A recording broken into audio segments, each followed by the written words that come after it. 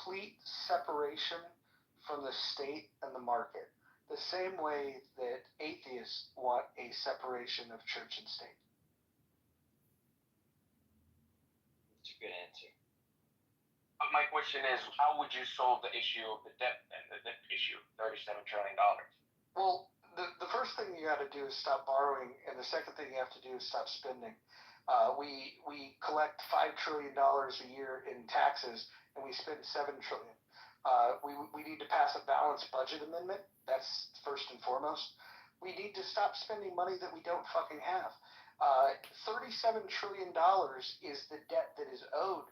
And as John Kitover can tell you, who's running for Congress, there's $100 trillion in unfunded liabilities. So paying off the debt, I don't think that's going to happen. If we start thinking about how to solve this problem, we just need to directionally improve, because if we continue this snowball effect, we're going to get to the point where right now the third largest line item in our budget is the interest on the debt. As we continue to spin ourselves into this hole of $2 trillion of additional debt every year, the interest on the debt is going to become so big that the interest will be the largest line item, which will mean that we won't be able to spend money on the things that we need to spend money on. And so I don't think we're going to solve this problem. I think at some point we're probably just going to give a middle finger to corporations, to people, and certainly foreign governments, and just say, hey, we don't have the bread. I think that's probably what's going to happen, because if you think about this mathematically, and I know there's not a lot of math majors on this stage, but 37 trillion, even if you factored away the interest, right? If you had a $1 trillion surplus for 37 years, right? For 37 years, that takes you 37 years to pay that off. But when you factor in interest and the fact that we haven't slowed down the debt, it's virtually impossible. I cannot fucking imagine a world in which we pay this off unless AI takes over to the point where we become so fucking efficient that we're able to do to pay these things off in unimaginable ways. The other way would be, and this is probably even less likely, if we were to harness a comet and we were to draw the materials from it. We were to get rare materials, and if we were to harness it and we were to take advantage of that, although the problem with that is that if you introduce more of these substances, the value of it is going to decrease. So I don't know how you're going to fix this problem. I'd love to understand, for somebody that's studying this stuff today, how you would propose to solve this. All I could say is that we had a poll the other day, how many zeros is in 37 trillion? And a lot of people got that wrong. The answer to that is that there's 12 zeros in 37 trillion. There's 2,000 years of natural gas on the moon of Titan. We could do that. So you would have an issue with us, like quadrillioning, like gold or something. Like, I mean, I know I would have an issue with it, but I'm surprised you would, Roger. So, Roger, I actually do have a solution to this. Oh, let's hear it. Hold on. John Kitover, please take notes. You're running for Congress. We need these ideas. Daniel, go ahead. John here? Yeah, John Kitover's running for Congress, and he's right here. He's listening. Yeah. That's you, John. Okay. John, if you end up looking at this and you agree, you are going to benefit from a lot of super PAC money that's going to go to exactly this plan, which is to look at an entire bucket that's all along the heart and soul of what you're talking about transactions. It's a perfect example when you brought up what happens with drug dealers and everything else, is to have everything on the transaction, but there's an issue. That there's a monetary economy that has a number attached to it that you're not measuring in everything that you're looking about where the money comes from. This monetary economy couldn't even be measured before 1989. And it is massively larger than the real economy, where we measure GDP and do all that stuff and pay our taxes in. And, the real economy we live within every day, where we're all overtaxed. And we have a monetary economy that's grown massively, and it's so fucking large that if you put a tiny, tiny transaction tax on it, you can get rid of virtually all the taxes in the real economy. Do exactly what you're talking about. The only thing that's missing, the only thing that's different, is that the bucket is much, much bigger over there. The monetary economy is untaxed. And when you figure that out, and you figure out a tiny tax attached to it, this is what some individuals who put together the idea to do this that we found that spent 100 hours of research on it, by the way. So we're either stupid and drunk Kool-Aid, or we actually know what we're doing. And we're going to raise a super PAC on this very idea of how to end the debt in 8 years by taxing the monetary economy. Something that most people have never heard of, have no idea of. They also Are you don't talking know. about Forex? It does include Forex. It does include mortgage-backed securities. It does involve stocks. It does involve all the transactional monetary economy that makes the world economy work. And no matter what happens with tariffs, you notice that's where the modulating fact comes from now, is in the markets, no matter how much they try to regulate it. And I do think they do have to be fair markets and some basic minimum regulations. It should be clear what the fuck it is. But this is a big fucking hole that Scott Andrew Smith, who's the author of this plan, came up with, and reached out to me a couple of years ago, and I started to pay attention to it. And it's 270 times larger than the real economy of the GDP. On some days on foreign exchange, for example, and there's lots of other kinds that we can look at, on some single days on the foreign exchange markets, there's as much passed, sometimes more than 7 trillion in a single day. When we talk about 38 trillion or whatever, 7 trillion in a single day. And that's more than the entire New York Stock Exchange and entire year's transactional value. Like, we've invented all these ways to move money in so many different kinds of weird packages, and letting all these, things benefit from it. But the systems that it's riding on are getting a fucking free ride. It's not poor people are lazy. I mean, we would disagree on that, Roger, and I don't think taxing more gives them more incentive, but we don't have to agree on that. If we agree on fairness about who's getting a free ride, the monetary economy is getting a free ride on the old world real economy. That's what I think needs to be rebalanced. And if it does turn out to be feasible, fiscally feasible, to actually tax that economy and lower taxes for everything else, you might have a fucking solution. Yeah, I'm going to pause you right there. I know John's probably going to want to respond to that, but I want to say something to Vesper, probably the dumbest person that's in this room. You said well-governed mixed market systems are best able to pay down national debts. So we have a mixed market system currently, and we have $37 trillion worth of debt. So Vesper, the utilitarian Gnostic atheist, you don't know what the fuck you're talking about, respectfully. But if John wants to respond to Daniel, now's a good time. So Daniel, I mean, you believe in an infinite bubble, because a couple of days ago you told me that you believe that people should be able to request however much money as they want. It's set to an expiration, and the people who receive that money in the transaction, let's say a car dealership, it won't expire for them, but it'll expire for the people who made the unlimited request for that money. I mean, that is your economic solution, correct? Am I wrong in what you said? You are wrong when it comes to ending the U.S. debt. These are two entirely different things. That's an experimental in the lab project of how to create universal income without government or taxes. So we're mixing apples and oranges. That's a fantastic idea or not. But what I'm talking about is fiscally being responsible for the fact that there's a gap, there's a hole. Mr. Future Congressman, I hope you are, no matter what your positions are, to understand this. There is a monetary economy and a real economy. The monetary economy has zero tax on it, and it's 270 times larger. That's a gap. That's all I'm saying. So you're basically, or I don't want to say basically, are you talking about just literally tax transaction, just a transaction purely like Forex? Like you're saying that should be like 4 trillion?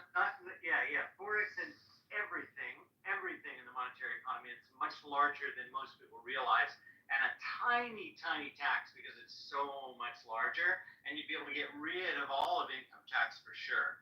That would just be extraneous at that point, totally. Okay, I've done the math on this. I'm not talking out my ass. We spent a lot of time researching. I do due diligence on companies for a living generally, so we know what we're doing here financially. And the numbers show company do you work for, by the way? What do you guys do there? Well, hold on. Let him finish, and then we can ask some questions. Well, But it's Daniel, kind of a Daniel, funny question. well, no, it's fine. It's fine, question. Hold on. Okay, all right. You know what? It's time. It's that time again. Everyone stay on mute, please. Everyone stay on mute. Oh my God. I'm going to read the rules of the room. So, no threats of violence. Mental breakdown. Well, Take this. hold on. If that guy interrupts again, I'm not only going to remove him, I'm going to block him, and then I'll write a letter to Joe in community and have him blocked from every room. Let's see. I talked to Joe earlier, and he was telling him about you. He's sick of you writing letters from, dude. Quit writing letters at Joe, dude. Yeah, okay, got it. This guy, I'm going to write a letter to him right now, but I'm going to write a letter while you're in the audience. But because of you, the whole room has to suffer. This is actually a very effective way to get people to conform. So we want to talk about the rules here because of the interruption. So rule number 1, no threat to violence. Number 2, no doxing. Number 3, stay on topic. Number 4, I hope everybody listens to this one. Keep your shares brief. Number 5, this is another one that you're going to want to listen very carefully. Do not interrupt speakers, especially the mods. Number 6, mods may interject when appropriate, like I'm doing right now. Number 7, the N-word is forbidden on stage and in the chat. This is probably only going to be a problem for Lou. The rest of you are probably going to be good. Number 8, don't spam the chat. Number 9, do not bring drama here from other rooms. And number 10, English only. I think that one's self-explanatory because I only speak English and I wouldn't be able to monitor the chat or be able to do proper moderation if I don't understand what the fuck you're talking about. So I'm going to go ahead and, did somebody want to interrupt me? Who is that? Who is that? Who is that? Oh, all right. So let's go to Daniel to finish up with what you're saying, and then we'll pass the mic around. Thank you. Just simple. I just want to get a discussion out there that there's this gap. There's something called the monetary economy. We can define it. It's not taxed. It's missing a big gap of what could be totally honest, sincere, fair revenue with not much of a burden, and it would clear up a lot of other burdens. I think it's worth an experiment. All right. Let's take a quick little opportunity. Vesper, can you explain to the room what a utilitarian Gnostic atheist is? Why are you hung up on that exactly? Because it's a stupid term, and I want to hear you explain it in a way that would make it less stupid. Go ahead. Like, what does that have to do with politics? That's a good question. Economics. It's good. Well, you don't understand economics, so I think this pivot might actually serve you well.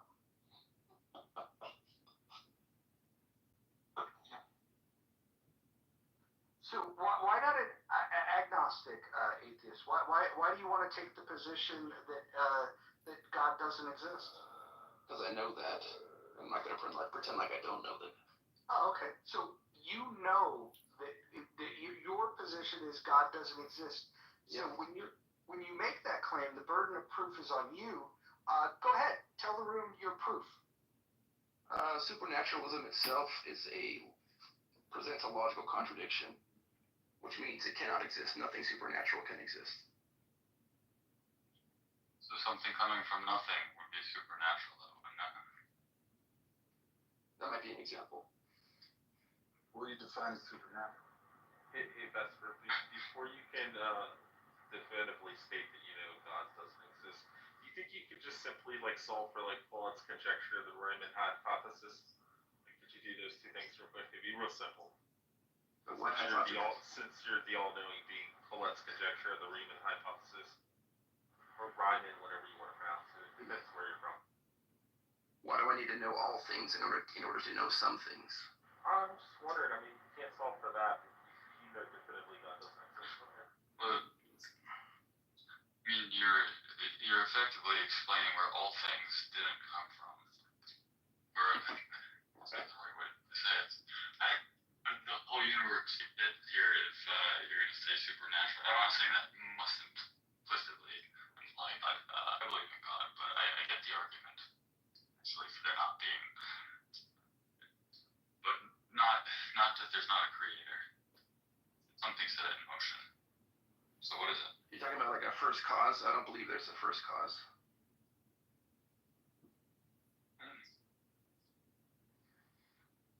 I mean, it could be a sequence of events. It doesn't have to be a guy in the sky. Yeah, I don't believe in causality at all. Don't you know that the singularity is now, and Lou just tickles here, is one of the foremost Clubhouse AI experts? What? That is not. Lou just tickles. Let me ask you a question, Lou. What's your favorite AI platform at the moment? What are you, like a hard determinist, or? Asking me? It's not a particular platform. What would be my favorite? Like, are you asking me what model I like the most? I'm just saying, have you seen the It's movie platform, right? Virtuosity with the guy from Gladiator?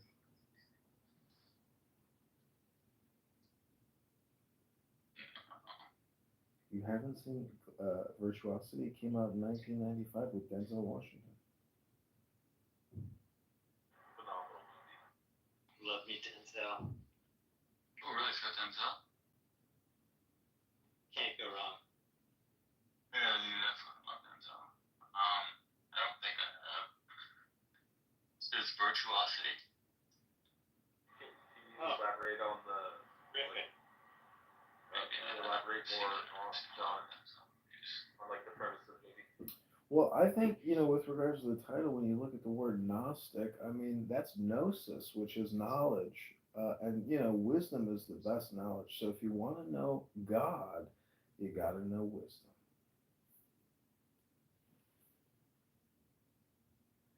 Are those two things synonymous? And Judaism, the Torah is so precious, and the Torah is wisdom. So, what is the source of wisdom? Was a goddess named Sophia. Yeah, I mean, transliteration. There's a lot of languages that are saying the same things.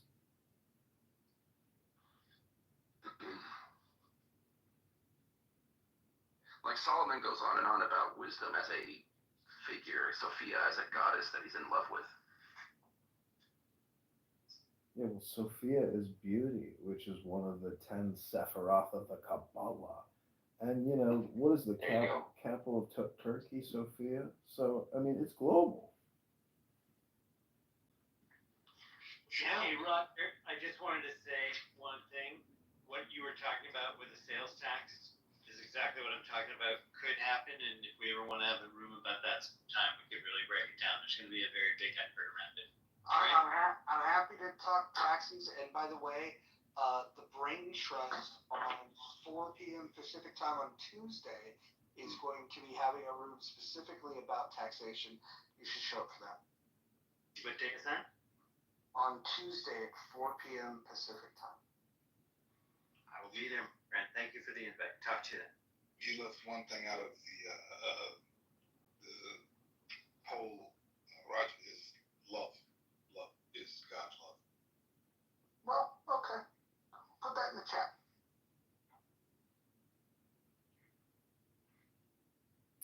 But, who here can tell us what a utilitarian principle might be? Is frugality a utilitarian principle? The greatest happiness principle is what utilitarianism is about.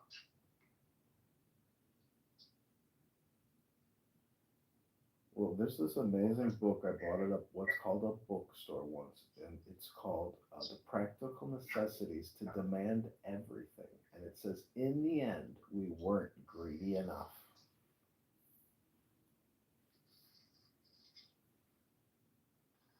Okay. So, I mean, I'm asking, is it patriotic to be greedy as a nation? I would say greed is a vice. rather than a virtue. Capitalism tries to turn it into a virtue, though. Capitalism doesn't speak about this at all. You don't think capitalism rewards greed? I think that if you are a good operator, you can be highly profitable. You can make a lot of money, and what you choose to do with your money, you can be incredibly generous with the proceeds, or you can be incredibly greedy. Those are your options. Yeah. Capitalism is the only economic system that allows you to succeed or to fail. Yeah, like that's kind of my goal, to use capitalism against capitalism. Oh, that makes a lot of sense. I mean, I don't get the people that are like, oh, capitalism is the worst thing ever. I also don't get the people that are like, it's perfect. It's not about being perfect. It's not about being perfect. It's about being just, and more importantly, it's about being better than any other system that we've ever come up with. Now, if you come up with a better system, that's fine. But hanging out with people like Randy McDickerson is not going to help you come up with good ideas. It's all hunky dory if it's equitable and fair, right? See, But it's this gonna is be regulated this in is order to be that way. this is where I have to disagree with you on that, Mojo. I think capital surveillance or surveillance capital, in terms of having recordings of Rabbi McDickerson, is valuable. To have a sample of something that's living, which is as rare as a star, is a good signature, recognition or recording. I mean, I'm just saying that every man and every woman is a star. So, Are you guys aware that Randy McDickless threatened to rape Anne Hero's underage daughter? You guys aware of that? no, I hadn't heard that one. Yeah. So these are the That's people. so extreme way to phrase it. No, that was what was said. She's also going around calling him a pedophile, which he's obviously not. And so he said, yeah, I'm gonna fuck your daughter when she turns 18.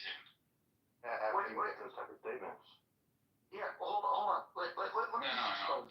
Let me just explain this. Any guy that would say that clearly is only saying that online. And here's the great thing. That guy will never in a million fucking years ever talk like that to a man, woman, or child face to face. He's the biggest fucking coward on this fucking app, and for whatever reason, you're friends with him. Explain yourself. So I've been to Jordan twice, and I know Jordanians. Hold on.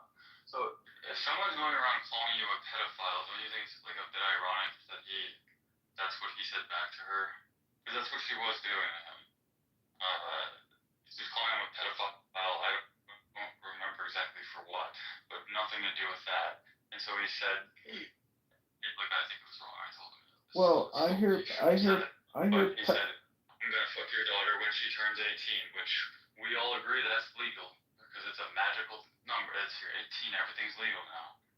But yeah, you shouldn't have said it. It was wrong. Well, I mean, how do you rationalize death threats all the time?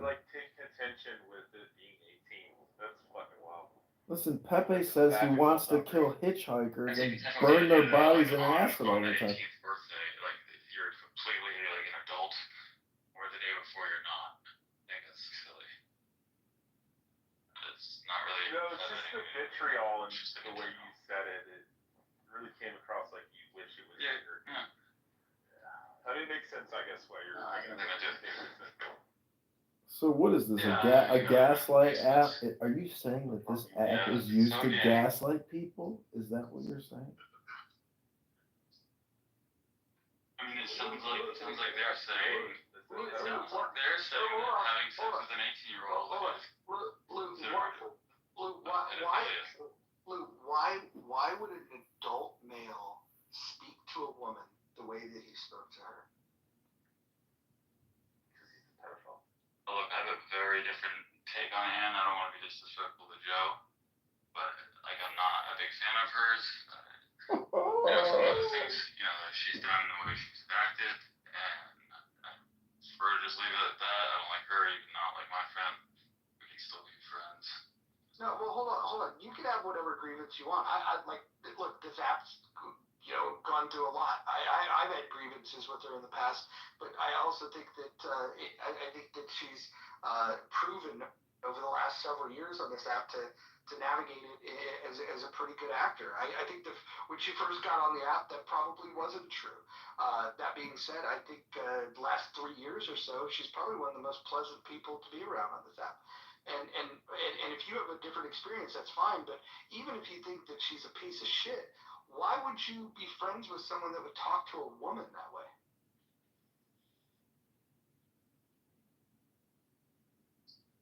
And about a child. Well, again, she was calling him a pedophile. He's not a pedophile. Well, I have Like, been. serious. To call someone a pedophile, like in my opinion, if they're a pedophile, Walks like a duck, talks like a duck, looks like a duck. Some people disagree with that.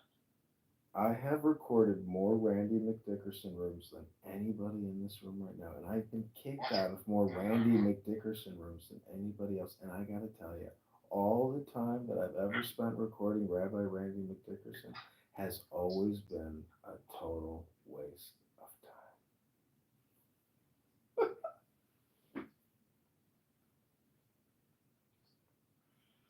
I don't know, man. I just think that I think grown men.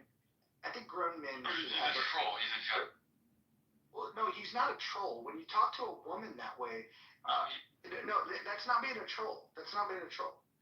Being a troll is to it's more of a playful thing. There's nothing playful about talking to a woman that way. To say that you're going to have sex with her daughter, like, why would a grown man say that? Her daughter's 11 years old. What the fuck is wrong with you? Raj, that's why. Well, yeah, it's fine, fair enough. But again, he said specifically when she's 18, he's calling him a pedophile. He's going around saying he's a pedophile. I think both are wrong for doing what they did. There's no explanation. You could listen to 1,000 people on this app and come to the same conclusion.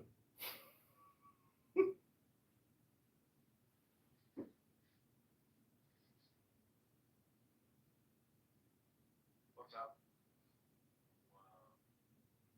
Ro, what do you think? A grown man telling a woman that he wants to have sex with her 11-year-old daughter when she turns 18. What do you think of that? I mean, you're a father. Like, if somebody said that to you, you have a problem with that? Yeah, the person's a sick fuck, should be locked up, and locked. That's a sickness. Or, see, everyone can agree with Is that a serious question? Exactly. So to accuse someone of that, It's Lou's best friend said that. yeah, it's right, yeah. Everyone knows that you like this. I've known him for like 4 years. It's a serious accusation. He's your clown house bestie? Oh, yeah, Randy. Oh, yeah.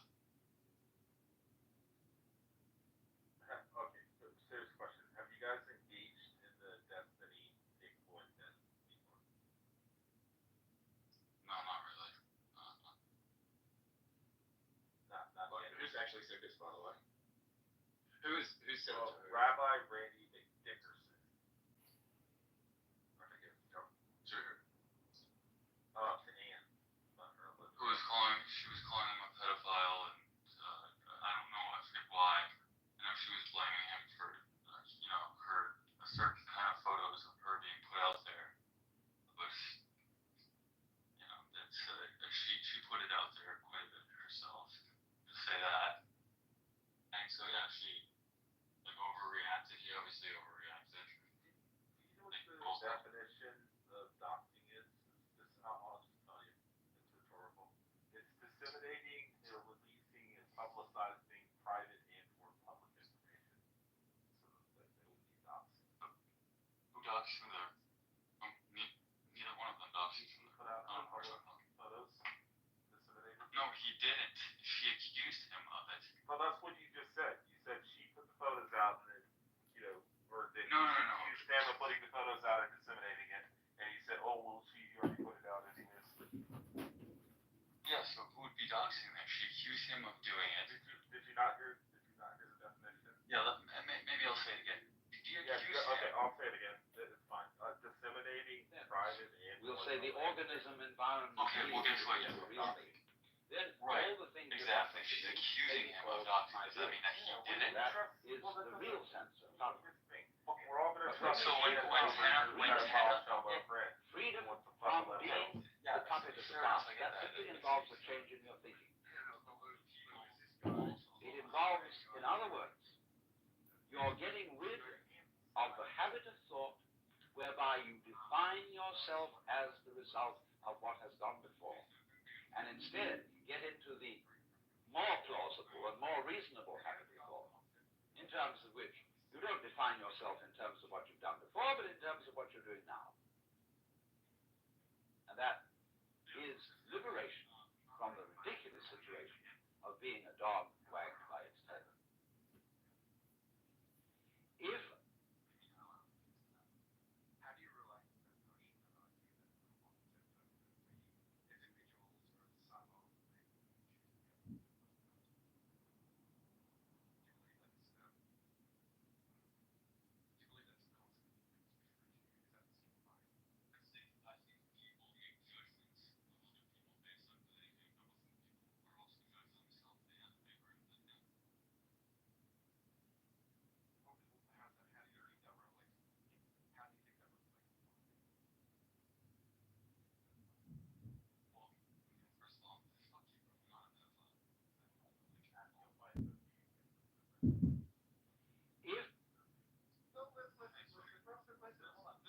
I'm not a pedophile. if Lou, I'm trying to tell people not to interrupt you. Look, Lou's not the one that did this. Lou's guilty of having shitty friends. So bad at picking friends. But we don't have to attack Lou for this. But I have no problem attacking Randy Dickerson because he's one of the most despicable human beings I've ever set foot on this planet. Prior to this, again, this is your view, but my point is, He's a fucking retard. Have you ever spoken to him? You're friends with him, right? You've heard him speak.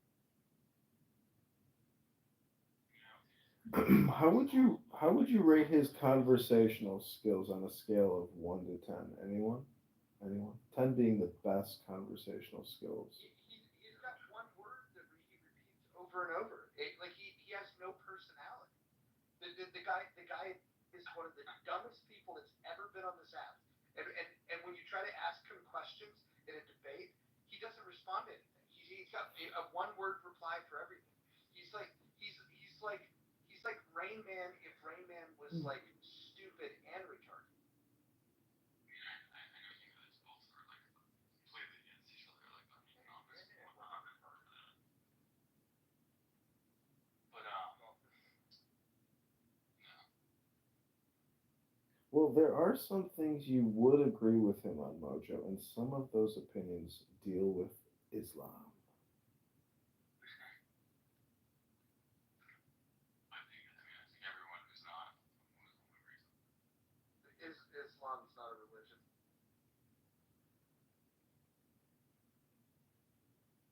See, that's something I think that you and Rabbi Randy Dickerson would actually agree on.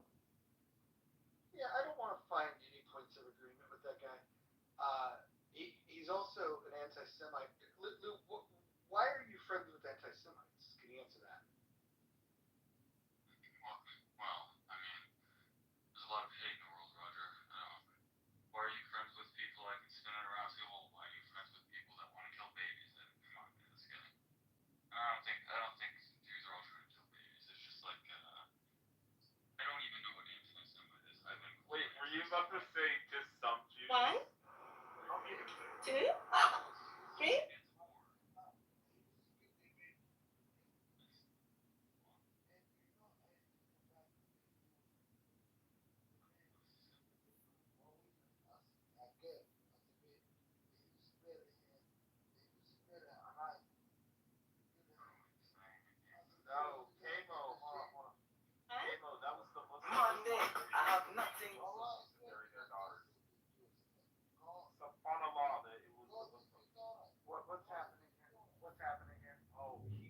up its religions. Do I have to read the rules? Speaking English. I think he's speaking.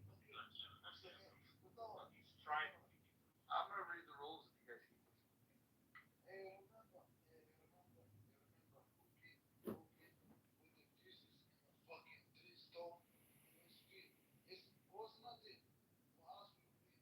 keep listening. Alright, look. Go look at the rules of the House. You violated at least two of them. But please hone in on number 10. Thank you. That's another good poll. How many people follow the rules of the House or read them? I should add a rule that we always have best looking moderators. Can I Not a rule as an effect. can I just say that having listened to more profanity, more racism, more hate, and more stupidity in the past couple of years out of my entire 42 years of life on this earth, it is almost like Tourette's. I mean, it actually I think could be described as Tourette's in a way because it is so stupid and so much of a waste of time that when you hear people using insane racist profanity nonstop as if they're actually like autistic, Tourette racist sufferers, it is so stupid and such a waste of time that when you listen to it, you're almost like suspended in a state of disbelief. Like, are you people like how? What is the like? What's your environment like when you use the words? What is going through your life that thinks that what you're doing on this app, for like your kicks and jollies or the feedback of it? I just don't see how the feedback of what they're doing is, I mean, I guess it's just a question of like class, It's like really and bizarre gentlemen. when you talk about when you poo-poo like this app and the people on it. Yet you choose to be able to come back all the time, not just come back all the time, but you record them, not just listen to them, but you edit them and put it out there like it's some type of asset for you to be able to capitalize on. It's bizarre. Well, I think it's interesting to document the behavior that you hear on this app, not for any kind of future purpose other than to be amazed at the bullshit people actually say and the bullshit, Well, you are time capitalizing. that I listen to it. You are capitalizing on it. I don't see how he would. No, I'm actually not making any money. I'm just fully transparent playing a word game. You are capitalizing on it. Well, how am I capitalizing on it then, Rohan? Are you not capitalizing? No, I'm not monetized yet on YouTube. I'm not making any money from this. But if given the opportunity, with having lots of hits on there, you would be capitalizing, wouldn't you? Yeah, that would be fantastic. Thank you all very little. Alright, okay. But you have said before that you would like to do it. Yes, 100%. I hope to monetize fully on YouTube across as many accounts as possible. That's why I'll swing it back to you. It's like it's bizarre you saying people here are inane and stupid and conversations are ridiculously. Well, we're talking about Rabbi Randy McDickerson, and we're talking about T-Robs, and we're talking about Lou, and we're talking about a couple other characters on this app. I get we're getting to like an interesting point which you want to be able to push back on. Yeah, but it's like it's bizarre that you come on here all the time. You record people. Yeah, it's a free cast. Have you seen the show Friends? You know how much money that takes to put together? I know it's just troll here. He's a massive troll. That's all. He's just a fucking troll. Bro, would you also be critical about the person who owns like a slaughterhouse and has a bunch of chickens? I mean, chickens are dumb, and they gain financially off of the death of dumb chickens. I mean, would you criticize them too? I mean, Josh is still the same thing. It's capitalism. Naturally. You can capitalize off of dumb people. Yeah. He's not killing the chickens or Yeah, be mad at the chicken farmers. Yeah. Don't be mad at Jerry Springer. He became the mayor. I'm just trying to become a congressman. He also got a blowjob. nothing wrong with that. What's wrong with that? Like, bro, why do you carry so much, anger for me?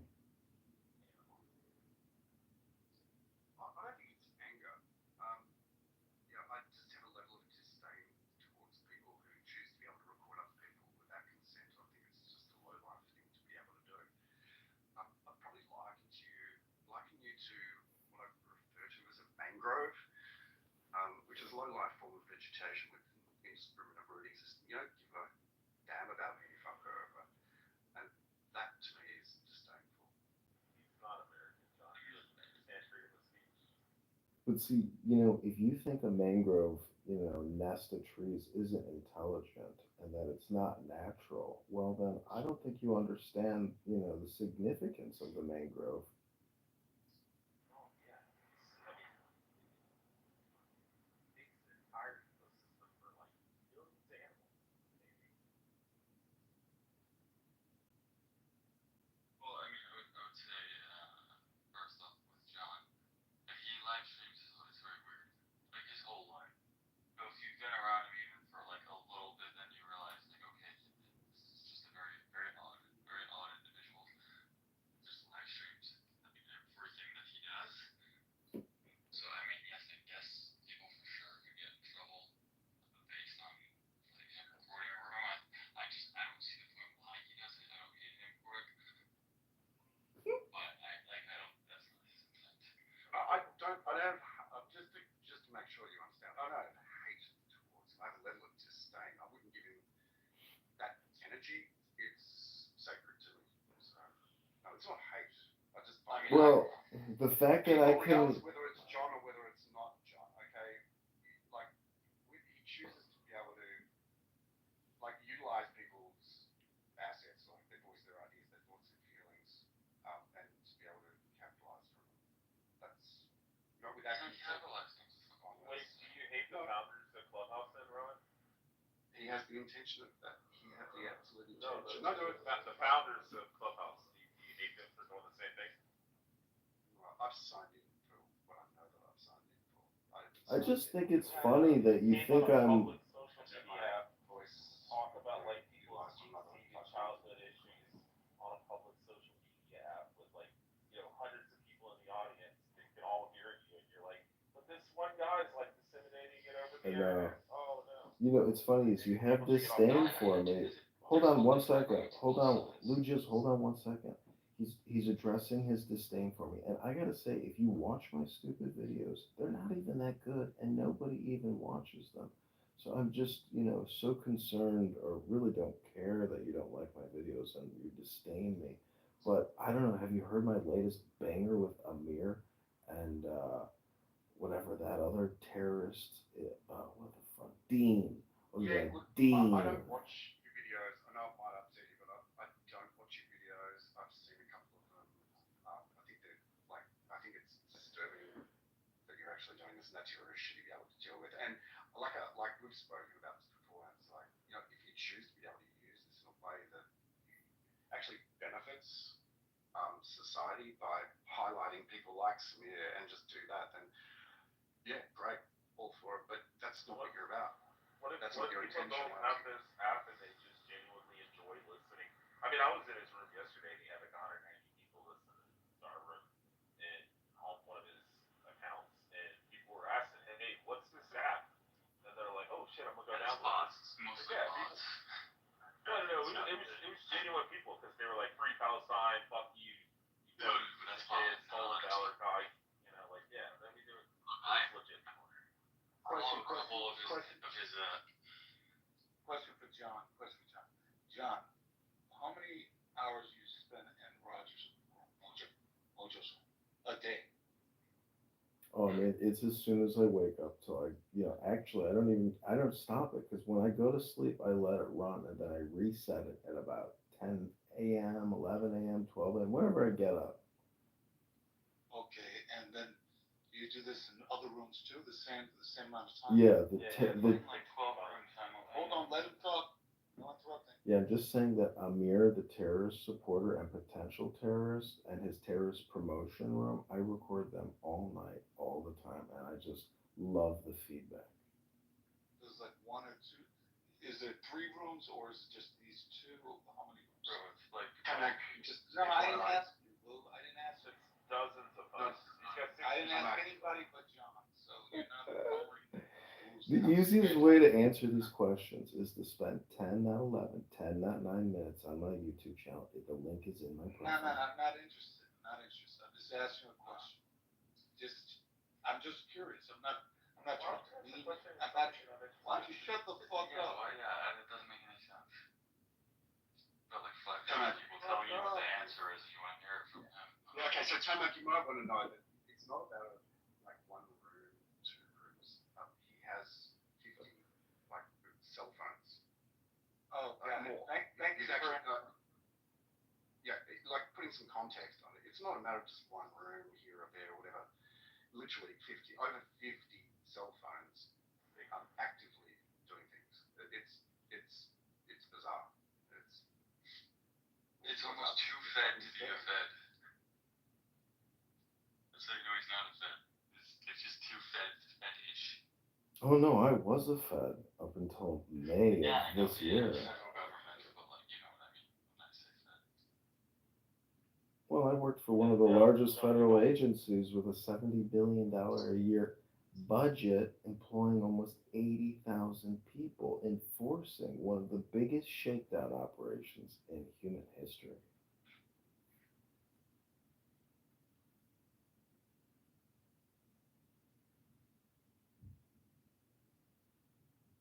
I'm just asking, has anybody seen any videos on my YouTube channel recently? Link is in my profile.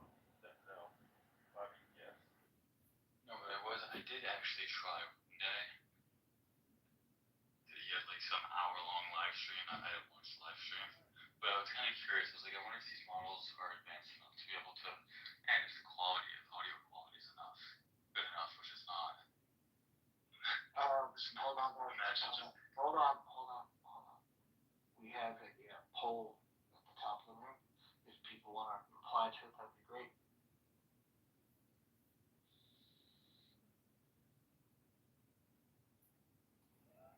Look at that, he's winning.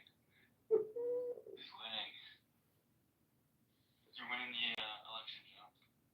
Good job. Well, what is 1 times 100,000?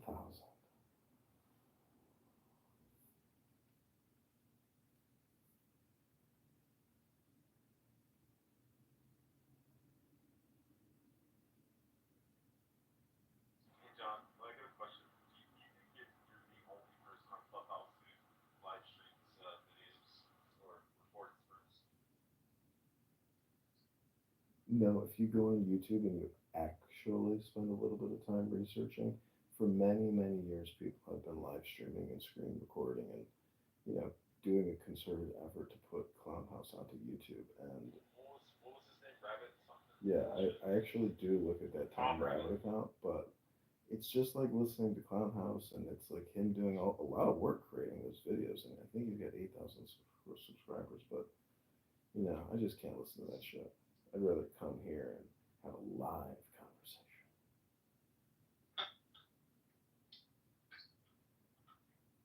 If you think this is a live conversation, Jesus, my friend. John, do you consider this like a little bit of your like live radio talk show? It is. This is like me doing what I would like to do at CBS, ABC, and NBC, but that's You're just like Dr. not Drew. possible. Yeah, I believe in harmony and de-escalation, and I want to bring peace to the interwebs.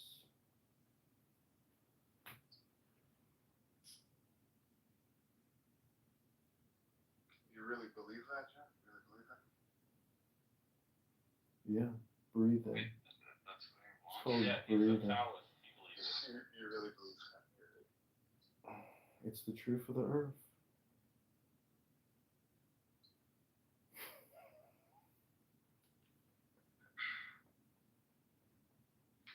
I want to do something versus like whether or not you think you'll actually be successful at it.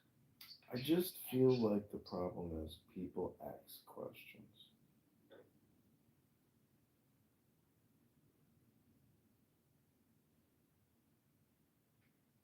The problem was that people don't read books.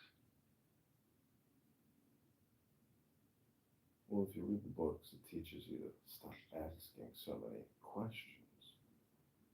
Yeah, you clearly never looked at John's live stream.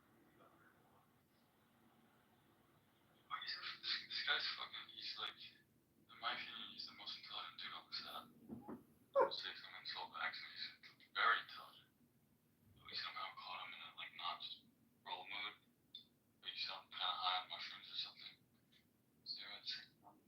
No, it's just What do you later. fucking kidding me or no?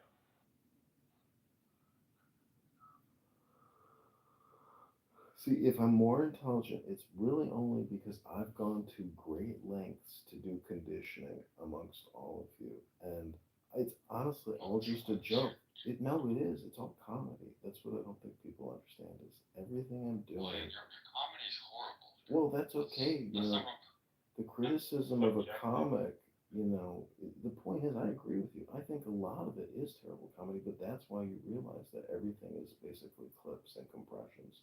And you get the best extract, and then it's the best I stuff. know it's terrible. The thing is, if I film 1,000 hours, only 10 minutes or 5 minutes of it is even really fucking funny. So I mean, that's life. That's a compression.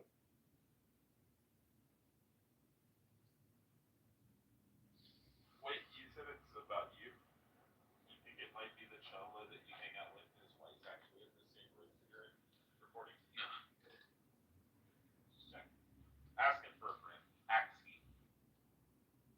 Each for a friend. See, I have a different YouTube channel Lou, that you don't know about, where I've been recording you and McDickerson and T. Robs for many years now. It's called Low IQ Down Syndrome Racist with Tourette's. It's one of my most popular YouTube I channels. know that one.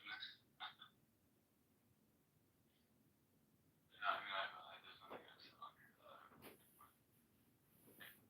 No, I said some stuff that's a little bit too far out of the moment, but I did ask some people at the bar tonight, what are the 5 words you can't say in polite society? And we came up with the acronym C fuckins. You can't use one of the words in this room, which is the N word, but all the other ones, it's open game. But I'm just saying that the acronym C fuckins is the 5 English words you cannot say in polite society. You could say cunt though. You could say cunt. yeah, what's the U? Oh, wait a minute. I'm sorry. Take the U out. It's just CFKNS. I don't want to be left out. You could say utilitarian. Wait, I thought you could say the K one. I mean, everybody does. And everybody's okay with it.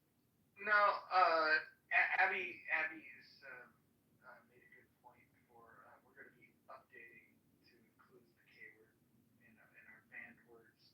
We might grow it. It might be fun to add to the banned word list.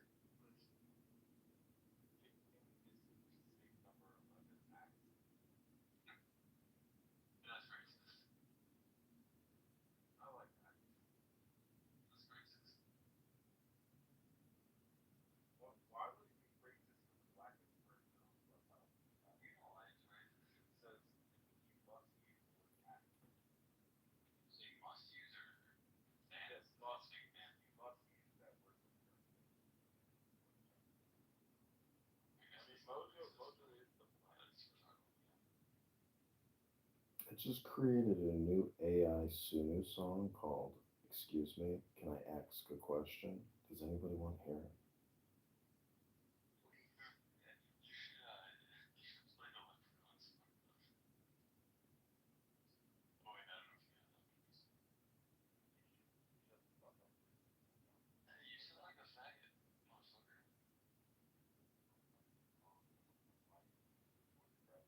That's amazing. That's amazing. Why is he interesting?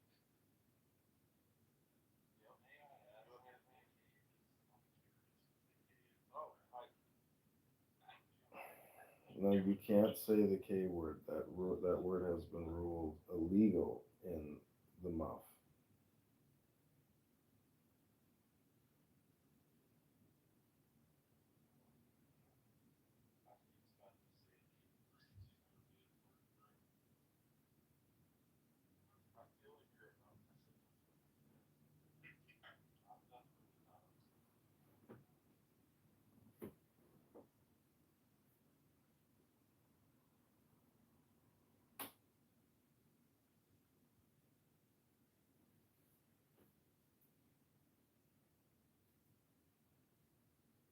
I mean, I like the fact that we have achieved a state of parity where I don't even need an anonymous account to live stream the room. I'm just, accepted as being, the Clown House live streamer.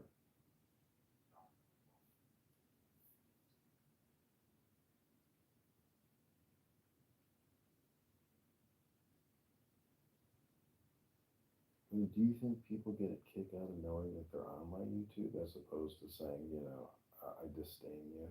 Do you think some people are like, I think it's hilarious that he's recording everybody, and like that's me Well, on that video. I think the driver enjoys it. I don't know if he's still awake. I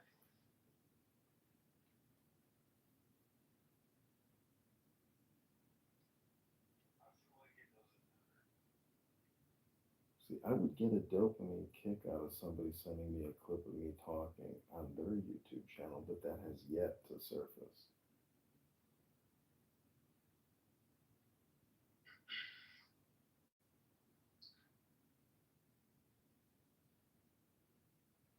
I think eventually people will realize how much AI is advanced, and that's when they might use some of your uploaded videos to do really not cool things. Which frankly, I'm kind of surprised that hasn't happened yet. I'd like to say something about the title of the room, and since we have Mr. Kitover on stage. Agent, you haven't even answered the poll question. What was the new one?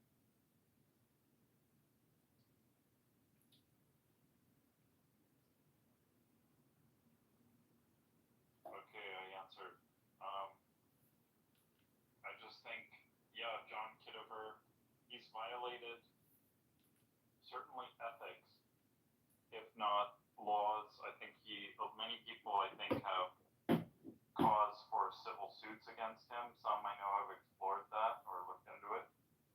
And I just hope karma, one way or the other, catches up with John Kitover. And, So, maybe that will be a legal karma, or maybe it'll come in another form. Agent, hold on, listen. As the most trolled person on this app by John Kitover,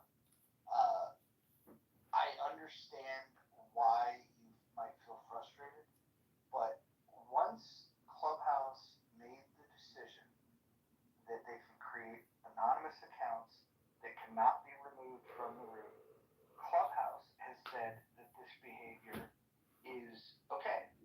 And so at this point, even if you have a grievance, and I still have a couple of issues. Here's the issue that I have. Like, let's say if you had somebody that's like, I don't know, let's say they've got a profession and they've got I don't know, let's say they've got their own YouTube channel and they're out there trying to do things, and then John, when you put their name as the name of your title of your videos, or maybe even the title of the channel, I can understand why some of those people, and those are people, like, that's probably the best grievance that I've heard, because then they feel like they have to go and create more content to be able to push that down, so in case, like, somebody does a search and they don't find your shit doing, what you do with them.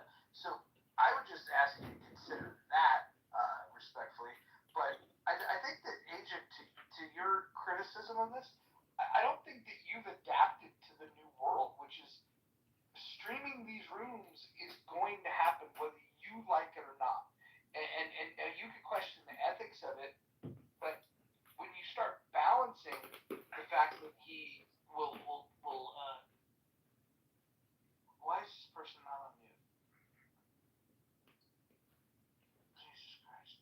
When you start balancing the fact that he would stream a room where you may speak in it, and maybe you would have wished that he didn't, against the fact that he's streaming terror sympathizers that are potentially terrorists themselves, that might even be plotting terrorist attacks, and he's streaming it, and this is now accessible for law enforcement agencies globally, I would actually, I'm now in the camp that with all the trolling that he's done of me, all of the inconvenience, all of the times that I've asked him, like, hey, can you not? We have no replays on. We'd rather you not. At this point, I think not only does the good outweigh the bad, but I think that potentially he's got the ability to emerge as a hero. If there's an arrest made of these people on Clubhouse that are talking about their advocacy for terrorism, I think John becomes a hero. I think he can be praised publicly, and it would be worth it. And then what's the counter to that? I was inconvenienced because the stupid point I was making on Clubhouse was streamed to 100 other people. I think the good outweighs the bad. I am the modern day Travis Bickle of Clownhouse. That's a reference to Scorsese's Taxi Driver. He's also not funny. I've never heard him say anything funny. Comedy is subjective. I don't think he tries to be funny. That makes it so bizarre. I think he thinks he's funny. No, I think he enjoys irritating people. I was gonna say your point about whether you like it or not is always gonna be streamed. I feel the same way. Like I feel like no matter what you do, if it's semi-public, even probably someone's screen recording us right now, other than us. Like you say, you're streaming it. Somebody's probably screen recording this shit in the comments. I saw a screen recording of a video of someone getting their ass whooped on live, but it had 6 viewers. So somebody was screen recording it with 6 viewers. You know what I mean?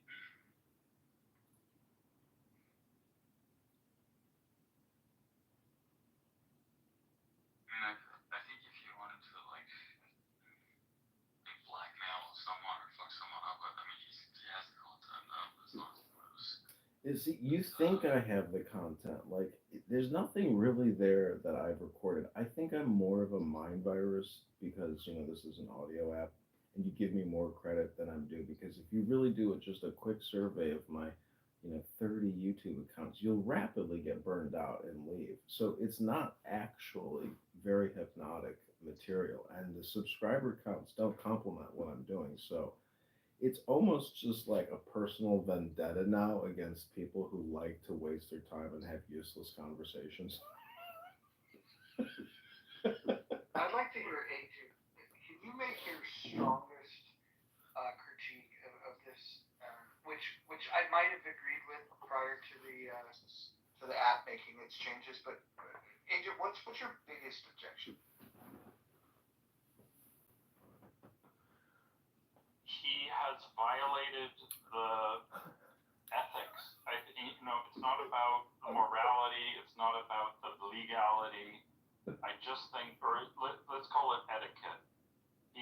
People repeatedly have asked him politely, who've been mods like you, top left mods, so many people and so many other people who we enjoy, that people I consider friends, have politely requested that hey, can you just not stream my room? And he refuses to stream. He does not respect them enough to comply with their requests. And when so he gets Adrian, that's number one. Hold on. I just want to say that I've expressed frustration, but what would you say now that Clubhouse has granted a feature where a person can toggle to anonymous mode and the moderator cannot toss them from the room. So even if the room was in agreement, hey, do we want this to be streamed? And we're like, nah, probably not. Okay, great, let's remove them. I used to have that ability. You could ask John. He's been tossed from my room many times and blocked with all of the accounts. He's probably amazed by how quickly and how easily I used to spot some of his accounts. It was a game of cat and mouse. It was catch me if you can. But my question for you is, now that the app has made this modification, saying that they want this to happen. They're not saying that it's not that it's, they're literally, they designed a feature that people get to pay for that gives you the ability to do this and restricts the ability from the creator of the room to do anything about it. So now knowing that that Clubhouse has done that, what is your thought about that? Well, I am disappointed by this product decision by Clubhouse that has, I don't know if they thought about it this way when they made the product decision. I think they thought of, like, I've been blocked from there are many racists and bigots on this app who block me from rooms. And, you know, so anyway, if I wanted to pay, I could sit in some other rooms. That's one thing. I still think it's about etiquette of streaming. Even the racists who block me, it's like, it is just poor etiquette for if I were to stream those racists. But you could go to my YouTube and get access to those races, so you don't have to pay the $5 a month. It's a service. I'm providing curated content for your enjoyment. It's the same content you're getting here. I'm just distributing it now. It's the basis of capitalism, competition. Yeah, I think Roger, I just don't like this guy. Okay, so there. You could have just said that from the outset. You could have been like, I don't like John. There you go. Yeah, there's only one logical argument against it, is that John hasn't paid a licensing fee to Clubhouse. That's it. I mean, outside of that, I think your he's just emotions, an your asshole. feelings, all that shit doesn't matter. It's not illegal, and there's nothing unethical about it. We give up our data all the time, every day. Right now, your ISP has your data. So, I mean, a lot of this has been fake outrage for many years about it. But I do live in a state where, you know, I can record conversations I'm part of. Now, you can make an argument that maybe he eavesdrops in conversations that he's not part of, and that would violate eavesdropping laws. But outside of that, Agent, you really haven't made any good points. I'm giving you the 2 points you could make. Welcome I'll to the add them stage, to my list of Marvin. points. I mean, you're all making good points. Anyway. See, I I'm was just saying, welcome to the stage, Marvin. You gotta also understand my perspective. Like, I welcome any lawsuits against me with regards to what I'm doing, because I think whoever brings suit against me would be wasting their fucking time. And most likely, those people probably also might waste their time in other ways. Go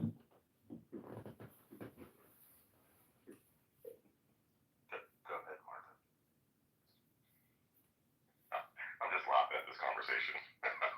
So what do you think about it, Marvin? I think it's a non-starter. I think it's a waste. I think it's a non-starter, waste of time. I think there are more interesting and important things to discuss. Because bottom line is, it's an opt-in platform. It's not. This isn't your private conversation in your house. That's it. Full stop. Thank you for that, Marvin.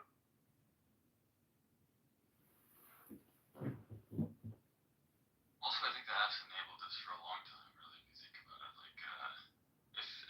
Like, if this was something that really weren't about to them, like, why? I'm sure, John, you've probably been banned hundreds of times. You keep making all these new Yeah, accounts. 50 times at least. I'm just wondering, is there anything I ever recorded that actually had repercussions for anyone you've ever heard of on this app? Never.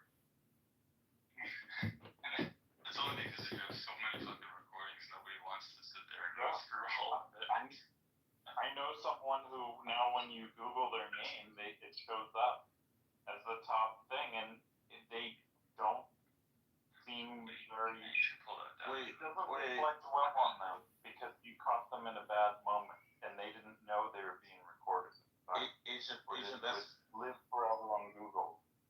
Agent, that's dumb as fuck, because you can literally go on Clubhouse, ChatGPT, and say, hey, ChatGPT, what's his name?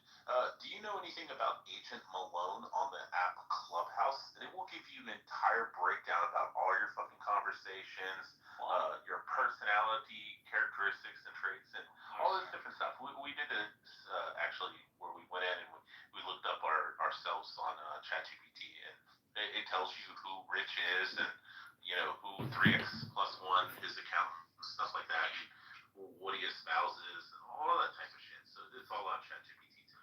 But it's mostly a hallucination, though. They did index, or I'm not sure, like years A hallucination. Yeah, I mean, it's like just like before when they kind of rolled out AI, where you could like hold down for a summary, but it would be like one of 10 different templates, whereas basically like Well, it's just last time I used ChatGPT and I asked him about Louis Tickles or whatever, Louis Tickles. I said, what do you know about him? Yeah, I know. And when I asked him about him, he just said that he's friends with a chomo, and that's all it said. I mean, it's the same thing with Google.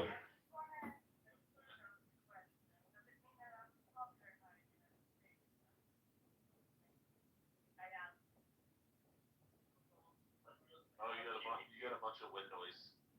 I just ChatGPT. You have a bunch of wind noise, I said.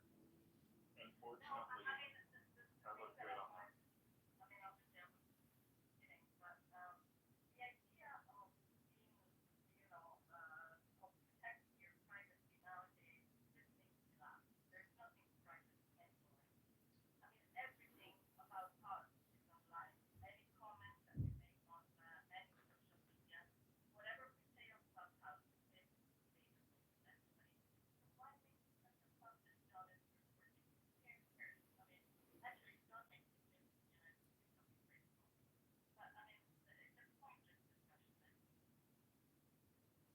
Well, Jeffrey Epstein said it's not what you know, but who you come in contact with.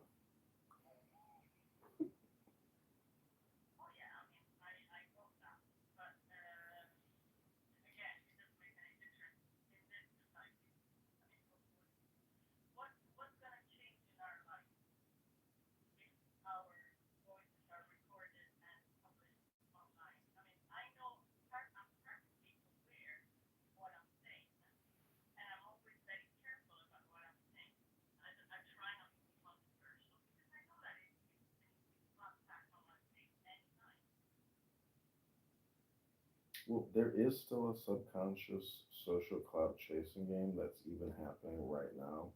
The green beans, this belief that you can, as a mod or have these followers, like that's still kind of in this game to a certain extent.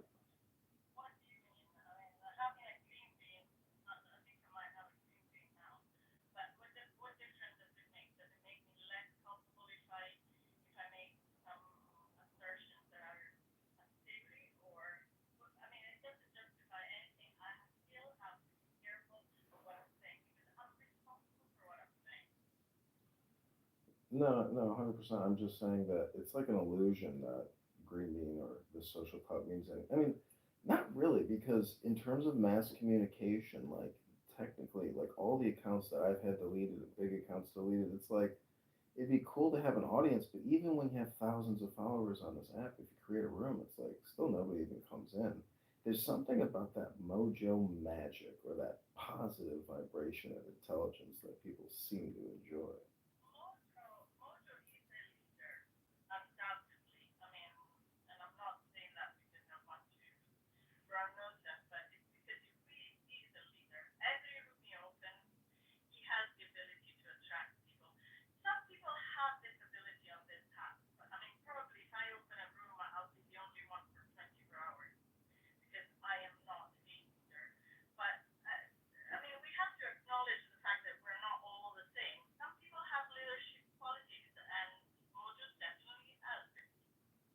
Yeah, so John, I just looked on ChatGPT. This is Congressman John Kitover has been active on Clubhouse, particularly in political discussions and debates. There's even a video titled Political Theater Clubhouse Democrats versus Congressman John Kitover on YouTube. It seems he's quite active in political conversations conversations on the platform. So even ChatGPT knows everything about you, John. They don't know everything about him. That's nothing about him. I look I myself guarantee if I up and continue nothing about asking questions, it'll continue giving me more information. him. Okay, Go why don't you ahead, ask Double him more Agent. questions? Share some more No, secrets I will about not me, ask. Double Agent. I will ask a question. Well, what do you know about me, Double Agent? Go ahead and share something about me that you I think is don't care about you. controversial. I know that you're an annoying troll and doxer. Is that my life? Is that my career? Is I'm an annoying person, a troll, and a doxer? Like, is that a career actually? Like in some handbook somewhere? You should put that Well, in you your are to bio. me. John, put that in your bio.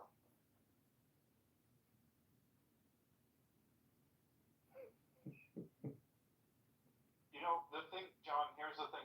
For a while, you were spouting this thing of like, oh, Adrian Dittman is Elon Musk. And you were really on about that. And you were wrong about that. No, I was not. I have hundreds of Elon Musk videos. I can send you playlists right now of Elon Musk's talking nonstop for hundreds of videos. It's 100% Elon Musk. Adrian Dittman is his pen name or his burner account on X. But what do you think about the room in which they were both in there and Elon's mom was there, and Elon's mom couldn't even distinguish the voice, and she was laughing about it. You don't like go check that room out and then tell me what you think. I've already sent him a video of that.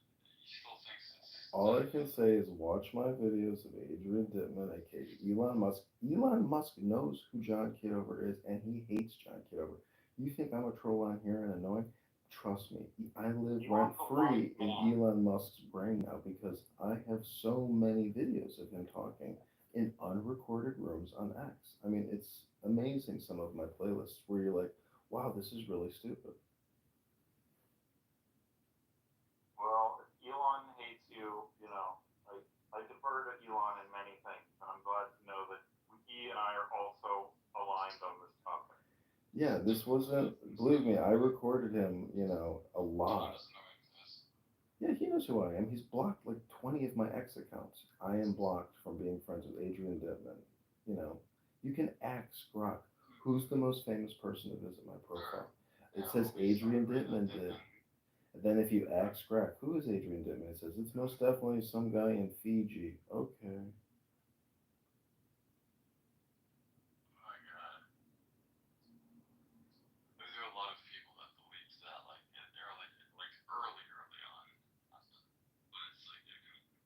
Yeah, when I first entered the room, I was like, oh, it's Elon. I wanted to get on stage and ask Elon a question. And then, I did have to listen for a bit to then be like, oh, it's not Elon. Well, when I first heard him, I was like, oh my god, this is... Anyways, this is a pointless conversation because now I can hear birds on my windowsill fucking making a nest.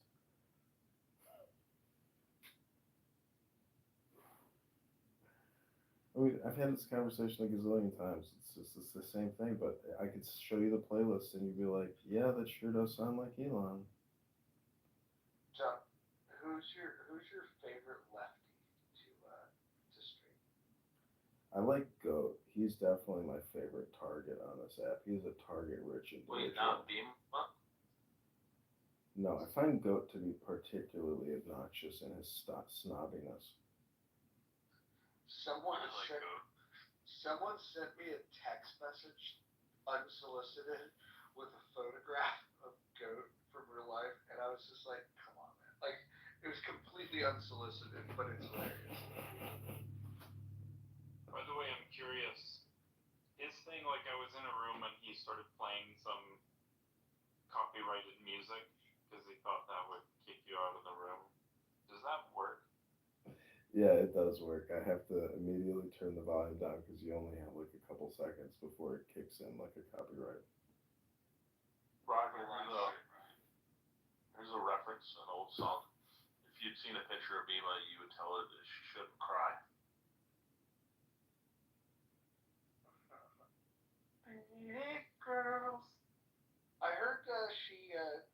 left the app.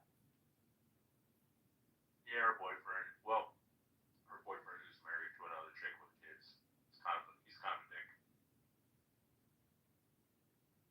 Is it a throuple? Who's this Bima, you said? No, he's supposed to be leaving her, but it's one of those things where he's a truck driver, and she's like the side chick, and she doesn't want to accept it. But he tells her all the time, "Oh, just work through the divorce, baby, and then we can be together." And he just goes home and like spends like a month with his wife and kids and shit. Why did she leave the app? I don't know 100%. Just speculating. I just want to go back to what Agent said, that I am a doxer and an extremely annoying person. And I just got to say that if we had a lot more Congress people and senators who were like that, we wouldn't be in the fiscal crisis we're in right now. I mean, even I'll concede, I would bet, as much as you annoy me, I would still take you probably over 80% of Congress. Because whole life is basically fucking live streams. Wait, Agent, do you live in the United States or no? Occasionally I do. Are you a U.S. citizen? No, you're on stats not.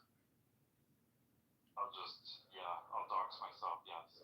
Well, no, I mean, it's not doxing yourself. Be like, yeah, I'm a U.S. citizen, passport holder, I didn't know that. That's today. It narrows me down, yeah.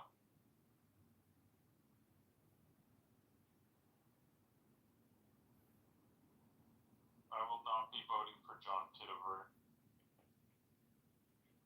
Well, then you gotta fork it over.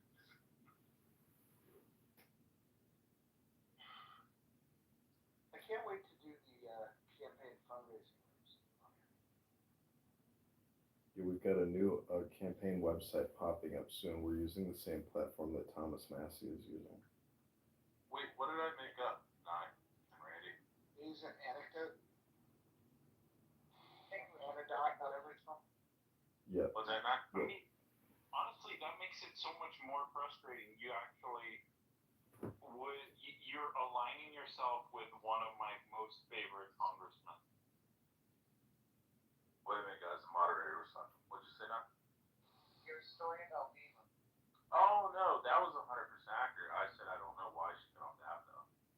As I was speculating that's probably the reason, because her boyfriend's an asshole. I've communicated with him. He's a little ugly guy.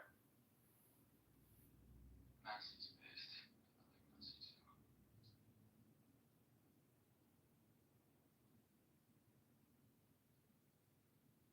I like him. I mean, I like him a lot, and I saw this interview with him recently, piece on him recently.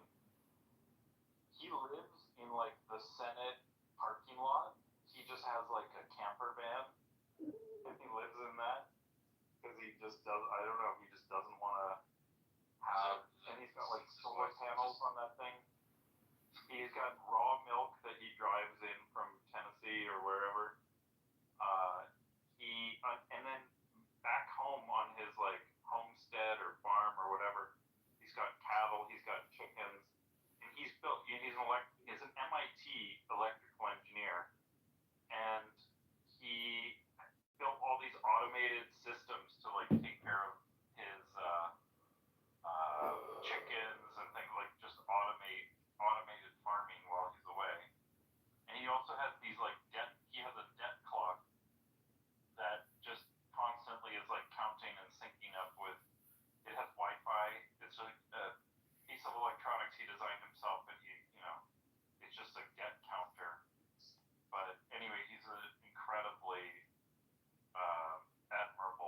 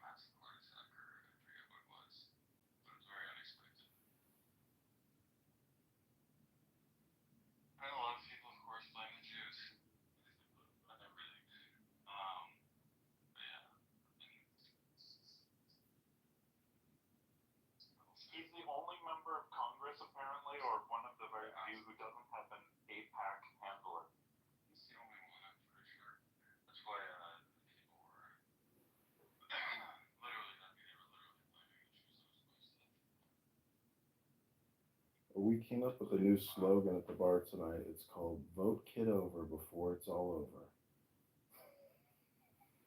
That one's worse than the fork over that I gave you. That one's too long.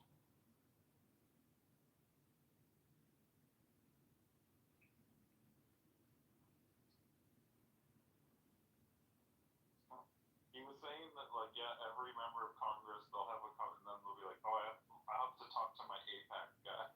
They have to run everything through their handlers before they can make any decisions.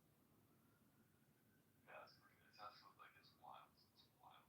Yeah, like I knew that there was a lot of influence, but that makes you anti-Semitic. You're with not with. But I mean, dude, it's wild. That's bro. He's the only one. Good on that fucking thing. I mean, I think kind of. Get control. Like, I would. I mean, does Ilhan Omar?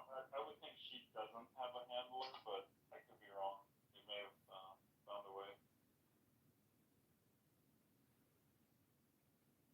Lou, what's your objection to APAC? Well, if they are literally the people that handle our congressmen, I guess, and it's specifically in the best interest of a foreign country, doesn't mean it's inherently detrimental to us. Yeah, it's a bit odd. A bit odd. It certainly shouldn't be like something that's secretive or not allowed to be pointed out. What do you think is secret? Well, I mean, I don't think most people were aware to what extent that they had influence it. Isn't that kind of secretive? Like, wouldn't you, isn't that a big deal? I mean, some people say that they should be filing for what is called FARA or whatever. What lobbying group do you think spends the most money trying to buy influence? Irrelevant. I don't know why that's relevant to whether or not a foreign country. Well, it's not a foreign country. It's not a foreign country. I mean, this just exposes the fact that you don't even know what APAC is.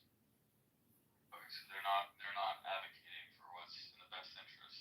These are American citizens. Do you not know what you're talking about? Okay, sir. Yeah, okay, you can say that, dude. Come on. Are they not? Of course they're American citizens. They're dual citizens, sure.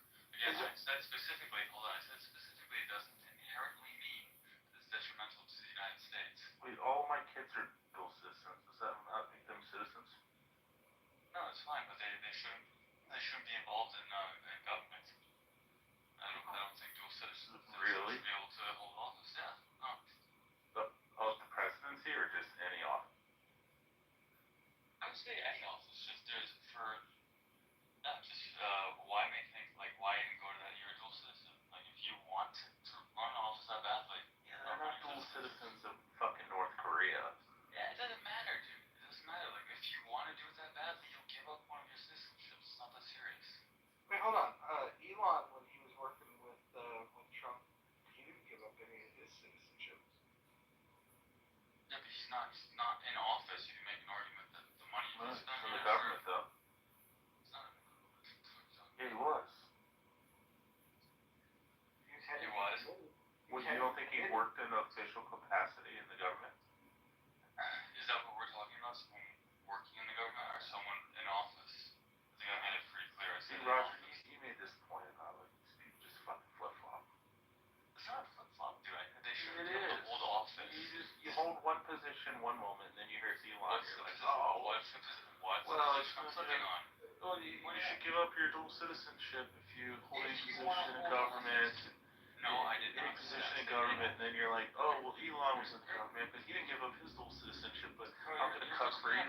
For no reason. And I love Elon, but I'm not fucking stupid like you. I wouldn't make that argument. You're literally making an argument that I'm not making, and you're only doing Well, that's exactly the argument you made. Lou, not be able to hold office. Lou, like, is that not a distinction between? Why did you say that APAC was a foreign lobbying group? Because he doesn't know what it is. What are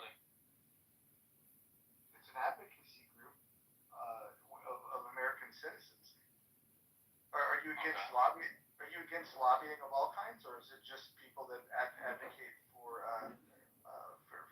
relations with Israel? I think it's a bizarre. Isn't the government supposed to be like our advocates in a context like this? Like why are they advocating for? Again, I don't have that big of a deal with it. The fact that they've gotten basically everyone's very interesting. I think cause for concern doesn't mean you have to hate Jews or want to kill them over it. But the idea that this should just be like, I shouldn't even be like, Well, okay, suggesting that maybe you oppose Israel for some reason because they're asking this question. Like that's well, ridiculous. Lou, let me ask you this: name another lobbying group that you dislike? Why do I have to do that? Like I don't know anything about lobbies. I know about this one Oh, for a very specific reason. So you're only aware of one lobbyist group, and it happens to be American Jews.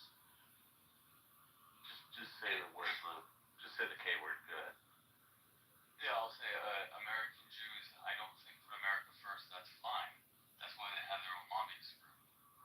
Sure, they can have a lot of why are they representing or having a lobbyist group for all of the government? Like hats off to them for being able to do it genuinely, for like the level of being able to influence and genuinely like it's a level of strategy that they're unbelievably good at. But again, no, I think it's ridiculous. I think it's absolutely ridiculous. Okay, but just to be clear, that's the only lobbyist group that you're aware of, and it's the only one you oppose. Right, or is there other lobbyist groups that compare to them with regards to specifically representing a certain group of people, specifically with regards to their dual citizenship in their home country?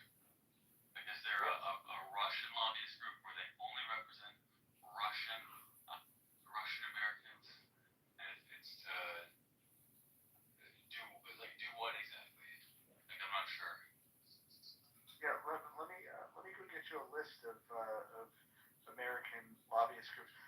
But just to give you a little bit of information, the largest lobbying group in terms of membership is AARP. Are you against AARP for any reason? Dude, you just called me a fucking anti-Semite. It's fine. Like,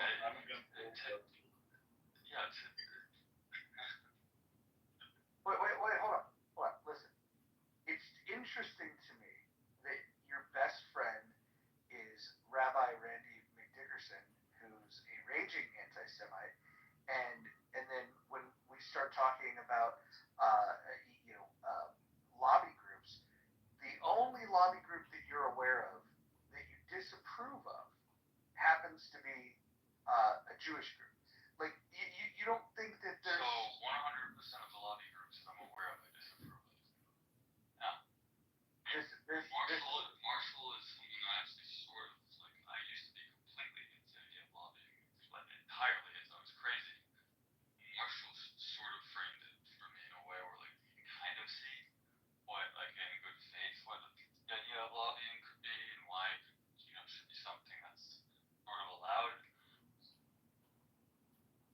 Still don't really I don't like it, but like at the same time I feel like this would be an example of like not of government actually sort of getting in the way if we were to not allow lobbyists, but obviously it doesn't work that way. Like the lobbyists are way out of control just in general for the money that they're throwing at people in their campaigns.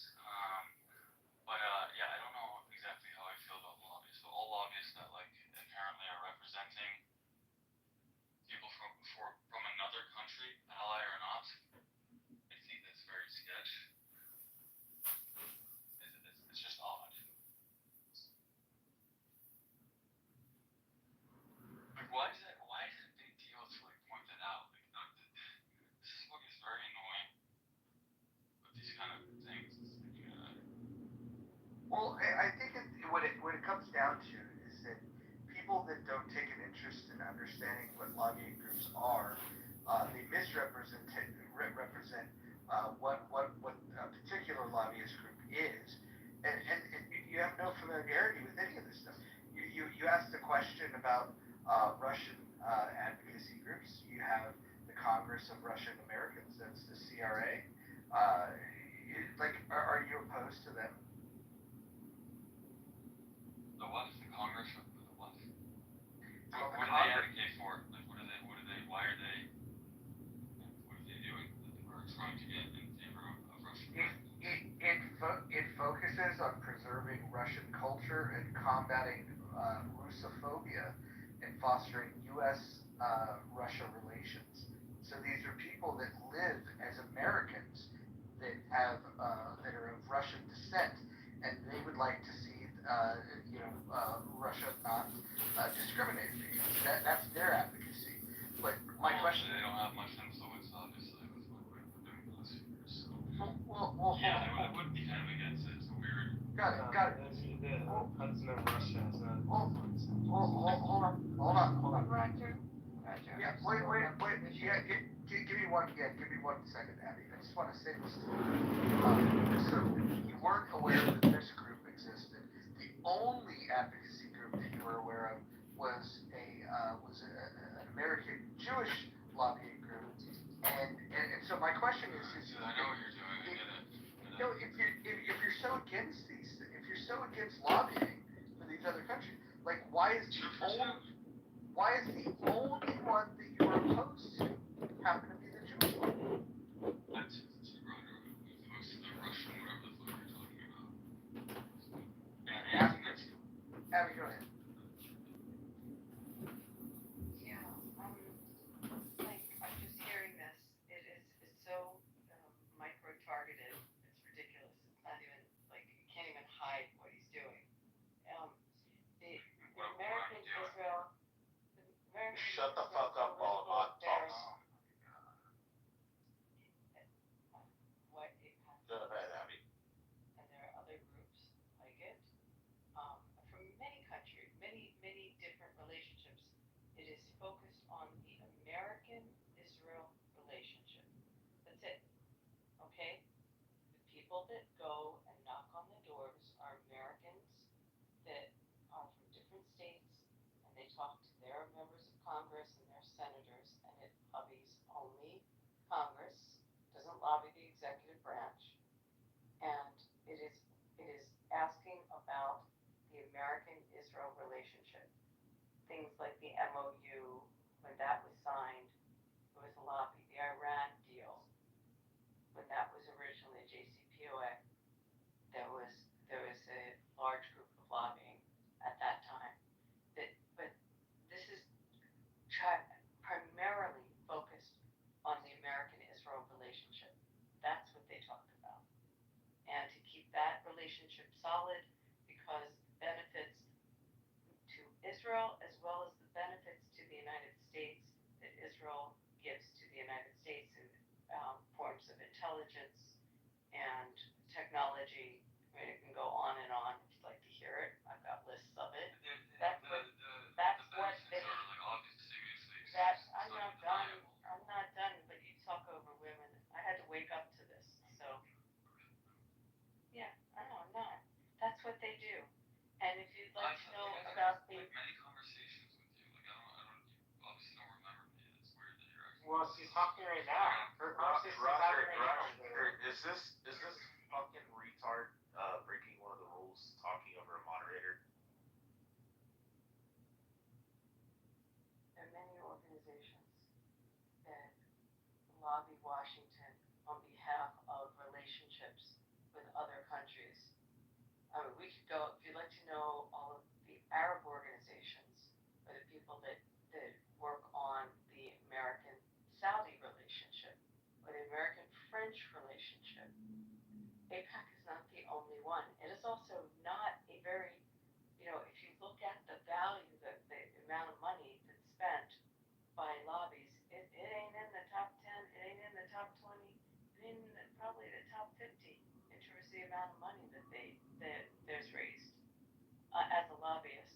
You look at who the top lobbyist groups are, if you know anything about lobbying in the United States, take a look at the realtors, take a look at the pharmacies, or different pharmaceutical companies, take a look at AARP.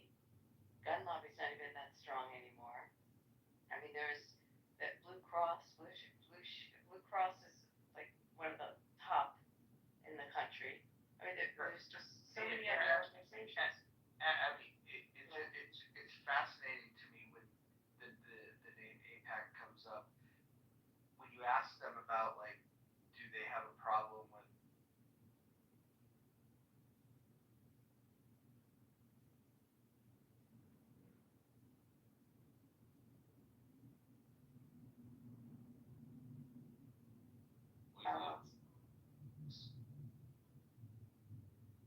I lost you, Roger. I didn't hear what you said. Just run.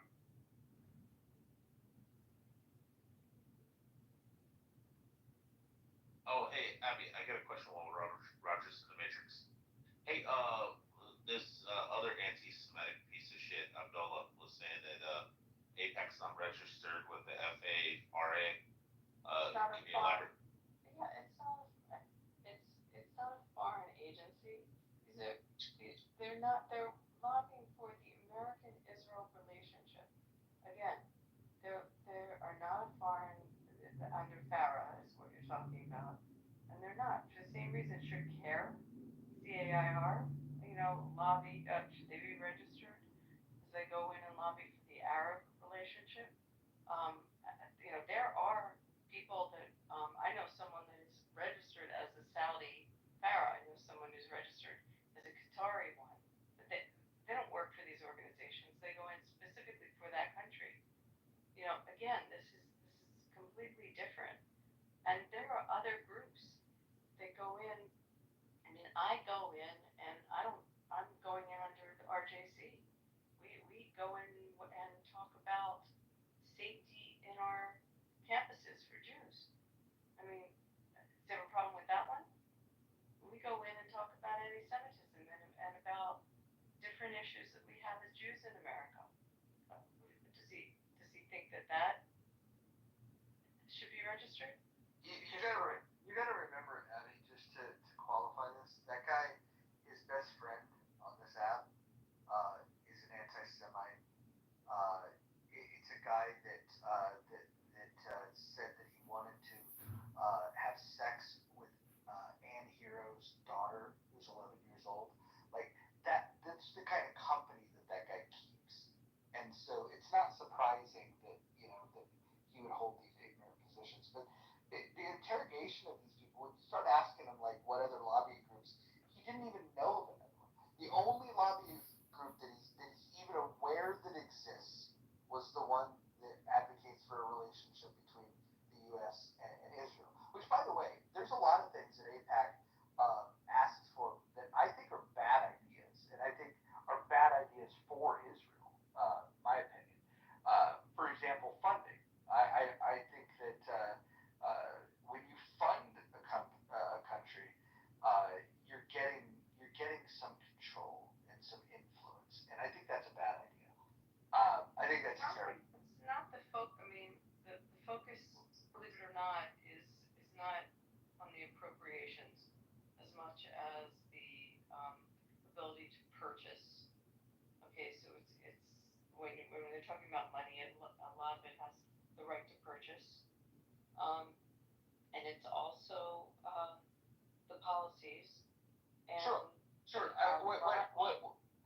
Sure. What I'm getting at here, and this is like like as much as I'm pro-Israel, I think in being pro-Israel, I think it would benefit Israel if the U.S. gave them no money, gave them no vouchers for the weapons.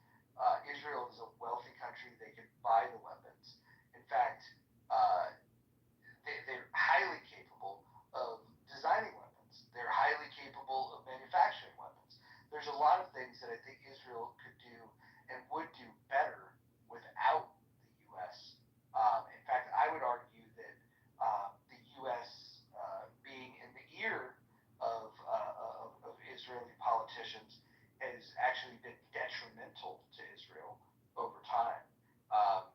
And only now are we seeing Israel attacking, Iran, doing the right thing, and the U.S. stepping up and doing that. Previously, previous administrations didn't have the stomach, but they had influence over Israel, and that's a bad thing. So my advocacy would be, I wish there would be a group that would strongly advocate for not giving foreign aid to anybody.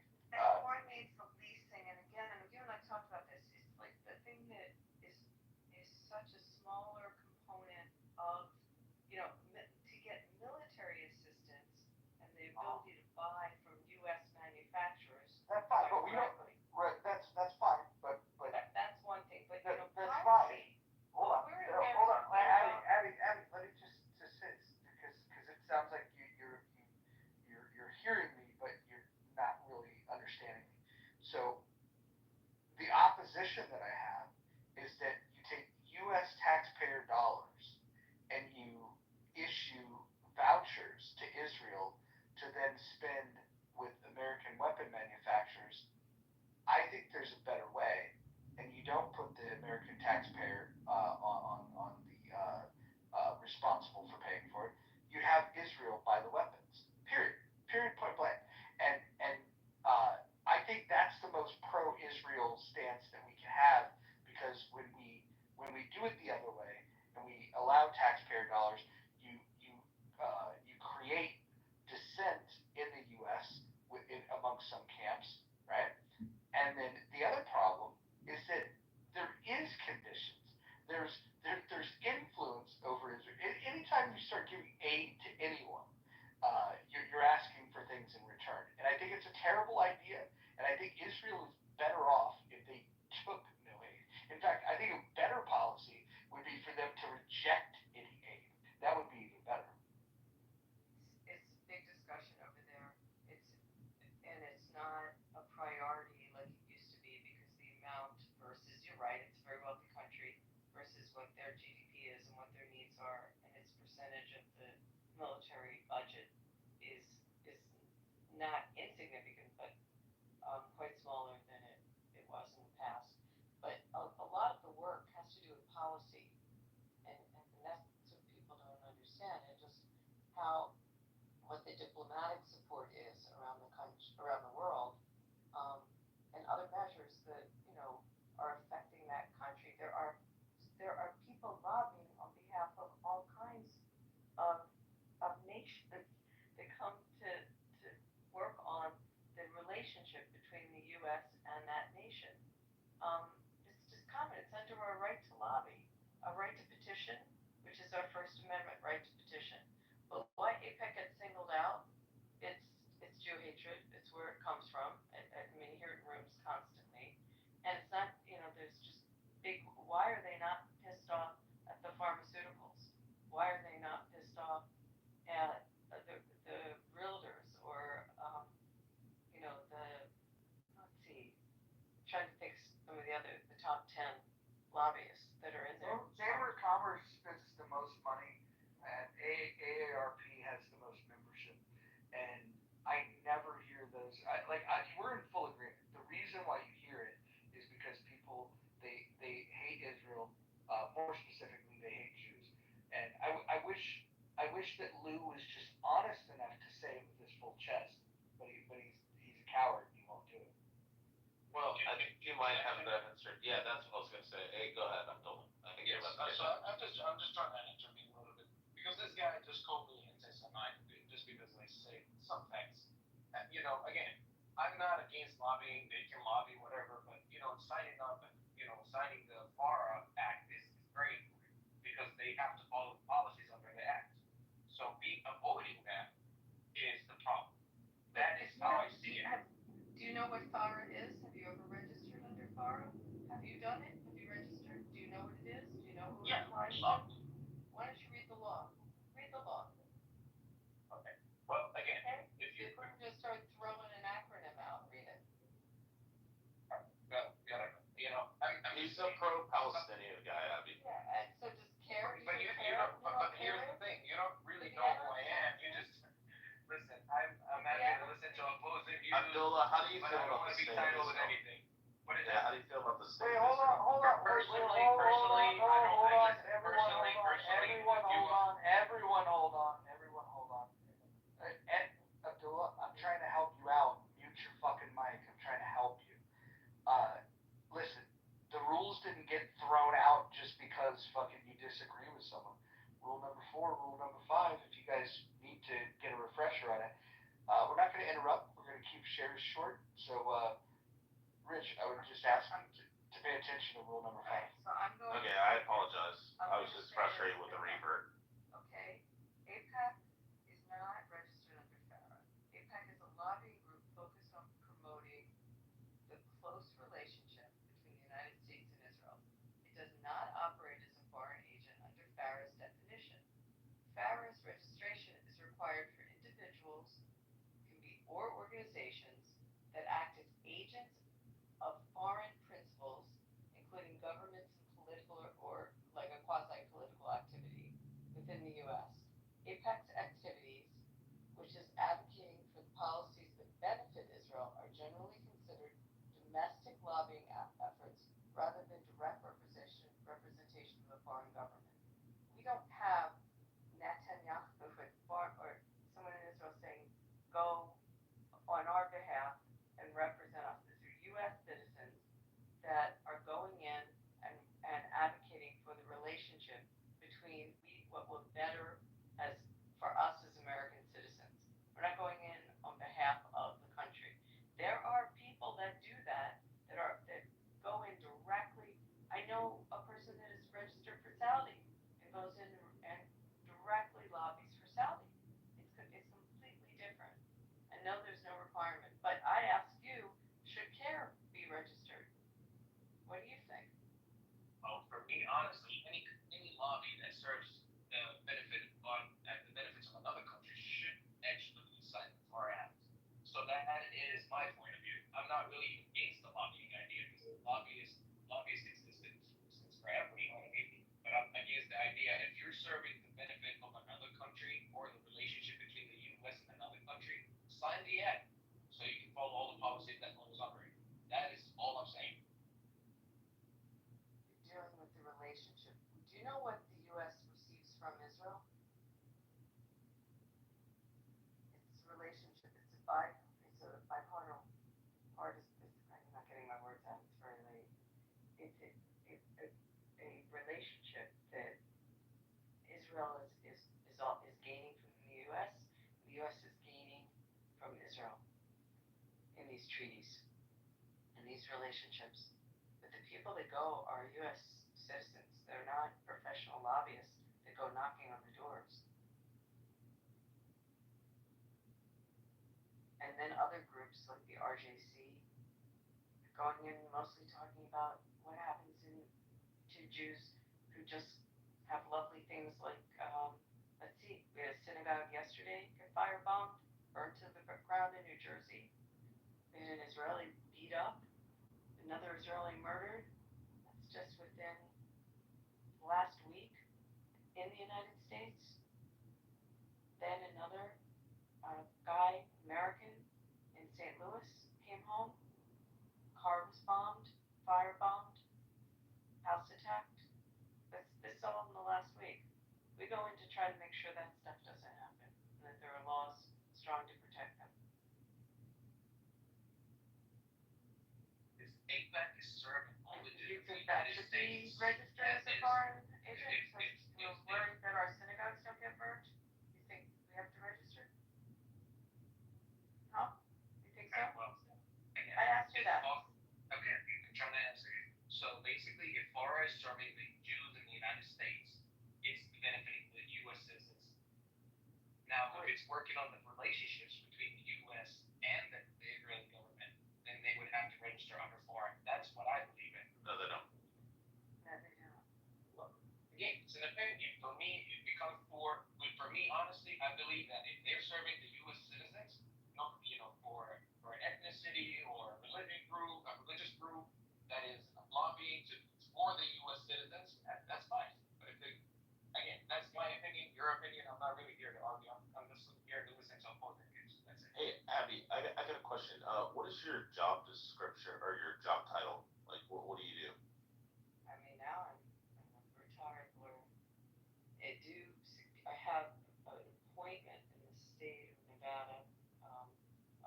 The governor put me to a commission, so I have Do you work with non-official commission. But work within like DC, right? Like congressmen and senators and all that too, right? Well, that's volunteer. I mean, and that's going. And I mostly do for the RJC now because I'm dealing more with domestic issues of security. The reason I asked is that I mean, is that you would be familiar with FARA, right? Yeah. Okay, cool. I'll just check. I mean, there are people that register in FARA. I'm telling you, I know someone who's registered on behalf of the Saudis. He's a lawyer. His law firm represents Saudi in the United States, and what their needs are, he's registered. But a bunch of people from, that come in from Milwaukee or come in from Chicago to go meet with their senator and talk about the American-Israel relationship do not have to register. And now, I mean, what AIPAC anyway has changed so much of what they do. It's really now fundraising for elections. Like it's almost primarily, they don't have big policy conferences. They really, like the entire organization shifted, and it's election fundraising to around the country. A lot of primaries when there is someone that is probably like the dude on stage. If he decides to run for Congress, we would raise a lot of money to make sure he doesn't win. AIPAC is doing. God bless AIPAC for that. Yeah, successes, Jamal Bowman, getting him out and primarying him with a much better candidate. Successes, Cori Bush, primarying her and getting in Leslie Bell, much better candidate. Successes, Chantal Brown, primarying Nina Turner and getting Chantal Brown in. Two cycles on that. Those are successes. When you say Cory, actually, you remind me of Cory Booker. That's one where it's tough because I know he's super pro-Israel, but we support him. We endorse him. I know, but he's terrible for the country, and he needs to be primary. It's why I said I do RJC now because let me back up. AIPAC is bipartisan, supports, absolutely bipartisan, supports candidates from both parties. For me personally, I like doing work for the RJC because my issues are more very domestic related issues. And I'm a Republican, but AIPAC supports both parties. And they endorse, Cory Booker's an endorsed candidate. He's it's someone who is I'm sorry, forgetting my words. He's an incumbent that is a pro-Israel incumbent, and that's their policy. They will support his election. Sometimes they get stuck, like in the last senatorial election in Pennsylvania, because they had to support a pro-Israel incumbent, but the person running against him, who thank God won, was a much better candidate for Jewish issues in the United States. But they couldn't put money towards him because the incumbent had been pro-Israel incumbent.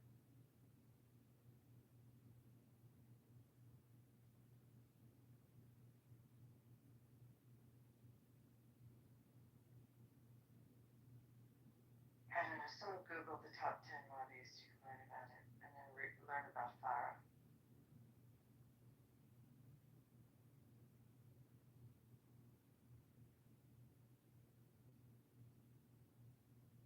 But overall, what would you say is the effectiveness of AIPAC? As far as like getting there, in the elections? People. Yeah. In the elections, it's been incredibly successful. Remember, it's not just Jews. It's, AIPAC, again, it focuses on the American-Israel relationship. So a lot of the people, there's 8 million, 10 million, at least, members of Christians United for Israel. So you have a lot of Christian Zionists that do work, or financially support AIPAC, but very high success rate, except, some big losses, like the JCPOA was a huge loss.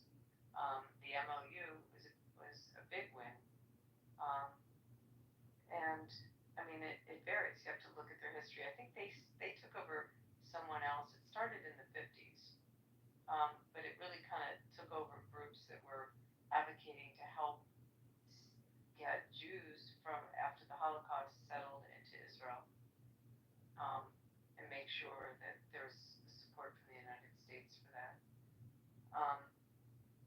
But it has a pretty good success rate. RJC has an excellent success rate, but that's Republicans dealing with Republicans.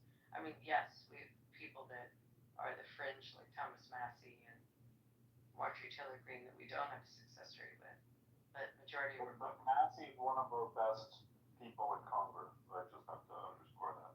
I don't think so at all, but we can disagree on that. I mean, some of my favorites in Congress, some are Democrats too, that are excellent. I like to see someone who crosses the aisle, gets legislation done, answers the needs of the constituents. I mean, there's some excellent members of Congress. But what is wrong with someone like Massey, who, when it comes to government spending, is taking Who would do that? well, he takes the very real threat of the U.S. debt, which is currently $37 trillion, and if you include unfunded liabilities, there's $100 trillion in debt. Like, I think that the Congress people that ignore this are negligent. And even if I agree with the Congress people on other issues, that is the most important issue, period, point blank. There is not a single issue in American politics more important than the debt. And Thomas Massey's got the best track record there.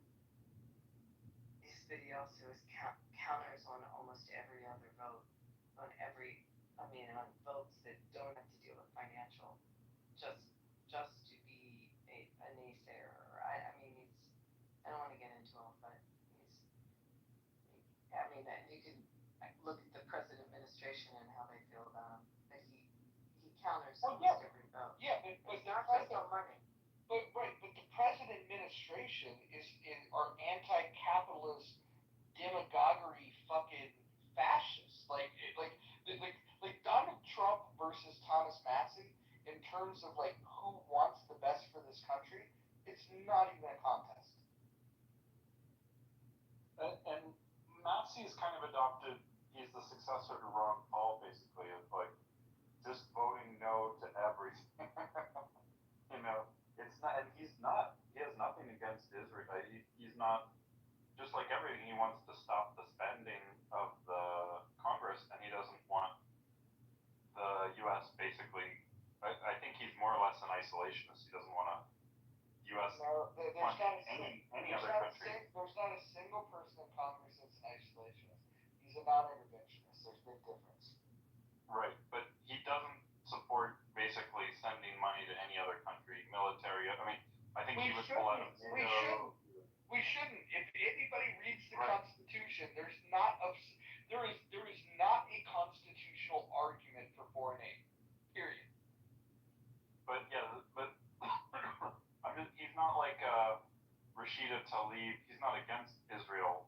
He's like, yeah, Israel should do whatever it wants, and absolutely should do whatever it needs to. I mean, you could say it's funding, but like he votes against the Iron Dome, so things like that. He's against the funding of it. Yeah, I think he would say Israel should definitely build it. It was a joint project with Raytheon and Rafael. Right. You could disagree with him, but the positions that he takes, and there's some things that I disagree with him too, but when it comes to any type of spending that's out of step with the Constitution, he votes no, and his critics are the ones that are in opposition to the Constitution. I'm just trying to check. I think he voted against like resolutions that deal with whether Israel has the right to exist, kind of. I mean, not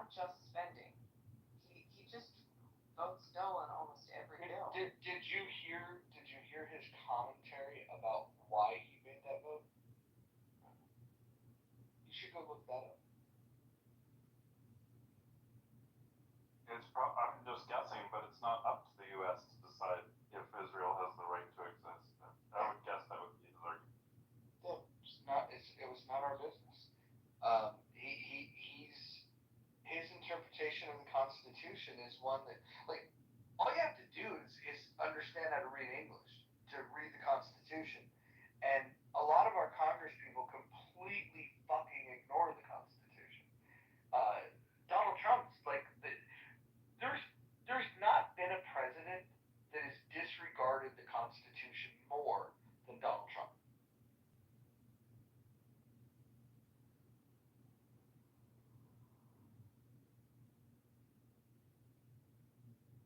Anyway, I'm going to try to go back to sleep.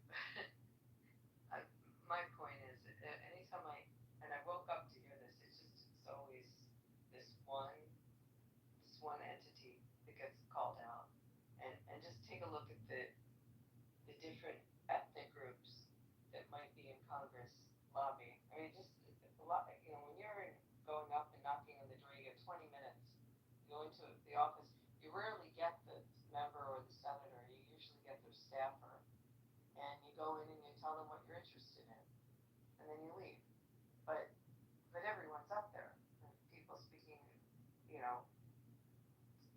on behalf of lots of different ethnic groups, whether it's Polish Americans that come in, or Kurds that are in there, Armenians are in there. It's not just Jews that are up in Congress. So, I mean, I find that interesting. But you can usually peel the onion on it. Well, I'm 100% with you on that. I think Lou's point, and when people bring up AIPAC, if you want to oppose lobbying altogether, okay, fair enough. But as we saw here, it was the only lobbying group he'd ever even heard of, and I think that tells you all you need to know. Well, usually they'll come out against the ADL. They'll often say that, and they'll go at that. And I mean, they're dealing with primarily just the hatred issues. I mean, that's their whole MO. So it's interesting when they start going after the other Jewish groups that are asking Congress, and some of it's for appropriation, and some of it's just for laws, for protection laws. For Israel not to be treated with a double standard, or for Jews not to be treated with a double standard. I mean, things like that. But I mean, I've been up there when there's people from the Kurdish communities that have gone into members' offices. I'm not the one to really get into it because I don't do really AIPAC anymore. I do RJC, so it's different, and they're Republican-based requests. I think that the main thing that I like to point out is that the U.S. government's not just being solicited for relations with Israel; it's also with our enemies. And so, if you follow the logic of like, well, why don't we just not fund these countries? Then we don't have to worry about some of the silly shit like giving billions of dollars to Iran, for example. And so clearly, if gun put to my head, give money to our allies or give money to our enemies, I'll give it to the allies all day. That being said, there's a strong argument to be made that we shouldn't give it to anyone. The argument that then gets made is that, oh, well, you have to go by influence, and if we don't do it, then somebody else will. And so essentially what happens is American taxpayer dollars leave the U.S. to do all kinds of crazy shit that has nothing to do with the scope of what the federal government is supposed to be doing. There's certainly not the authority, in the Constitution to allow the wealth transfer from American taxpayers to foreign governments. And I think at very least people should look at we're at such an absurd level of giving away the and participating in these wealth transfers, that we even give it to the most problematic nations on the entire planet. Like giving Iran money could only happen because we allow foreign aid. We should just stop foreign aid. Period. But it's not for all foreign aid. If we go in there because the Houthis have been unregistered as a foreign terrorist organization, and we're trying to make a pitch that they should be registered, is it not dealing with foreign aid? There are things that affect within our relationship that are not money based. Well, Yeah, Roger. the simple answer to things like the Houthis and Hezbollah and Hamas is that it's not in any civilized nation's interest to allow those entities to exist. I don't think we needed to wait for the Houthis to attack American warships or cargo ships that we were supposed to be protecting.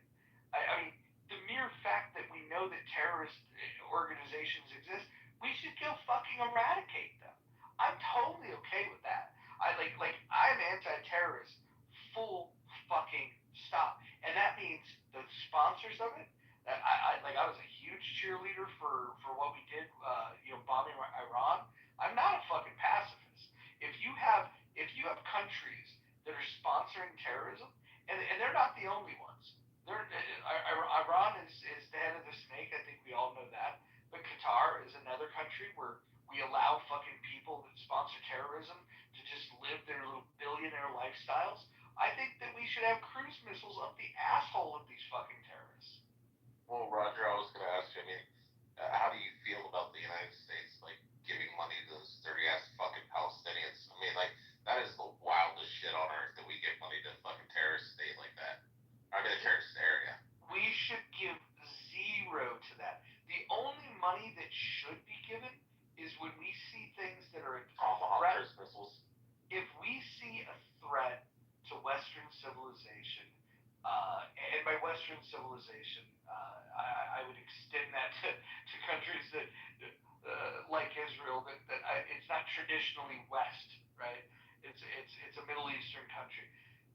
If we can identify that it's a terrorist organization that's anti-enlightenment, anti-civilization, anti-human, really, I think we have a duty to go and fucking destroy them and destroy their sources of funding, all of those sort of things. That's money well spent. I think the military, police, and courts, those are the three things the federal government, if you read the Constitution, those are the only really the things that's called out that we have to fund. And within that scope of it, we should absolutely fucking go kick the shit out of people that are a threat to civilization. And Iran it fits that mold. I would say, and by Iran I mean the IRGC. I have no problem with a lot of the Iranian people.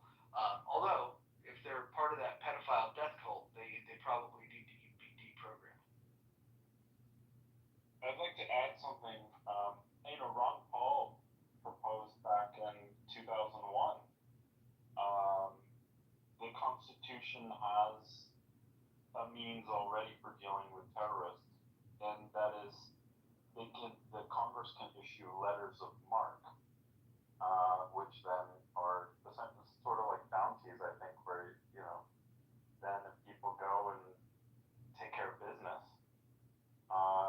then they become compensated by the U.S. government. We could do things like that with the Houthis, and they didn't use the word terrorist back in 1780. What was it, 1781 or so? When was the Constitution signed? I should know that. 1776. But well, I think the Constitution was a little later, but 87. Thank you. But yeah, when was it fully ratified though? Took 2 years. Hold on. Was it 89 that it was ratified? No. Or it was 87. Hold on.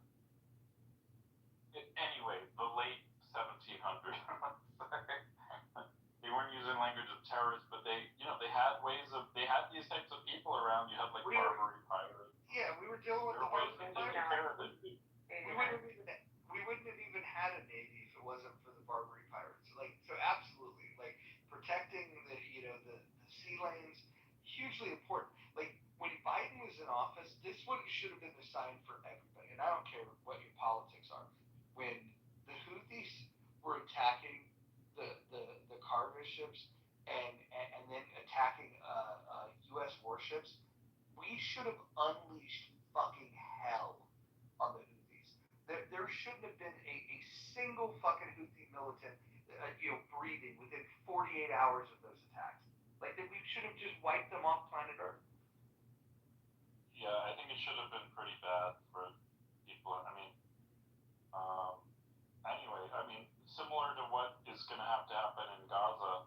I mean, it's very expensive, but you've got to just take these populations, terrorist populations, and you have to filter them out and remove anyone who's going to continue to cause problems and completely disarm them, completely defang and deterrorize. Hey, Roger, I got a question for you. What was the name of that pedophile cult? Been in for Brussels 2 months, and it's Gaza City, which is about 1 million in population in Gaza City. They've not touched Gaza City, so it's intact. It's where the hub of Hamas is. It's where we think the hostages are now. And during that 2-month period, it's going to be moving the citizens out, getting them into safety. Israel's going in like the Army Corps of Engineers and building up makeshift hospitals and distribution centers and housing centers in the 2-month period before they even go in and do one strike. They've got to stabilize the population that's there and then go in and take out what's left, of the terrorist blocks that are in there that'll be in Gaza City. And it'll only be until everyone's moved out. And I think it's about 2 months before that can happen. Well, I will add this. If Donald Trump leaves office and the IRGC is still in power in Iran, he will be a miserable fucking failure. If the IRGC is permitted to still have power in Iran, Donald Trump can go fuck himself.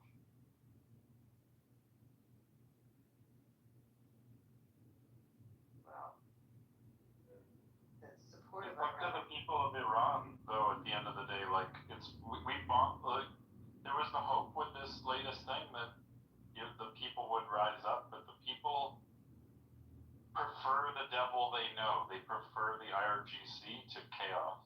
Well, what we have to do is we have to educate them, and we have to deprogram the people that are, some people are just victims of, being born into a pedophile death cult.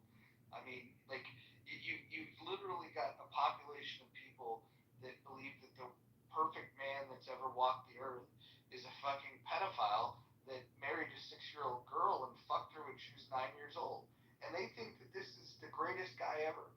Like, Islam is a fucking threat to humankind.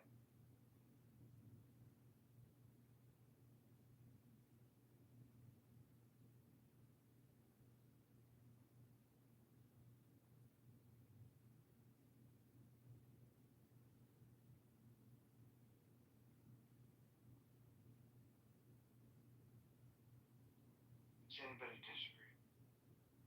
No, I disagree about Iran at all. But it's different times. It's not plane loads of cash anymore, and the sanctions are going to start to strangle them, hopefully. And hopefully, there's another effort to go in and take out anything left that tastes like, smells like any nuclear proliferation, as well as the delivery systems. So the Odianware who said Islam is not a problem in Iran, I have to tell you, Islam is a problem everywhere. It's a pedophile death cult. It's not even a religion. I want to push back. I don't think it's a big problem in Indonesia.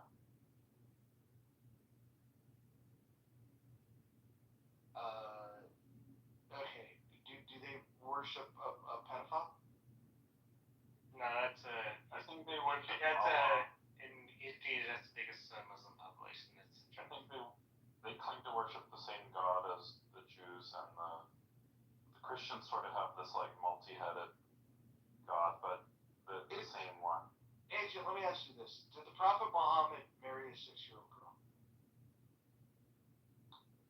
Wasn't she 9 or something? No, she was 9 when he fucked her, and he was 54 at the time. But was she 6 when he married her? Answer: according to her, yes. I assume that he did. Yeah, I assume he did what you're saying.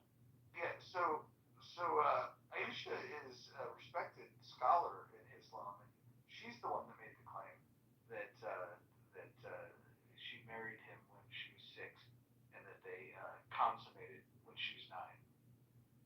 I would just say that that's foul, and it's a big problem. But that's not even their biggest problem. This is how bad of a religion it is, or a cult, I should say. That the pedophilia is not even the worst part. If you disagree with them, if you disagree with any of it, they want to kill you. I'm just saying, like, that doesn't happen everywhere. I haven't seen that in Indonesia. I've spent some time there. I don't know. I can tell you, like in Thailand, that portion of Thailand is completely different and repressed. And I don't know if I agree with you on that, but what we see out of Iran is just this working of you know, like marionettes of their proxies.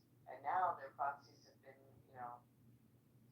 hopefully they're not fully dismantled, but they've pretty much been, almost put out of business. I mean, what's left of Hamas, what's left of Hezbollah has like been decimated. And the Houthis. And the Houthis, do you think the attacks on the US ships from the Houthis is not an attack on the United States when they're attacking our ships and our soldiers? Yes, they attack Israel, they're attacking the United States. Of course, we should have wiped it It's a out. big problem. But you're right, Mojo. I think the problem is it's very expensive we've kind of written it off. I guess my understanding is Trump made a deal and just said, look, stop shooting at us and we'll just leave you alone.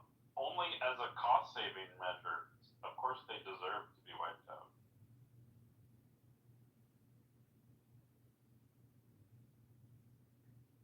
Here's a solution. You guys aren't going to like it, but when we catch and detain illegal immigrants in the U.S., I think we should send them to places like Yemen and Iran, and tell them, hey, go kill the terrorists, and we'll grant you citizenship.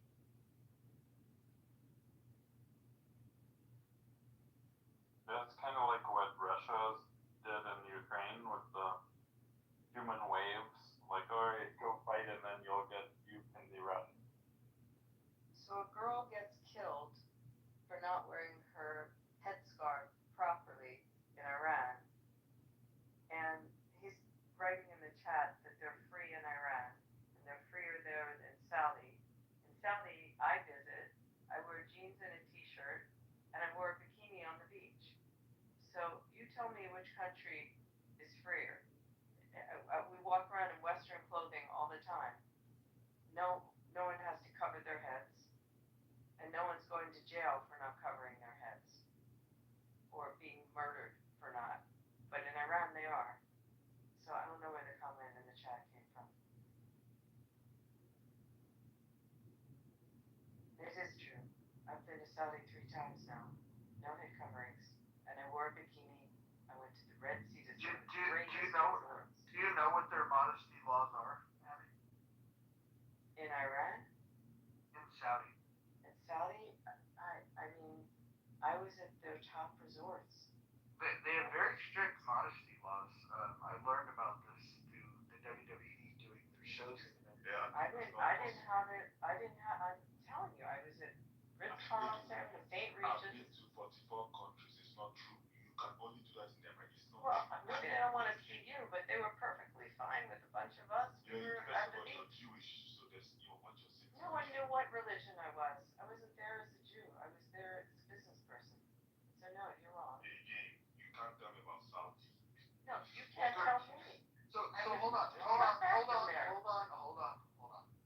I can tell you for a fact that WWE has restricted the women that wrestle showing quite a bit of skin in the U.S. When they go to Saudi, they're required to cover their entire body, and so this is why I boycott the events that they do in Saudi. I sold all my WWE stock when they started doing shows in Saudi. I do not buy this whole modernization thing in Saudi. I think that the Saudis are okay in comparison to the IRGC. Are they a step above? Sure, but they are still very fucking problematic. I mean, all you have to do is go and look up their modesty laws. It's absolutely trash. They do not respect women in that country. Look, I walked around 3 trips now in Western clothing, in jeans and a t-shirt. I went to the mall. I went out to restaurants, and I went to the resorts. They're top resorts in the country, and I'm dressed Western, and I'm in a bathing suit when I'm out the beach there. Again, this is not true. Well, you can tell me it's not true. I'm not going to put the pictures of me in a bathing suit on this app because I'm not comfortable doing that, but I absolutely did. I absolutely did. I can tell you the hotels where they were. You can only do this. You can first of all, hi Saudi, that we may go to Riyadh. What's the difference there? I've been to. Riyadh, I was there on business. I was swimming in the pool at the hotel. Yeah, it is not But true. I could if I wanted to go in the pool. You have to. It is not true. The only place you're free in Saudi is when you go to the American mainland area. My cousin worked for Saudi Aramco. Again, what you're saying is not true. Well, I'm telling you that I was at the Red Sea. Nobody cares about your business enterprise. You're not bringing millions. You hate nobody. What you're saying is not true. Don't know anything. It's not. You're nobody. Don't worry. You're just on Clubhouse. You're lying. Nobody knows your story. You can't wear. You have no idea why I was there. Do you? I'm telling you that you are not a business person. You know why I was there? You're just lying. Saudi Arabia, you're joking. Do you know the contract come from? Please. Do you know the contract come from Saudi Arabia? Again, there are no churches in Saudi. Let me repeat it again. No churches. So I don't care what you say. I said as a Christian, there are Catholic churches in Iran. My boss went around twice. Yeah. I could have gone to A lot of fun to be a Catholic in Iran. You know what And the Jews in Iran. there are Jews. So what point are you making? Name a Jewish community in Saudi I'm Arabia. making a point that I went Because you won't be giving to wisdom to me. That's 3 trips now. 3 trips. Oh yeah, don't tell me what I do. You don't know what I do for a living. So you have no fucking idea. I don't care how you feel. I'm telling someone else's story that I stayed at the Ritz-Carlton, which is a beautiful hotel on the Red Sea. I stayed at the St. Regis right near it. Also beautiful hotel on the Red Sea. Beautiful swimming pools, beautiful restaurants, and I wore a bikini. Thank you. And I went to the Six Senses, which is up in the dunes in the sand dunes above it. Bikini. Mojo, if you go to Saudi, Is that bothering you? It's killing you that I did that. Hold on. Listen. All I can say is I know definitively that WWE stars. That's not a public wrestling match, or it's different. It's at a resort. Well, this is fine, and I can also tell you that they have a public decency law from 2019 that's still in effect. It's a formal regulation that targets tourists and it tells them what is acceptable for public behavior, including dress that should not be tight-fitting or revealing. And so, they do have public decency laws, Abby. Now, I've gone to business meetings there. When I go to business meetings there, I'm wearing a dress that is to my knee. And I cover. What is business meetings? What does that even mean? Excuse me, I'm Excuse me, can I just say something?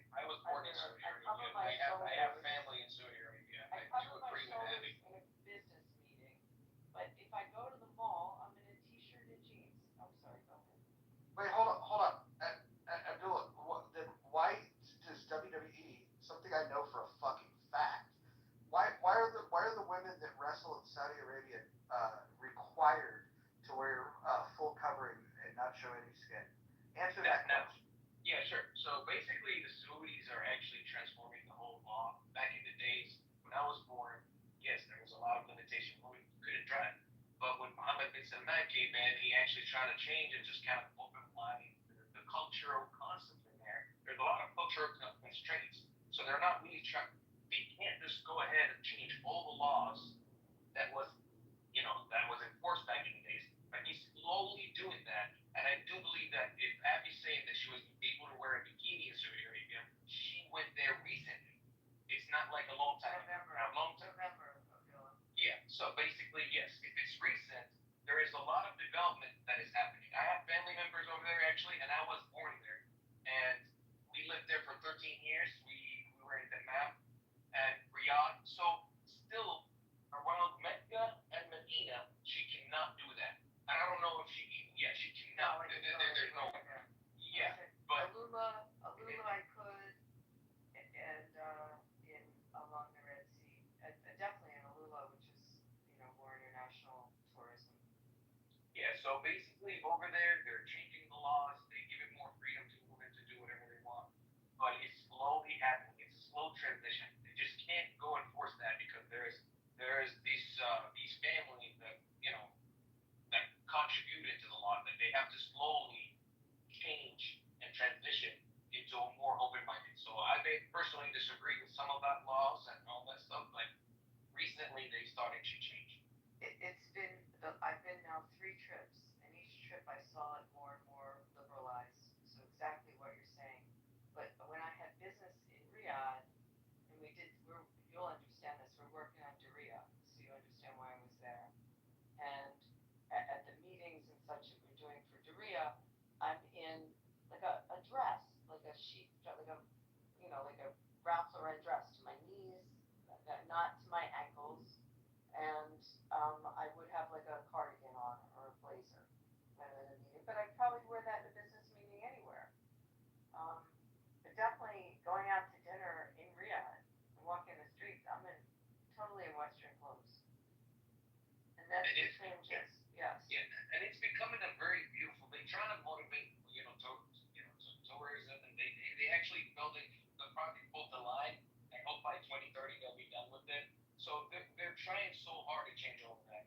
It's not that in Saudi Arabia, the American side, where people who work in Saudi Arabia go diplomats leave, then there's the regular side. Then don't. Anyway, I'm not even arguing with people. Leave what you want to leave, but saying what it do. Listen, Diriyah. It's not one side or the other. You have no idea what Diriyah is, do you? What? Hold on. Anyway, there's no need. You want a bikini in Saudi Arabia. You don't know what it is. I don't know what is what I said. I didn't hear you. Diriyah is the very, very large development. It's a $53 billion development of 300 restaurants, 40 high-end hotels, and I forget how many housing units. It's several tens of thousands of housing units. It's built. It's a new city. It's the whole new city that they're building. That one's in Riyadh. They're building 8 of these gigacities around Saudi. There's also ones along the coast. Neom is one along the Red Sea coast. These are the new cities, and it's people from all over that are living in them. Abby, would you have like a cover for going out in certain areas of public? I wouldn't want to go near a mosque. I mean, I'd be in a long, even in the Emirates. Have you guys ever gone to Abu Dhabi, which is more religious than Dubai? I mean, if I go in the mosque, you cover. You have to wear a long robe and you cover your head in the mosque. But you cover in religious places around the world anyway. I would cover in a church. I cover. I mean, not that much cover. In a church doesn't happen very no one does that, and no one does that in Israel either. If you go to the Wailing Wall, you have to cover, and if you go to the Church of the Holy Sepulchre in Jerusalem, you're covered. And you're covered in religious places. That's completely different. And there are neighborhoods, like in Israel, there are religious neighborhoods that you have to be respectful because they're very religious. But the general, like going to the let me think of something very, going to the mall, which is a mix. You see people, women in burqas, and you see people in jeans and a tee. If you go to the outdoor markets that they have, like if you're in Jeddah, which is another city in Saudi, and you go like to the old market and walk around, it's a mix of everything there. So, Odie, when did you go? Abdullah, as you go to the marketplaces. Yeah, I think you're talking about the old town. It's very the old town. It's very beautiful. And it's funny that you mentioned the malls. Even back in the days, the malls, there were malls that only allowed for women, and and families. Like you can't go as a male just enter the mall. Now they're changing all of that. There is a lot happening in Saudi. It's for me, it's one to visit. I'm just gonna be. Listen. You guys can say whatever you want. I'm just telling you that fucking WWE wrestlers, the females, are required to cover their fucking bodies when they wrestle in Saudi Arabia. And the mere fact that the WWE capitulates to that and does shows there is fucking disgusting. To be able to say that, hey, we're going to let you tell our women what to do. They don't have their fucking individual freedom to do what they want to do. Honestly, dude, I still got smoke for fucking Saudi Arabia. The fucking towers that went down in New York, those were fucking Saudis. Fuck the king, fuck the prince, fuck Saudi, and fuck the entire religion of Islam. Fuck them all. Jody, again, when you go in a transitional phase, you just can't implement things immediately. It's a transitional phase. Well, let's not sit here and act like it's a liberated society when they're quite literally forcing women to wear clothing in the WWE. Like this is stuff that's known. It's very disingenuous to make it sound like they don't have these customs still in play in 2025. It's just fucking. This is bullshit. The Saudis are a bunch of evil fucks. Monica, Saudi Arabia is a place that I 2011, 2012, 2013. Even my boss, that is a strong candidate, to cover up my head. Now, this person mentions Jeddah. 10 years ago. Yeah, we have a conflict in Jeddah. When did the law change, Hadia? Well, you started driving in 2014. You were there before that. Okay, so the law change is that they will allow you wear a bikini that is not in the American side. So they will have a conflict in Jeddah, right? There was an immigration problem because the person in Jeddah decided to come visit the mosque. She was almost arrested. Again, I don't know. My argument was simple that me as a Christian, I am freer in Iran than in Saudi. In Saudi, there are no churches. What year? Now, do if you're a homosexual. Number one, what year? 14 women started driving. In 2018, they took away the guardianship laws. Go watch the movie The Saudi Women's Driving School. It's on HBO. So I don't understand why Odie can't hold space for a decade of distance from his anecdotal experiences to Abby's. Actually, more than a decade. They still have public decency laws, and right now we're being led to believe that somehow because they want to be seen by the Western world, because they want the tourist fucking dollars, and they want to buy into the sports fucking world, they want to buy into golf, they want to buy into pro wrestling, they want to buy into all this shit so they can be perceived as being more Western. They're fucking frauds. They're a bunch of goddamn pedophile death cult members, and we're treating them like they're some fucking special people. The government in Saudi Arabia doesn't give a fuck about anybody in the United States. They don't give a fuck about individual rights for women. They don't give a fuck about women. Their religion is anti-woman, and I can't believe I'm hearing half this shit.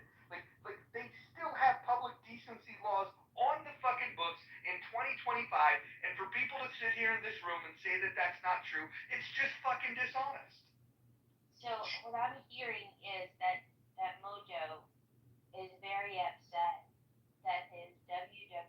wrestler babes Yes, can't wear yes, the bikini yes. that Lacey Abby Evans, wore. Lacey Evans looked ridiculous in the outfit they had her.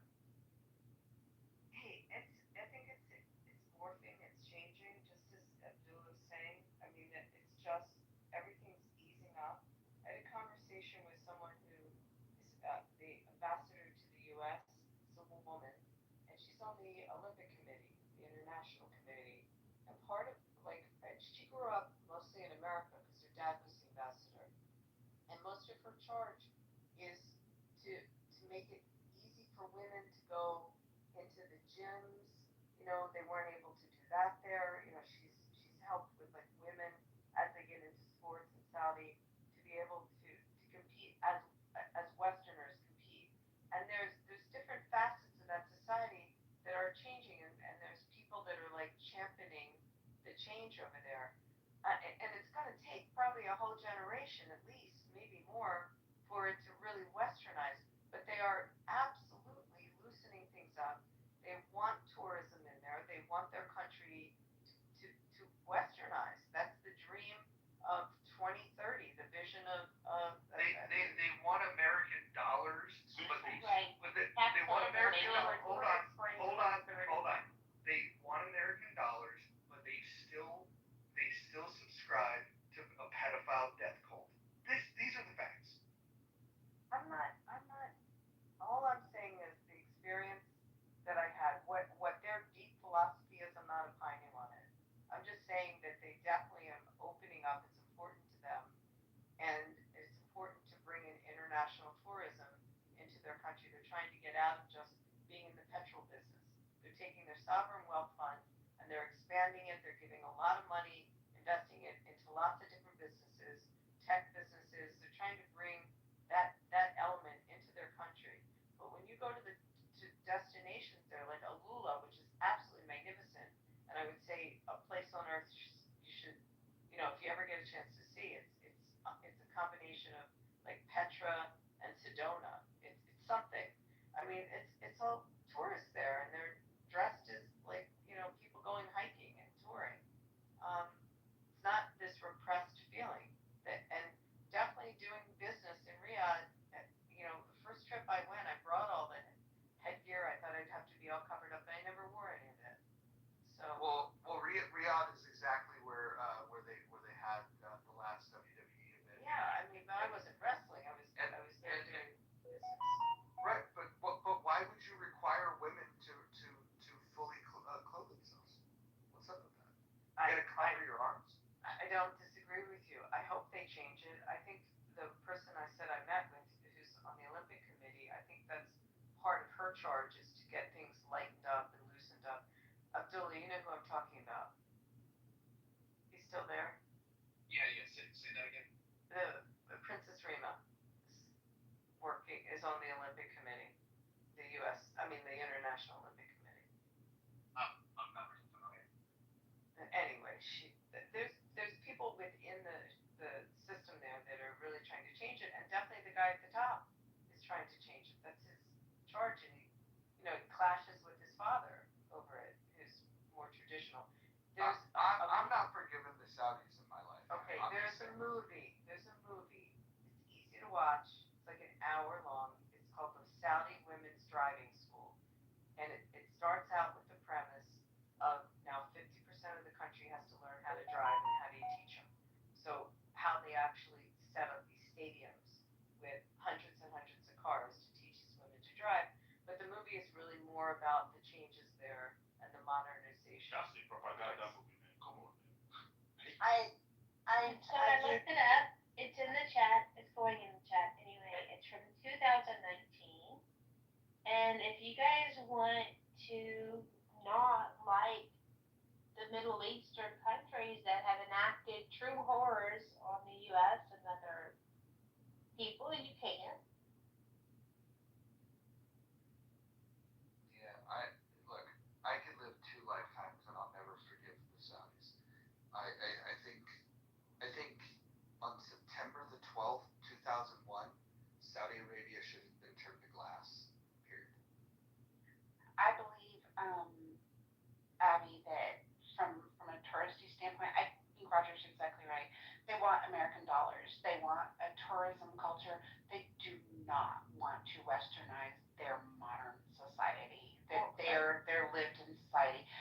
want to make it appealing for tourists. Well, that's why I said watch this film because they interview women that don't want the change, just like you're saying, and they interview a lot of women that the change has been incredible. These women get shipped off. A lot go to U.S. universities. They get MBAs. They come back. They're working in the government. Now they have. talking about the classist society. Can I finish, please? So since that film's been made, it's advanced a lot more since then, and what they're building over there. But it's a process that's his dream, that's his vision, this Vision 2030, and they talk about it. So the film is really goes into more about the whole cultural change that's happening there, and they interview citizens that are pro and con on the subject. But it gives you a window into the change, and you see how it was. And 5 years from now, it'll probably be morphing. I think they saw the success the UAE had. They see how the UAE is developing in so many other areas, business areas, that they would like to parrot. And the countries are very close. And I think that they're looking at that. You also have Bahrain, which is a very Western in the area as well. A lot of the Saudis were going there to buy their booze. I mean, so it's just morphing, it's changing, and whether they'll wear something different next time they wrestle, who knows? I mean, but I can tell you from my experience, and I have pictures to prove it where I was, and I believe no one hassled me.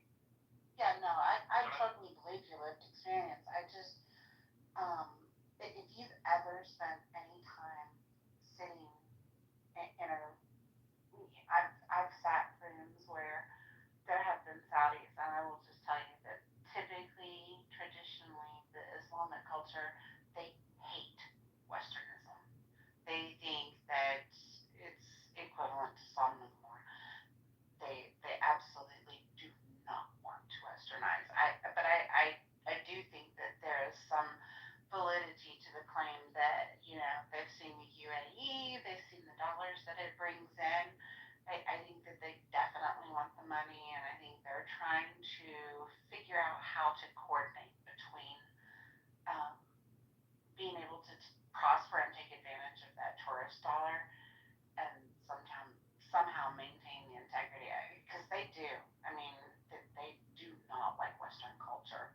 I don't know if it's as hungry for the dollar as it is, his ego and his vision of changing the country. I mean, it's a pretty rich country. They can't change the country. But they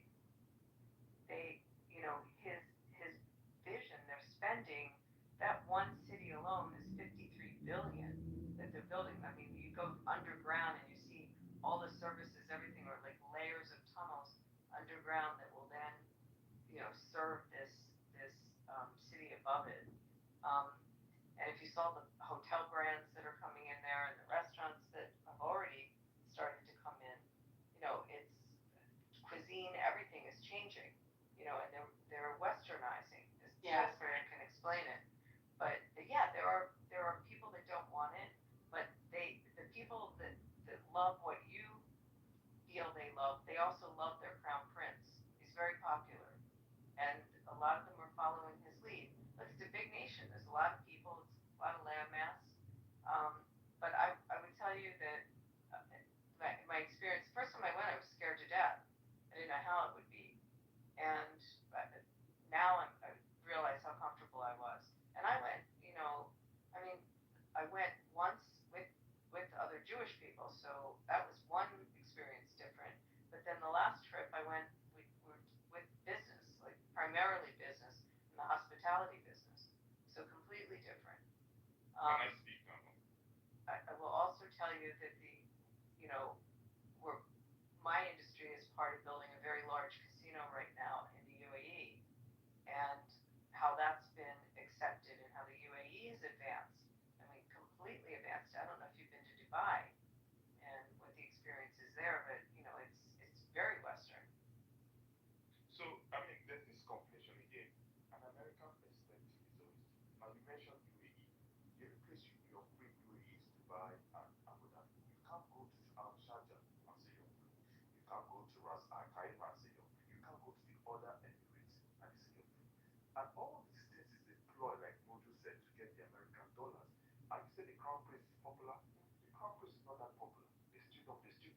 father over him. In fact, when he made all these new arrangements trying to modernize, there was a small revolt in the smaller towns in the populated areas in South. But there's something the crown prince does. The crown prince knows how to suit the population. He pays them, increased their EPI, and they all kept quiet. Two, you're talking about people coming to America. Let's be fair. Saudi Arabia is a classist society. You mentioned Prince Rima. Who is Princess Rima's father? An elite. Is that who our Fedor. institute? Fedor, he was our ambassador. No, but an ambassador. I know he was an ambassador again. Is that He someone was the that was ambassador distinguished? to the United States. He was a former ambassador. She's now replaced him. So look at it. Her father was an ambassador. She's an ambassador. These are people that are linked to the crown. I cannot listen to those people. I'm sorry. Those are not the true people in Saudi. Again, your perspective as an American is different. Well, and by the way, you're wrong on, because our casino resort is not, it's being built in a different Emirates. What which difference is it being written? Well, it's Wait, Marshall Islands. hold on. Like, being on a fucking resort is not the way that you experience a country anyways. That's like saying that if you go to Ritz Carlton in Jamaica, that somehow that's indicative of Jamaican culture. If you're on a resort, like, you're literally in a self-contained environment. You're not really participating in the culture at all. We're building it, it's not built yet. I'm talking about the UAE, Roger. I don't know if that's what you're talking, he asked me where it is. And Where are Wait, you no, living? you said Where are that you living? were in a resort wearing a when I was in a bathing suit, where I was on the beach. Like, where else am I going to be? I'm not walking around the city. I don't walk around Las Vegas in a bathing suit. Well, here's the point. At a hotel beach. If you're at a hotel, you're on a resort that's catering to tourists, and what they're doing is they're prioritizing your money over their principles, right? Shocker, right? But at the end of the day, they fucking hate women, and their culture is never gonna fucking change. You were at an American resort. I mean, I don't understand what this. How difficult is this to understand? You were at an American resort, like I mentioned What do you earlier. mean American resorts? That's an international hotel chain. International. Ritz Carlton is not American. It's an That's international. international. International. When you're at a hotel resort, you're not experiencing the culture of a country. I'm sorry. I didn't say that that's where I experience culture. I experience culture as I'm walking around Riyadh and I'm walking in, yes, if I go to a mall there, I experience the culture. Can we agree on that? If I'm walking the street in the old market in Jeddah, am I experiencing the culture? In a marketplace? I would imagine you're not wearing a bikini there. No, but I was in jeans and a tee. Better cover those arms.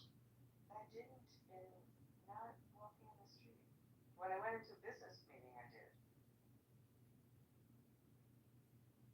No, Roger, it's my understanding things have changed drastically in the last few years in Saudi. Like people. The modesty laws are still on the books. Like I said, look, if they The want law to is what MBS says. if they want to take American tourist dollars, that's not a shock to me. But to conflate that with them having respect for women is just fucking wild. I think they have their own version of respect for women. They still have reasonably high birth rate. They have a respect for humanity that we don't have. They're a pedophile death cult, agent.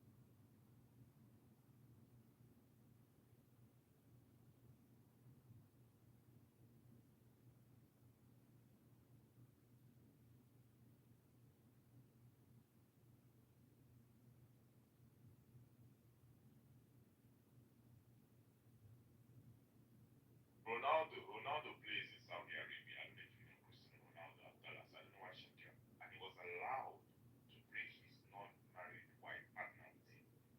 But everybody will have such power. You guys have laws against cohabitation. He was allowed to bring his non-married wife. Is Ronaldo the average person that has To be honest with you, you put me in a position where you think I stand with the Saudis.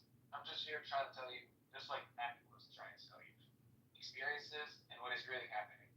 I do not stand with Saudi Arabia. I was born there. I know the suffering of living in Saudi Arabia back in the days. You know, at least in the United States, my daughter is being considered a U.S. citizen.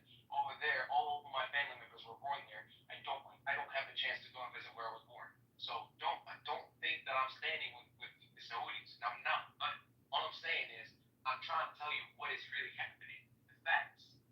This is what is happening. Abby experienced it. My family experienced it. We still experience this stuff. Like it's not.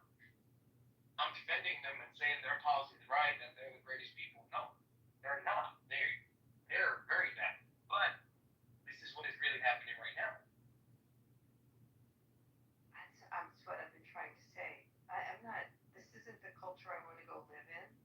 But my experience was and my friend who goes every 3 months as an American businesswoman has had similar experience. And you see when you go into business meetings there, you see a lot of women running businesses now. Women own businesses, they own bank accounts. The laws have changed. The laws of custody have changed. The laws, rape laws have changed. They've modernized, they've tried to be, what we had as DEI in the US, for them, they have inclusion for women. And that's their push. Now, whether they're fully doing it, whether they could revamp really in a Western way, it's going to take, as I said, a generation. But they are changing laws on the books there, and they're going through this process. And you feel it when you're there, and when you meet women. And I spent a lot of time asking business women how their lives were. I looked at how they dressed. I asked them questions about their freedoms, and they said it's not all there yet, but it's definitely morphing and changing. That's just the point. Abby, what you're saying is it's safer in where you went to visit for women than it is in parts of London in highly migrant areas? That's a really W wins again. Yeah, I mean, that's a really interesting question because that feeling of repression is exactly what his vision is, to take away that feeling of repression. So, just what I saw, and again, as a lawyer, I asked, and I met other women lawyers there, and I asked a lot of questions about their laws, and the laws that restricted women, the laws that now have opened up, definitely with the issue of owning bank accounts and owning property and owning businesses, and it's just modernized. How it is in a restrictive area in London, where they bring in Sharia law, it could be a lot more restrictive. I mean, or at least it's going in that direction, where Saudi's going in the other direction. So I don't know. And I'm the same way as what Abdullah is. I have no intention of living there, but doing business there is a different story. And definitely in the Emirates, the experience was great. And it is, he's still even in here, is not. It wasn't in Dubai or Abu Dhabi where the casino's being built. It's in a different Emirates. But what I read is, did you get any advice from them on what they use to make their success? And also their eye makeup, man. Yeah, it's killer. I know. They're really lovely. The women were very lovely there. And it's magnificent. Also in the Emirates. Yeah, Saudi women can be beautiful. Really? Why do they need beautiful women? They're men like goats. I don't know about that.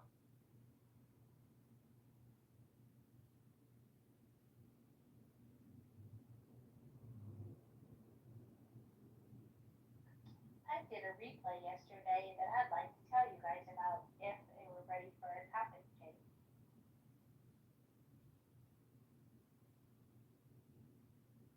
Monica, I'm always ready to hear you talk, sweetheart. Well, okay, well that reminds me of something else that happened. I was in one room and I heard that someone else in another room was doing a really bad Monica impression. So now I'm in a dilemma. Should I be flattered that they're doing impressions of me at all? Or irritated that they're doing it badly? Girl, imitation is the highest form of flattery. That's true, but I will say that Ricky probably does the best Monica impression. It's really fun. Well, Ricky's impressions in general are just super funny because she's so effeminate.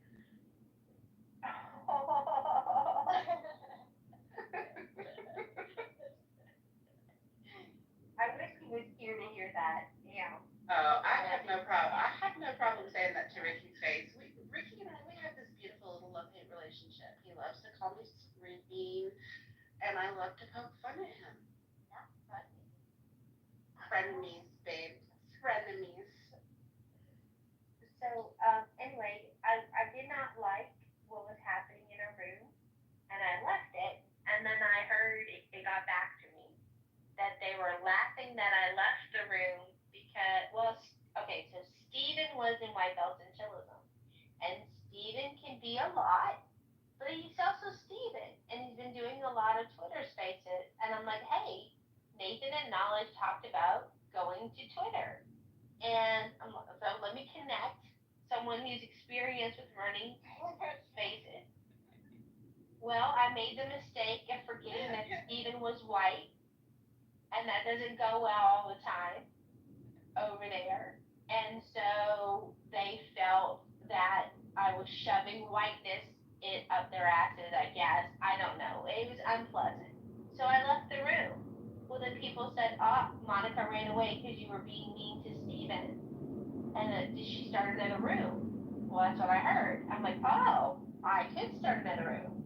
So I did attractive white women, or what was it specifically? Attractive white women have wrecked the left.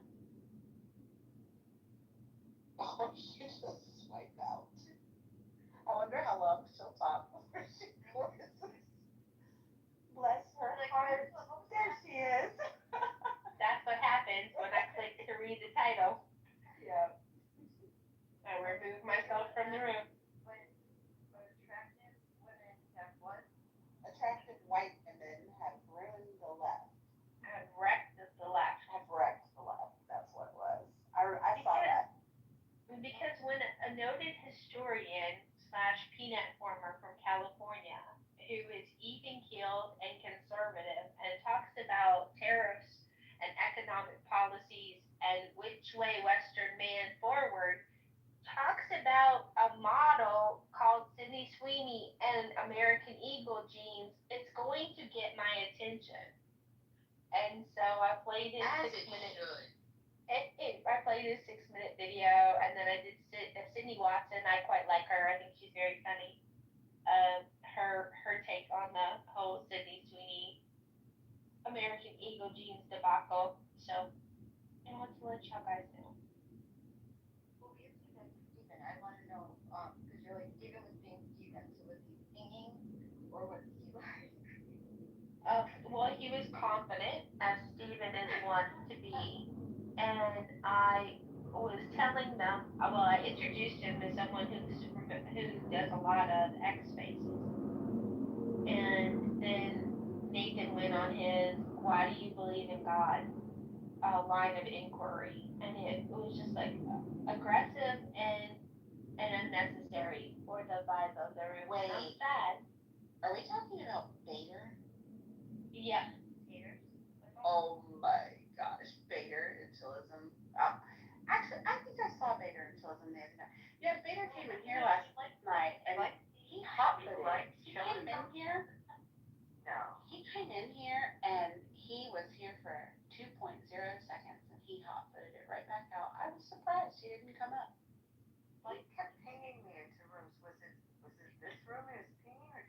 It wasn't this one because he didn't stay. I mean, he made a mad dash right back out. He'll pull X people in here for social because he's like on X the platform's so huge that and then you don't know who's listening when you get 100, 200, 300 people in there eavesdropping or whatever because they have an anonymous feature over there too.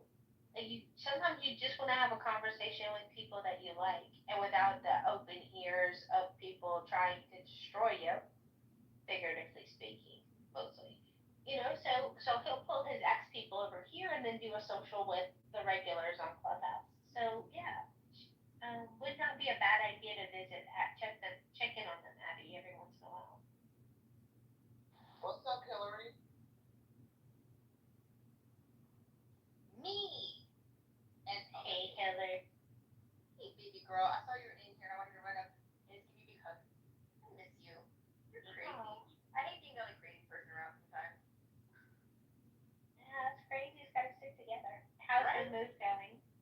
Who else is gonna help the people get out of the institution someday? You know all their exes are. That's right.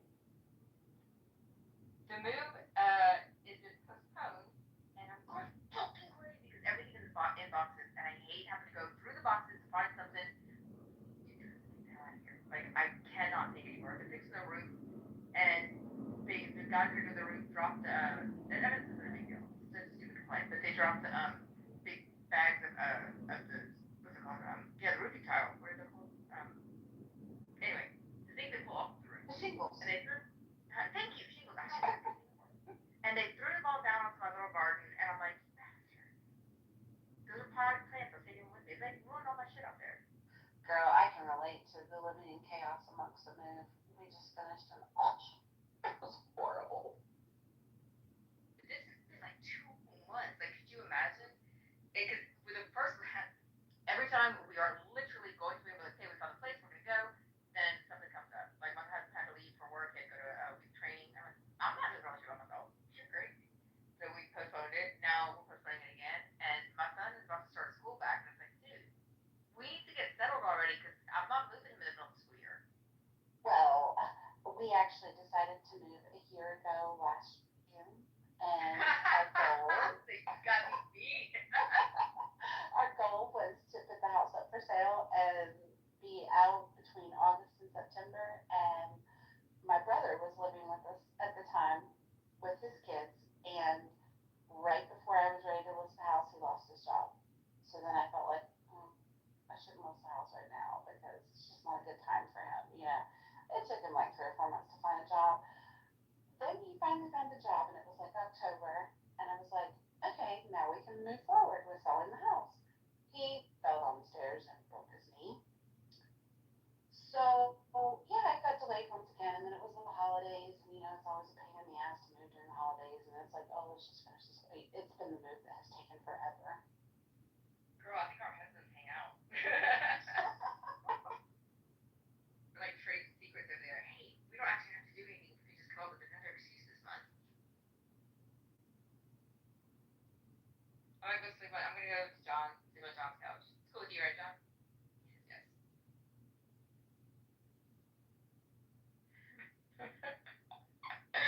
Just kidding. Oh, I think he would totally say yes. No, he'd like triple lock the doors and be like, no, turn the TV, turn the lights. She's not right. I absolutely hate moving. Who was the catalyst for you guys moving? The idea of moving?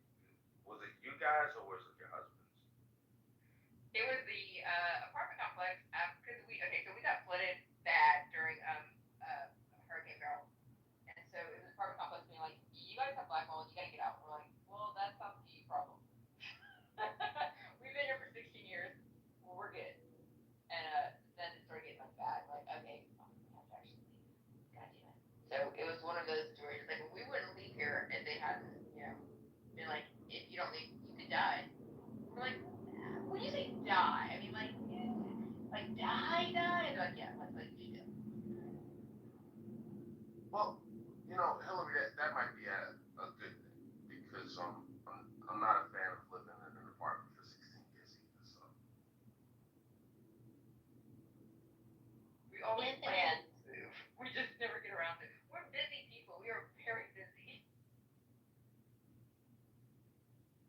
Good luck with everything. Yeah, I mean, you definitely don't want to move anywhere where there's a leaky roof, or they're repairing your current residence before you Well, leave. no, it's the apartment. So I'm in 2 floors, and it's the apartment above us where the actual roof is. Um, and so they're repairing that because of there's too much roof damage. But in our apartment, because of the flood, there's black mold. So, Oh no. and they're like, you should go. Y'all, we're breaking one of the rules. We changed the topic. And you were properly reprimanded with a title I that know. accurately reflects the attitude of the room creator. Right. Okay, so are we supposed to just be boring? Because I thought we were nailing it. Maybe Roger is a moving bigot and he objects to lives in boxes and we need to move forward and Monica,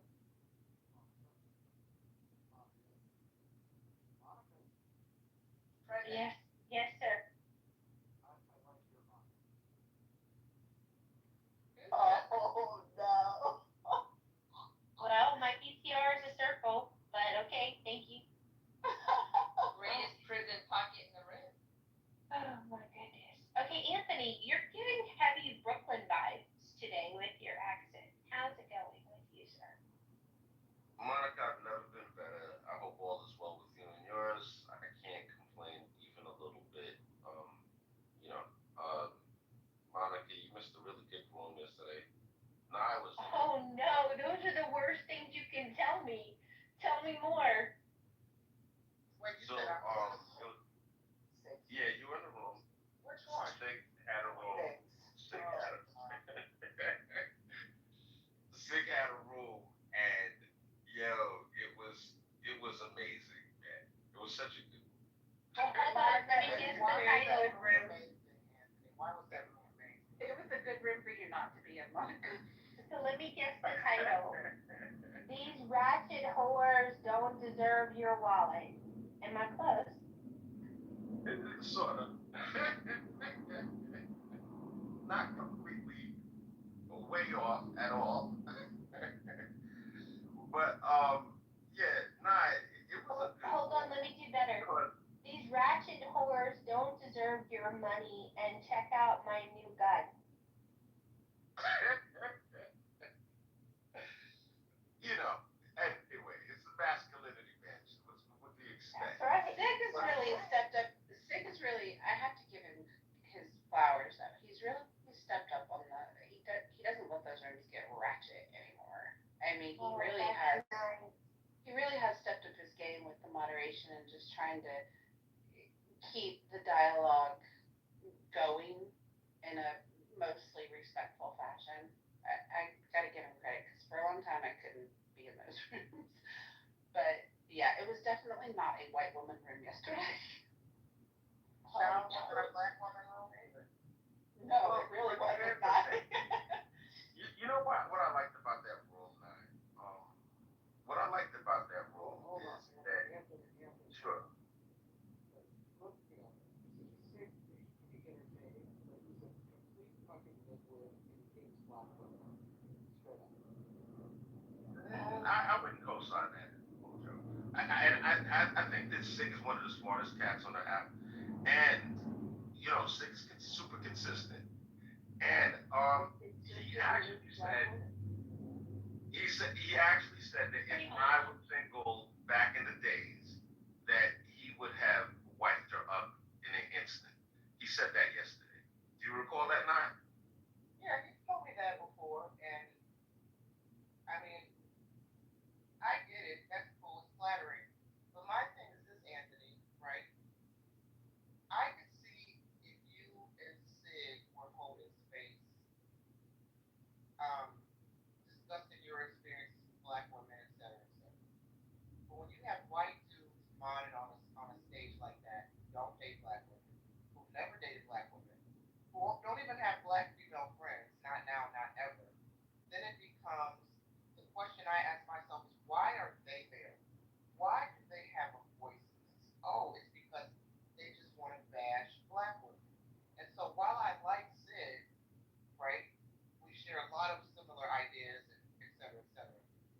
do wonder, why are you modded and holding space with these white dudes who don't even like who don't even date black women? Why are you giving them space to bash black women? So that's very oddball, Anthony. I mean, what do you Because think? it's clickable. So, Nothing is no, content this you can't look. so no, I think that's what I like most about the room. I was about to say that. So it frustrates me no end. This idea that like only a couple of black dudes should speak on this issue, and that's probably one of the things I get the most flack for. From people that I actually like. They're like their issue is why would you be in a space where there's white people, white dudes in this case that you're mentioning, um, that are saying negative things about black women. That essentially that's your thought process. And I just like unfiltered, honest talk. It doesn't mean that they're right. It doesn't mean that their ideas have merit. I want to know what you're actually thinking. And when we have honest dialogue, we can have a better understanding. When people are, some of the worst people on this app are so called politically correct. They're dumb. Accurate. They live in these little silos that are just echo chambers, and they cannot stand to be challenged on their ideas. So nah, I welcome it. I look forward to it. There's like we're a social media audio app. Let's talk about it. I do have something funny to share about Sid. Um, Someone was complaining to him about my antics on the app, including all the racist rooms I've held.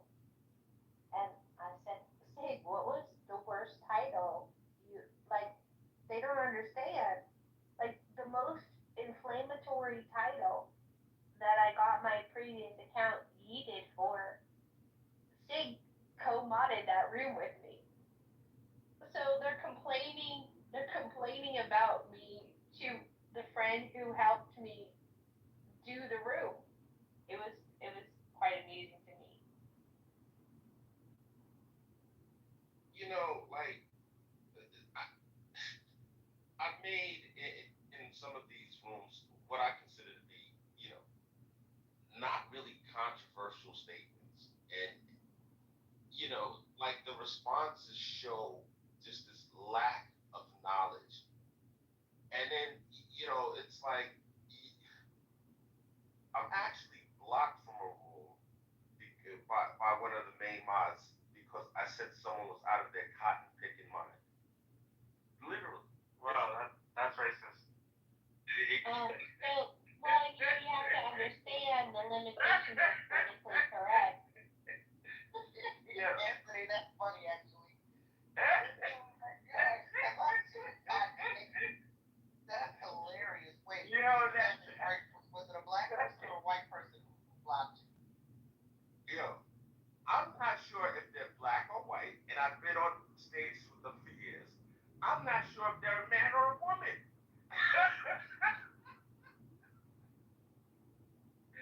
Yo, I got taken to task because I told what was supposed to be a woman named Ashton. I don't know. I don't care. I don't give a damn. I don't know if Ashton's a man or a woman either. That's not who I was talking about originally. But I don't think Ashton's a woman. And we've had debates about this, but whatever. That's a whole other story. But I got taken to task for telling. So we were talking about the Epstein situation, and it was a real serious dialogue me and another person on stage were having. It wasn't about anything that was funny, anything that was, like we were kidding around. We were totally serious. We're talking about, um, you know, the pedo stuff, whatever. It was really messed up. I'm of the mindset that it's not worth it to,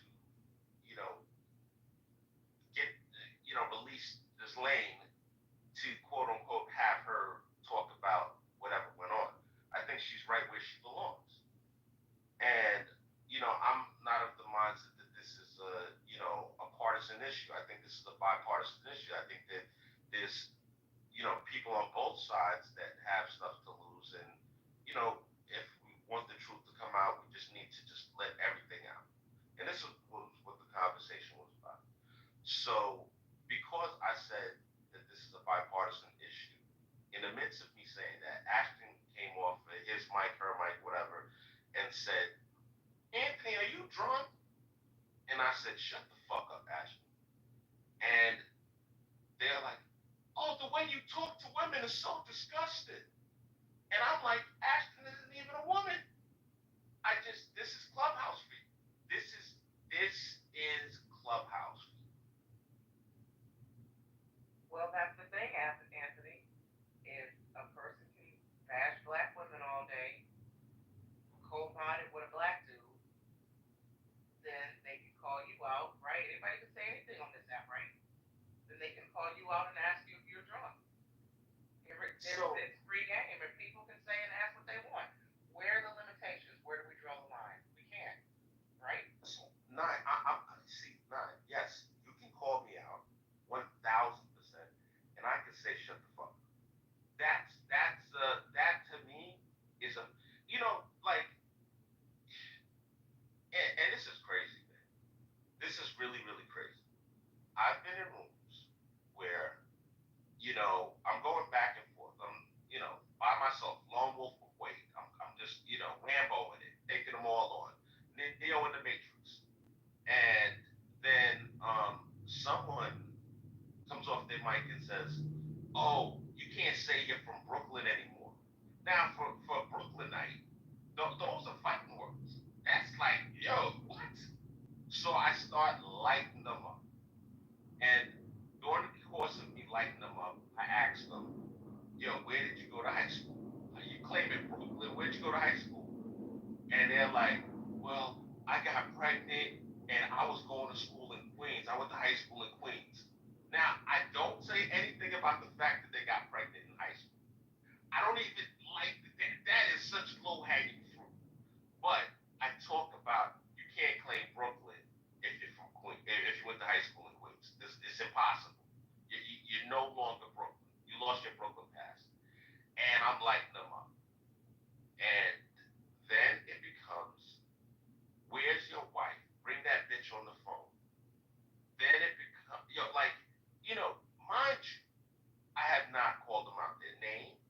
I haven't said anything about, bring your spouse on nothing of the sort.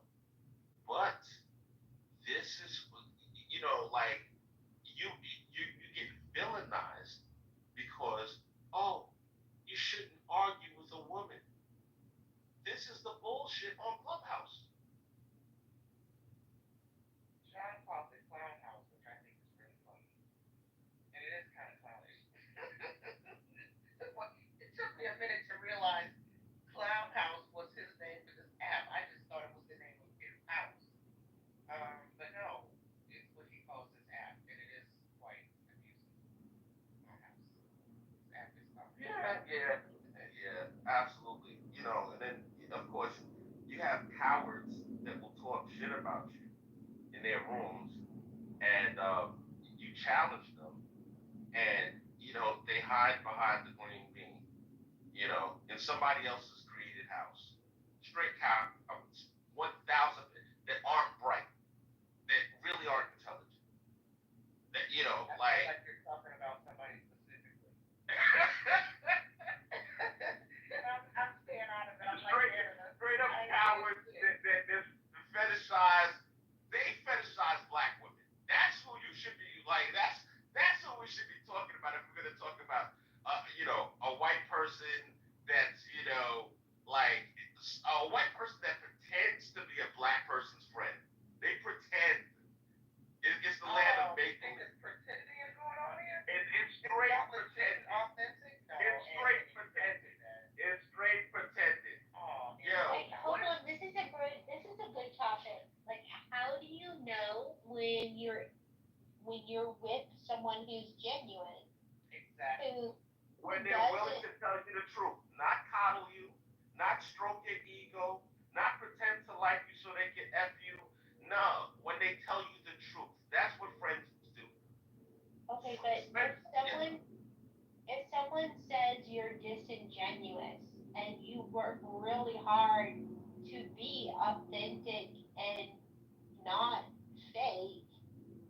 are they telling you the truth, or are they telling you what they think you are? Because not all criticism is constructive, Anthony, or accurate. How do you discern that? I think that you kind of like have to look at the track record. You have to look at people over time. There are people, right, that you don't like, but you respect them. There are people I talk about this a lot. there are people that you're neutral about. You don't like them, you don't dislike them, but you respect their ideas. And then there are dumb people. There are people that really don't have any ideas. They're just dumb. And like they're modded in spaces, they're administrators in spaces that they didn't create, and they're really not intelligent people. And then they'll say stuff like, "I'm just a cracker in the corner." Who says shit like that? Who really says shit like that? Well, I know one I'm person just a who's cracker not in the that corner.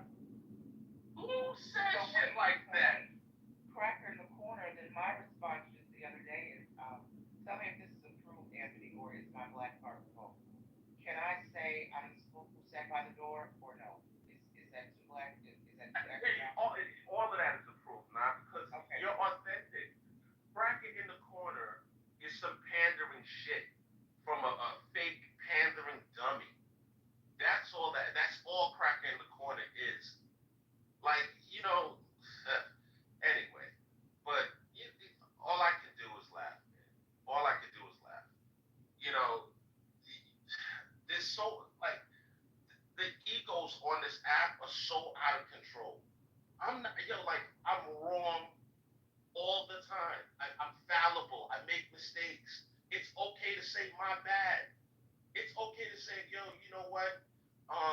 Upon reconsideration, you kind of moved the needle on that one. It's okay to get a new idea.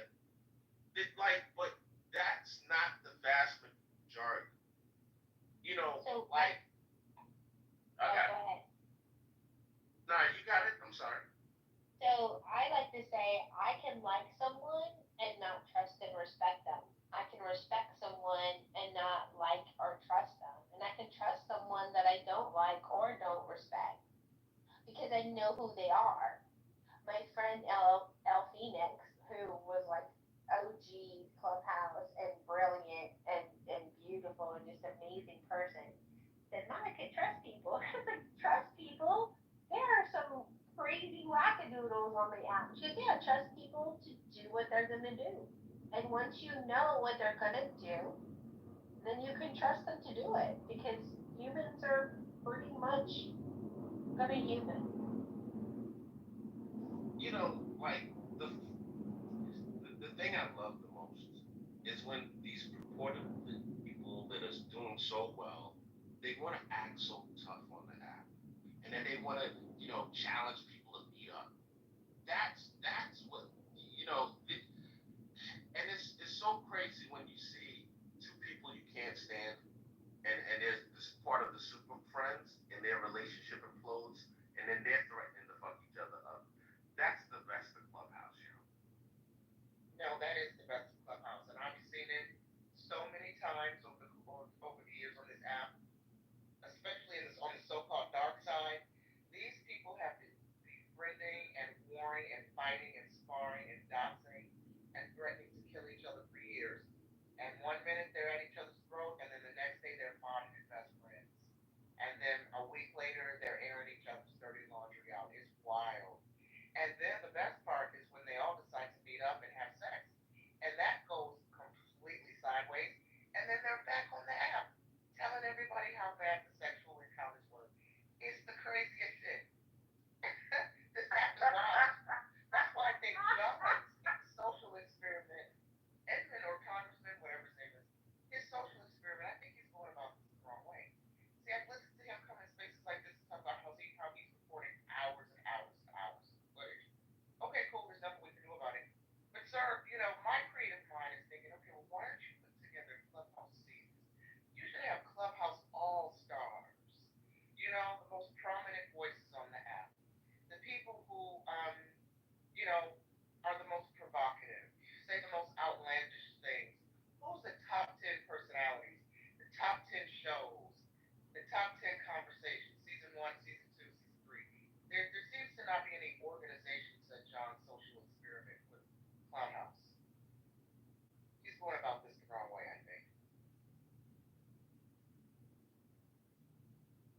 think you're 100% right, man.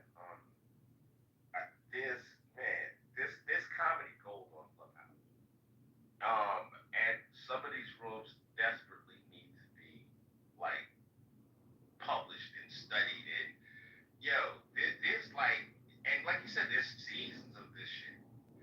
You know, one of my favorite shows of all time is Curb Your Enthusiasm, and some of the shit that goes on Clubhouse, man, with you know the Curb Your Enthusiasm episode, the shit. It's just like the hilarity. Larry David is Jewish. Oh my goodness, I didn't know that. Thanks for letting me know.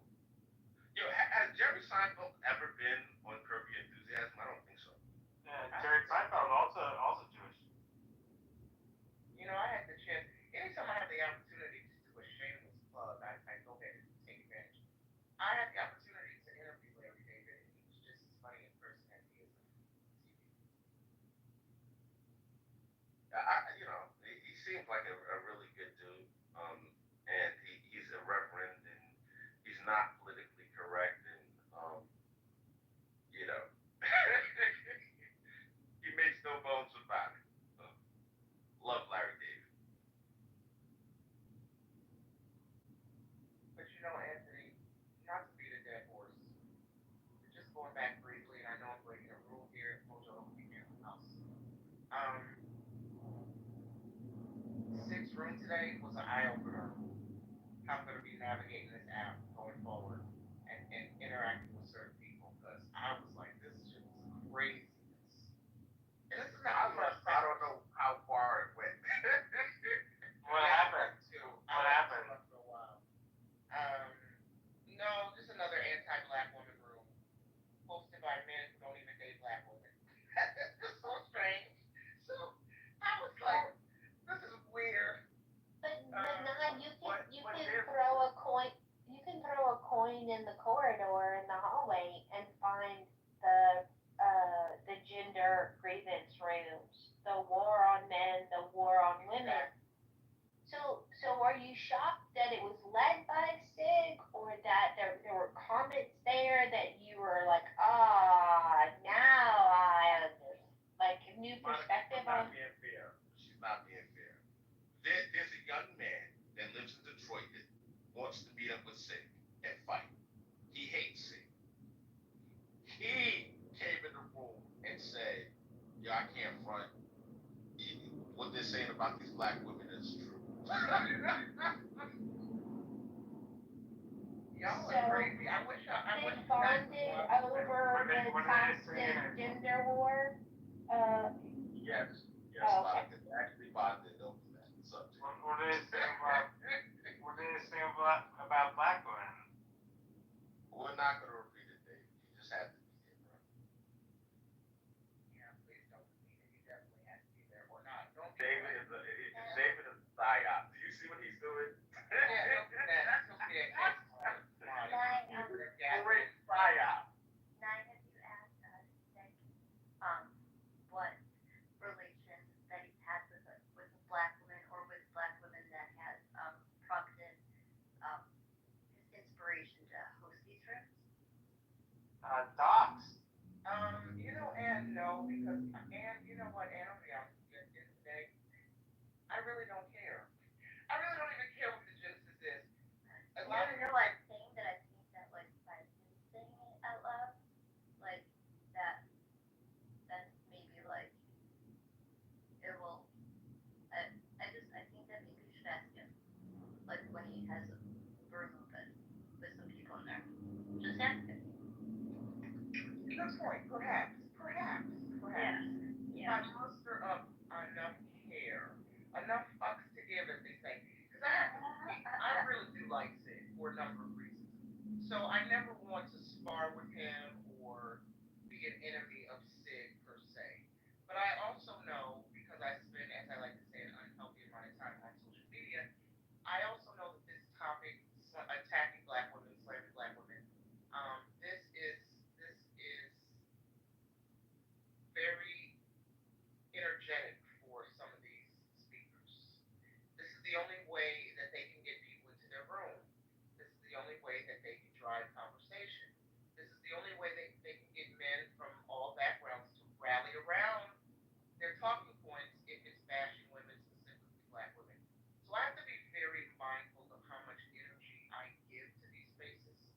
Um, but I also go into the rooms to understand how to navigate um certain social things. audio.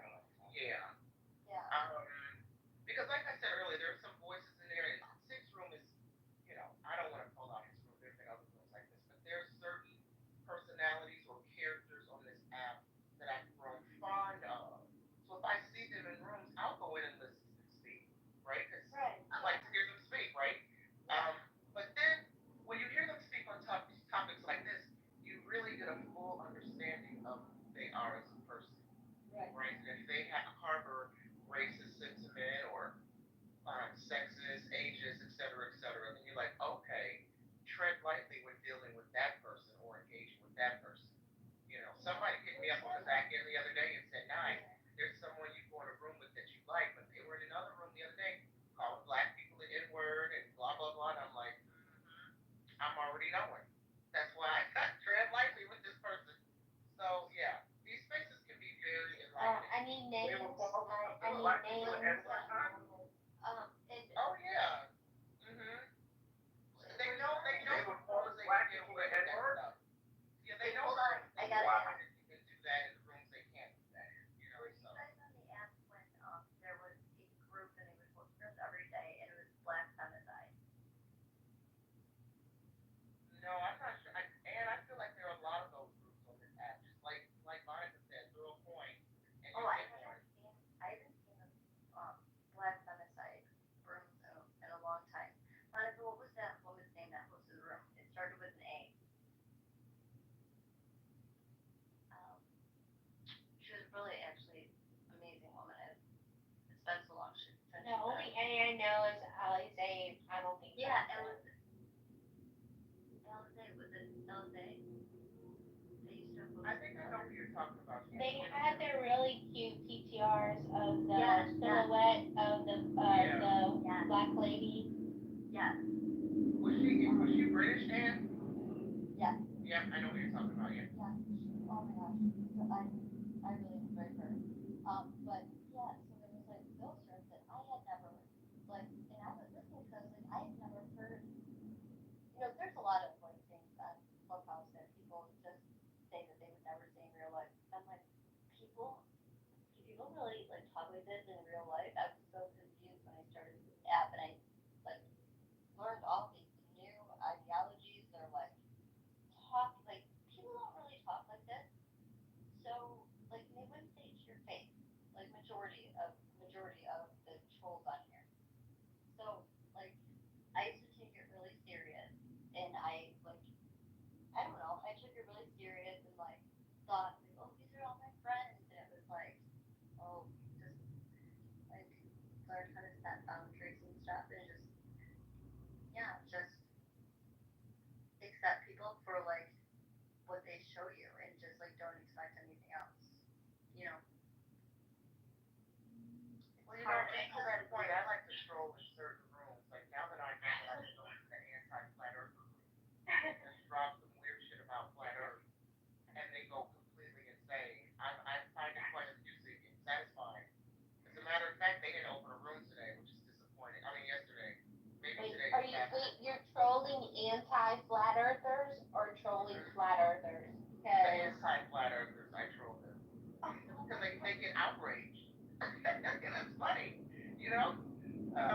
And I have no, globe model flat earth, doesn't matter. I enjoy listening to both perspectives. But the Globers, man, they get so heated about the flat earthers and the flat earth debate. So I just enjoy going. Monica, you know Tim? I know you know Tim. Gary? Is that his real name? The Nigerian? I think. Oh no. He's not Nigerian. He's from the islands, I thought. Oh, I thought he was Nigerian. But we're talking about the African liberal who hates. Well, I shouldn't say hates, but he has a lot of criticism about black conservatives. And he goes by Tim. Is he an anti-Trumper? Yes. He leads the anti-flat Earth room. I'm gonna be joining you in there then. Oh my God, he goes insane. Oh my gosh, no! For the first 2 years on this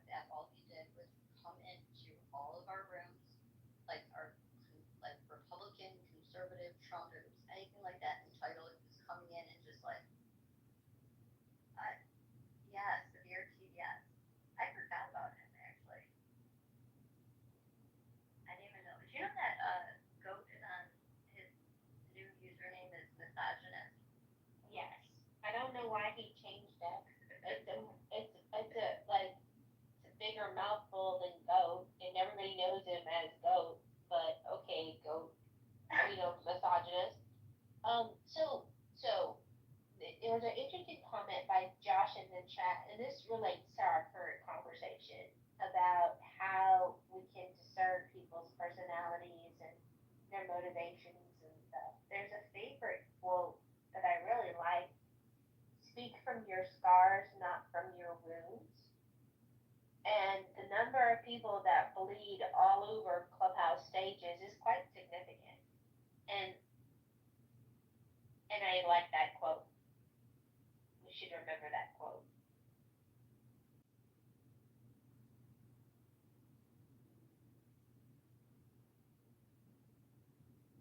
Anyway, that ties into SIG and the anti black women rooms. It ties into all the grievance rooms that we hear on the app every day.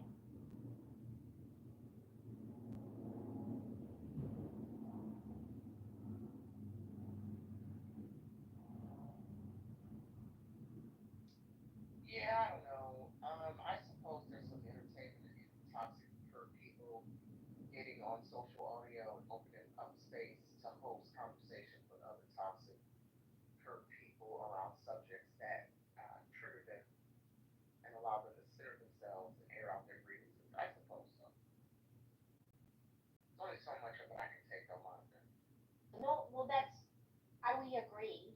That's what I'm telling you. Like the rooms with 200, 300 people because they've got the receipts and they just came back from a weekend with the other, the scripts, what is it, the storylines. They had rooms filled with people making crap up for the entertainment and enjoyment of others. And they can. And also, I like our rooms better tonight.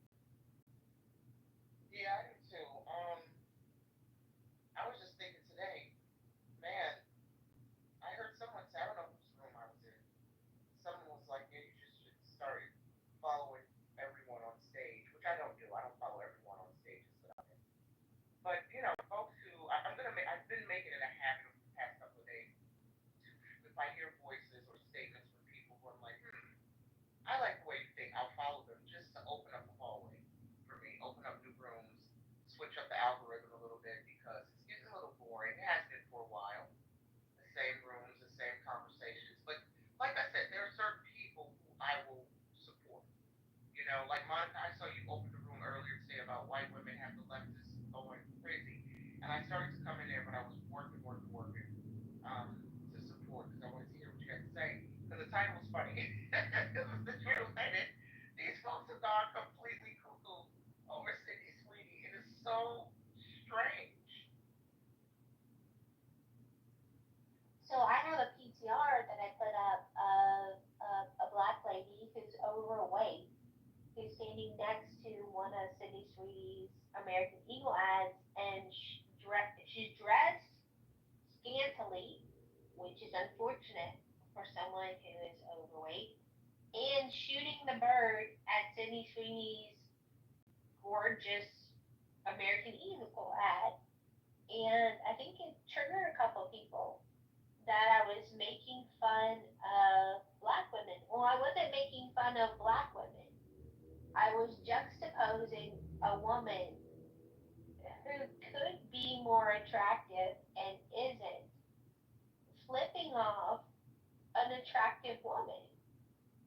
And her intolerance at the other woman's beauty, her jealousy, her pettiness, her ugliness was much more than skin deep. And I understand that when I put up a PTR that's ambiguous, that might not relay what I wanted to convey.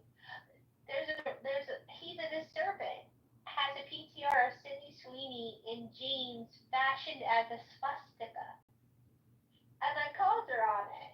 And that's why I put up the PTR that I did. And I got more crap over my behavior than Heathenist did, inferring that Sydney Sweeney was a Nazi. You can't make it up. Yeah, I just saw the photo. I went through your pictures. I saw the one you referred to. Yeah, I don't know. I'm amused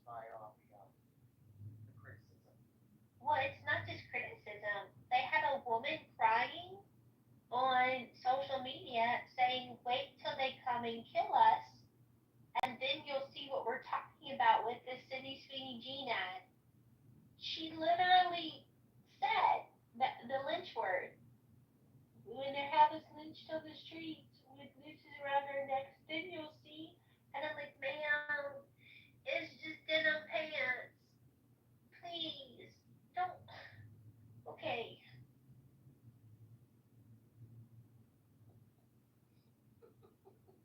Not actually. Oh my God, these people are so insane. The far left slash so-called progressives are insane. Now they're coming to lynch us because of the Jews. It's crazy. This. Oh I my God. honestly think, I think it's because our lives are so cushy, not that we don't have the fight or flight. We don't have the drive that our ancestors did for mere survival. So in order to feel relevant, we get mad at stupid stuff so we can have that drive, that push of anger. And I'm like, this is a luxury belief. This is a luxury belief, and it's foolish, and you should be laughed at. You know, Monica, and on that note, I am so grateful and blessed to have this cushy, you know, luxury soft life where I don't stress out over nonsense like this. I'm not stressed out over Project 2025, so called. What they say? What do the liberals claim? That they're coming to lock up the blacks, ship us off, and put us in cages for sure. And now they're going to lynch us because we're not blonde haired and blue eyed like Sydney Sweeney. Lord, today it's just too much. I just don't Did stress you out over see? things. Did you see Doja Cat's impression of Sydney Sweeney? And that way, she needs to stop. She was MK Ultra and sacrificed. She's out of her Oh mind. no! Yeah. So shameless plugs are leading in the poll. So I do want you to tell people about your Saturday room, please, not. Oh, my Saturday room, we talk about conspiracies and celebrities and politicians and UFOs, all that good stuff. 2 p.m. Central, that's today. Press Hollywood. I'm getting better at not hosting marathon rooms so much. You know, we used to go all night, well into the next day. But I think today we're just gonna go maybe an hour, hour and a half, perhaps, because it gets a little out of control. Right. You weren't there last week, but there was a big fight on stage last week. Oh well, now I have to go check out the replay because hello. I think No, don't check out the replay. As a matter of fact, I'm going to be deleting all no, the live Carl, replays. no. Oh, okay. I'm realizing You've I do that too decided. much. Yeah. Aw, Yeah, I think I okay. say too much sometimes, and it just gets. And then in hindsight, I'm like, you probably shouldn't have said that. Maybe you shouldn't have said that. I just get excitable at times when I'm hosting things, which finds Yeah, but that's what makes your space so great. Is because you're like genuine and funny. So okay, if you have to, but it's just a loss. That's what, like you're denying people the amazingness of it. But you like it's your room, it's your property, so you can do whatever you want. You know what? Now that you said, I like that you said the amazingness of it. I think just nurture my ego slightly. So you convinced me to keep in mind. But thank you for saying the Yay! amazingness of it. You sold me on the amazingness of it, Mom. And you know, amazing doesn't have to be perfect. It can like there's a phrase in Japanese called wabi sabi. So they'll have a vase or an urn that's cracked. Well, instead of throwing it away, they put gold in the crack, and then the crack becomes art, and it's just beautifully flawed and gorgeous, and that's life, right? Yeah, you certainly have a point. And you listen, my rooms are a little bit different because not a lot of people do entertainment rooms anymore. Well, at least not anybody outside my little entertainment group of people that I follow. And even they don't do the type of entertainment rooms that I do. So it's a nice break from some of the ratchet rooms, the anti-black rooms, the political rooms, which I don't mind the political rooms. But sometimes, you know, the political rooms tend to just start at point A but always end at the same talking points. And it's a little So let me start some maths because I feel like the conversation's winding down. Jaro, your PCR is racist and offensive, and you really should consider changing your PCR, Jaro.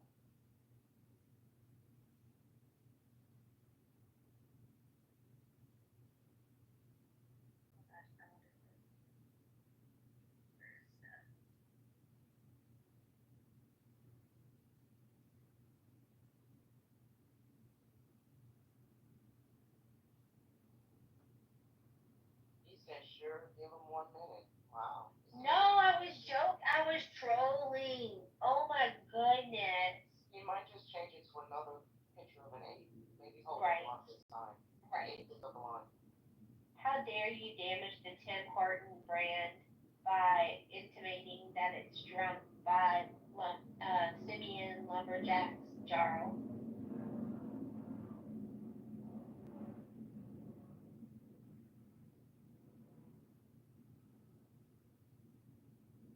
The Bigfoot AI videos are hysterical to me. Now, have you seen them? I haven't seen the Bigfoots, but the baby AIs are funny. Oh, those are so good. I haven't seen that, but the political ones. I'm like, you really don't like Trump? Watch Baby Trump, and maybe you can tolerate the message a little bit better because they're just so cute. Wait, Monica, I have a link for you. Hold on, it's not baby, but it's Trump. And I think you might find this just as hilarious as I do. Where is it? I hope I see it. Oh, here it is. This is so funny to me, and what makes it even funnier, and this is a real exchange. I do believe this There's was a a real bet. exchange between Biden and Trump. Hold on, I think I put the right link. That link I just posted, Monica. All right, and I'm gonna find the Bigfoot one. They're like he's outdoorsman talking about. Oh my goodness. Okay. Talking about like he's tending the fire and talking about his world problems and stuff. It's just so funny.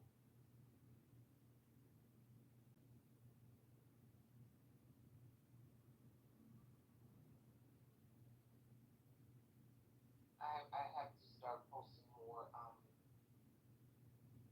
less offensive content on Twitter because apparently my previous content was offending everyone. So now I've just decided to post movie clips and just quotes from other people that are my previous propaganda pieces, I suppose. They were propaganda pieces. I don't know.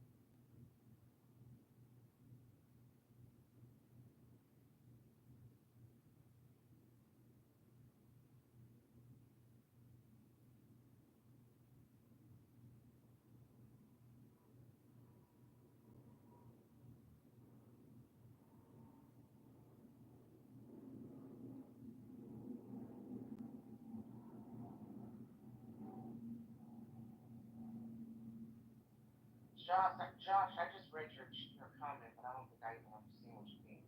Saying that the black man had to talk to white men like black men, white men who like black men. Gays, interracial gays? I don't know. Because even the white women left the room. There is a guy code as well. It's a cup code too. And a white man and black woman code too as well as a black man and white woman code. Let me read the last section. I don't get it. Yeah, I've seen those patterns as well. So it looks like he's having a conversation with someone else. Let's see who who else he's talking to.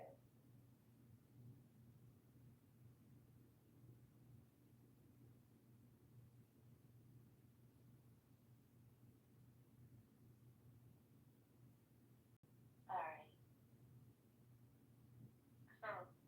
Is he talking to himself? He's talking to himself. Josh, come up and talk to us instead of talking to yourself. So I Make it make sense, Josh. Make it make sense. I put it one of the baby Trump videos in the thing, and then night I saw a video. It's AI generated of what happens when black women get drafted into World War III. Would you like to see it or not? I actually, it sounds funny. I actually would like to see it. All right. So understand that it's not my video, and yeah. So I'm gonna put it in the chat for you to look at, and then I can delete it if you hate it. If you hate it, I will delete it. I promise. Okay, so the link you just posted. Okay. Yes. Oh my gosh. She's kind of charming and cute.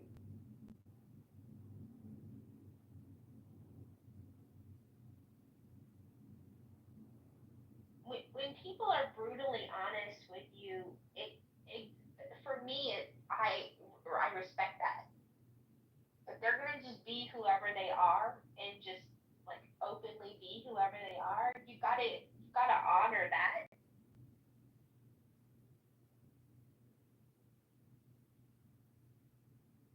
And Josh has joined us. Josh, welcome.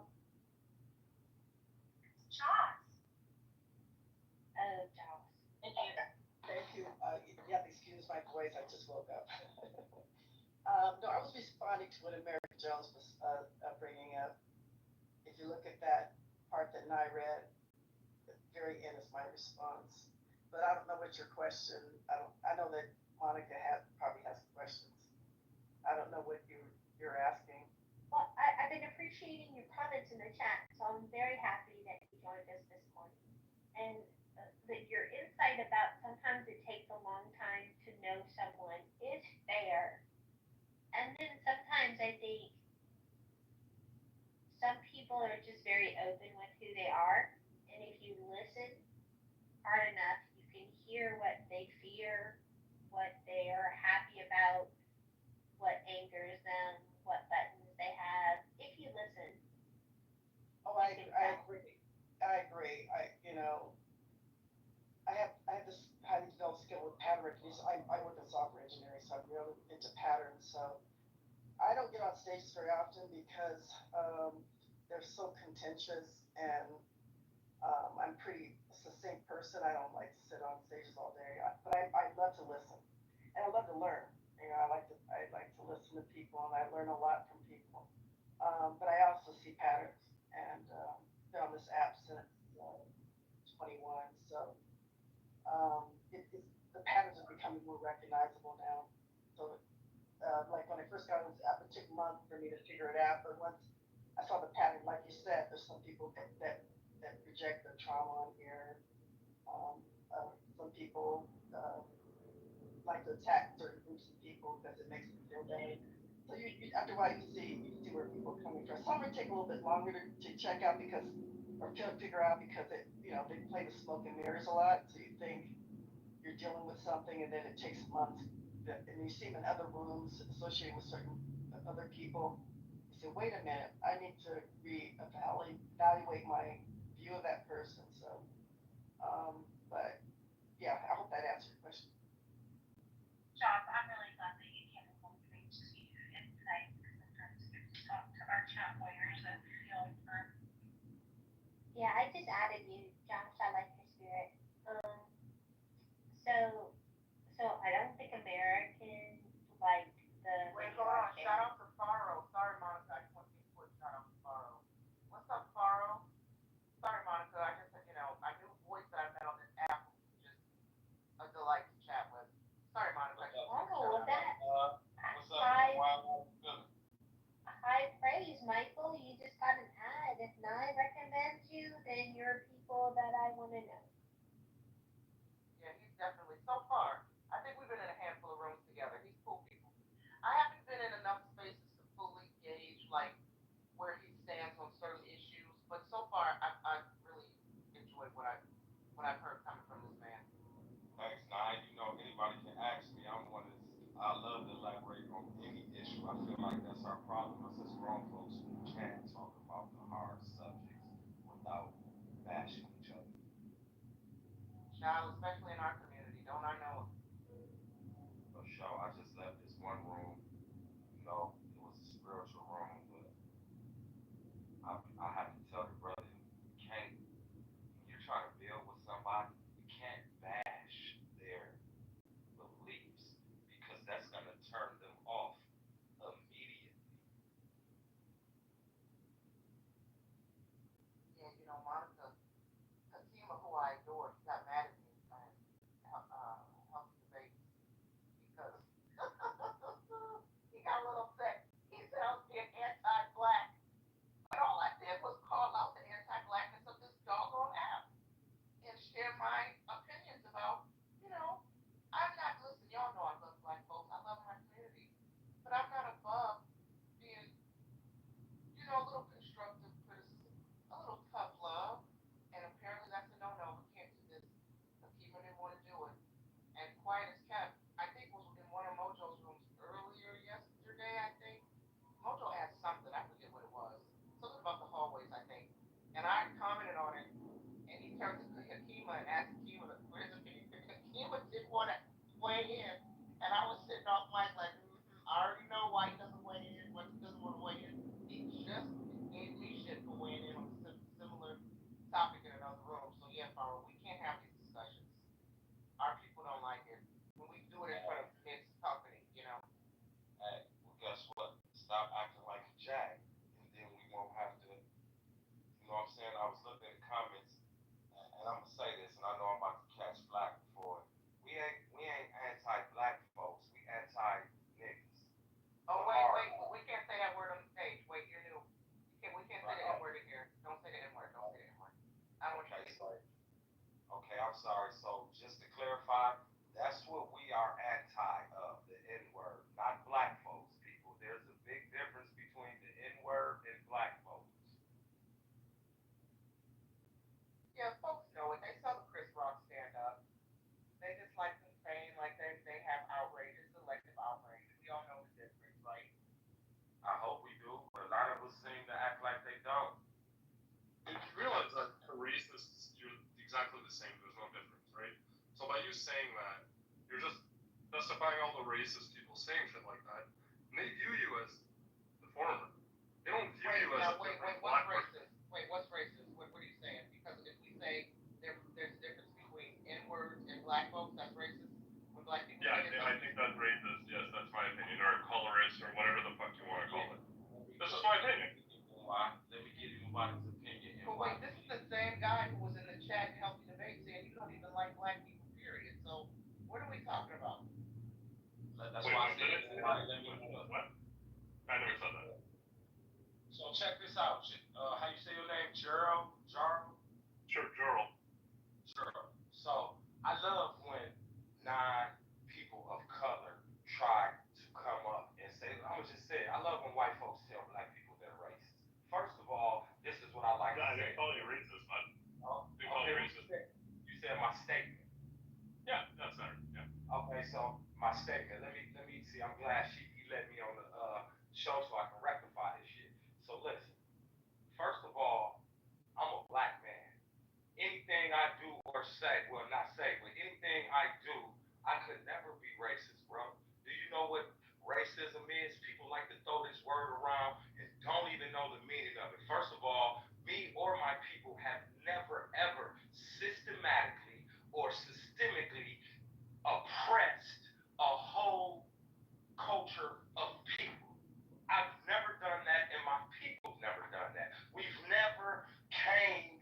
try to kidnap, pillage, rape. We've never done none of that. So, but now if you say I'm prejudiced, you may have me there. But racism, my people have never ever systematically oppressed a whole nother race. So first of all, that's what you people need to understand about racism. Racism, bigotry, and prejudice, they're all Did I not say colorism? Did I not say or colorism or whatever you want to call it? But thanks for the semantics. Let's pull out the dictionary. No, no. My statement was racist, and I'm trying to let people know that there is difference. I said or colorist. There's a difference in color and different things. Well, yeah, exactly. So you can go on because I don't care about the semantics. I think it's an offensive statement. I think it's a stupid statement. I think you're justifying white KKK racists because they say the same thing. And guess what? They don't differentiate between this type of black person or that type of black person. Well, there's the thing. Hold on, Pharaoh, hold on. Okay. I just want to say one thing. No, you're not going to say anything yet. I'm speaking. Just hold on. You can speak this minute, Sally, or whoever you are. Jarl, here's the thing, though. You just kind of answered your own. You just kind of brought it full circle for yourself. The races don't differentiate. You're right. To them, we're all N-words. But in the black community, we differentiate.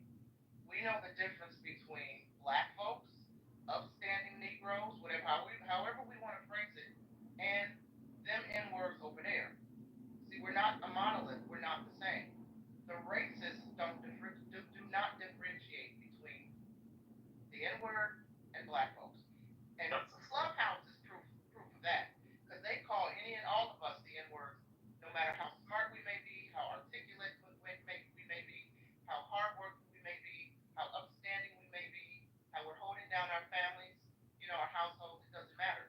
We're all N-words to these people. But when you're in the black community, we understand the difference. Well, we're black. We can do this. I don't know why that's a problem. Some people have called me a stand N-word because I'm Lebanese. And then some people say, some said that because I'm white, I'm, all of the nasty names and a white supremacist. And it's like, but then I'm a stand N-word, and then I'm a fake white, and then I'm all this stuff. And when are we going to drop? Like, I don't subscribe to the race rhetoric. I see and I know what it's done in our nation's history, and it's awful. The only reason why we still talk about it because it's living rent free in people's heads, and people are talking about it. This race stuff, they use it against us to divide us on purpose and to separate. Okay, they do it on purpose. So when are we gonna stop talking about race? It's a social construct meant to do awful, evil things. And when I'm sorry, the gentleman that was speaking that said there's no way that all black people could ever be racist or well, how do you know that to be true? I just explained. No, but you're saying that you're saying that your history. Yes, this is what we of maybe there'll be people that are like, we want to get back at all of the. Okay, so now you're talking about future things. We're talking about things that's present and that's happening in the meaning of things. I said, if you really look up racism and know what it is, that is the systematic oppression of an entire race. We didn't have to put no color or anything on it. When you're using the definition, we can see what race has done this. And I want to take it a step further. Watch this. This is what black folks do. When we get something negative towards us, like the N-word, guess what we do? We take it in our culture and flip it and make it positive, N-I-G-G-A, never ignorant, getting goals accomplished.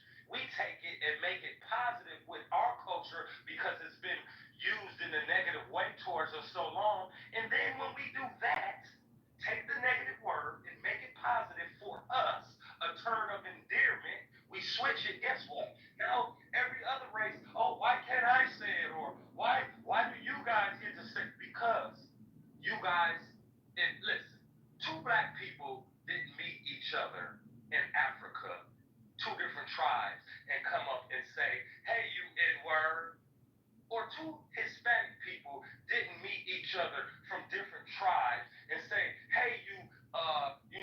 derogatory term, what they call Hispanic.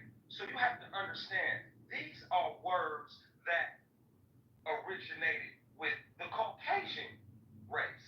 They put that stigma on us. We didn't. So we took it, like I said, and changed it and made it positive, and that's not even satisfying. We can't even take nothing negative and make it positive without other races coming in talking about, oh, why can't I say it? Why do they get to say this and we don't? Because you can't be a part of everything. Well, No. and if you guys say that are like ignorant and stupid, and like this, there's a waste of fucking space and time. People that would even challenge, like, why can't we say it? No, like when I host rooms, it is a rule. No one is allowed to say the N word at all. I don't like it. I think that it's foul. I think it's awful. I think it's evil. I think it's degrading. Absolutely. And it's I agree. I don't allow it.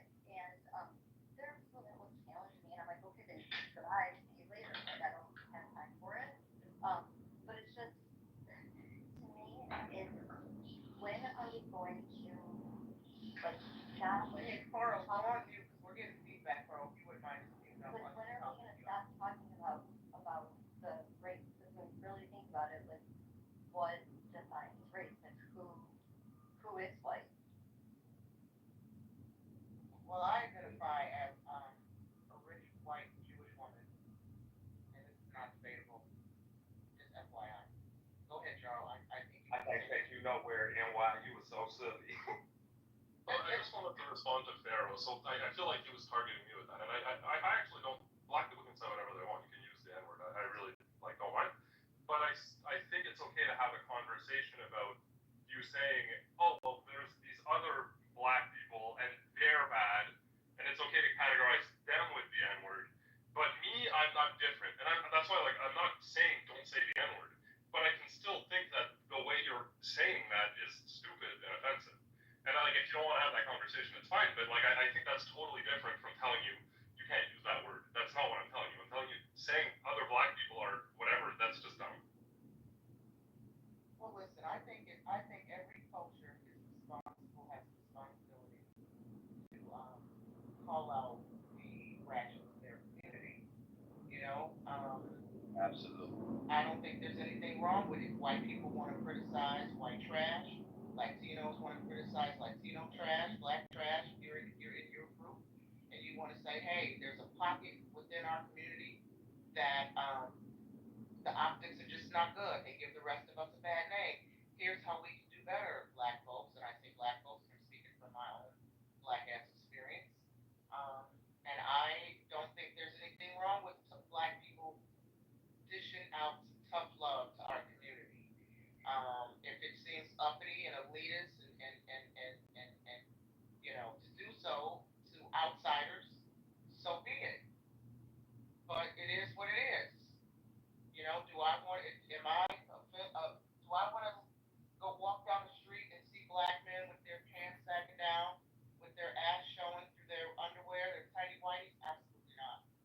And somebody's got to call this dumb shit out, right? Among other things. Our elders don't want to see this. Our elders don't want to see this. Our elders don't want to have a. Our elders should be saddled with taking care of babies that their young daughters or granddaughters are having, and then they ditch them with the kids and they go out and be wild in the streets, right? We shouldn't honor this no snitch code in the community. This is all ratchet N-word shit, and it's okay for black people to call it out. And if you're not in the community to understand my perspective, then all you have is to sit on the sidelines and criticize black people and how they navigate black culture. I mean, listen, you're damned if you do, you're damned if you don't. You're an N-word whether you are a positive, forward-thinking black. You're an N-word whether you're wilding out the streets to the outsiders. We can't win for losing, so we gotta shut out the noise from the outsiders and handle our business from within. It's always see that I feel like every single person has been discriminated against. It's not about what race you are. It's about what religion is, and or what your political beliefs are. Or it's always people have always something negative to say. It will use anything they can of leverage against you. Like it's bizarre, but I still want to know how do we define what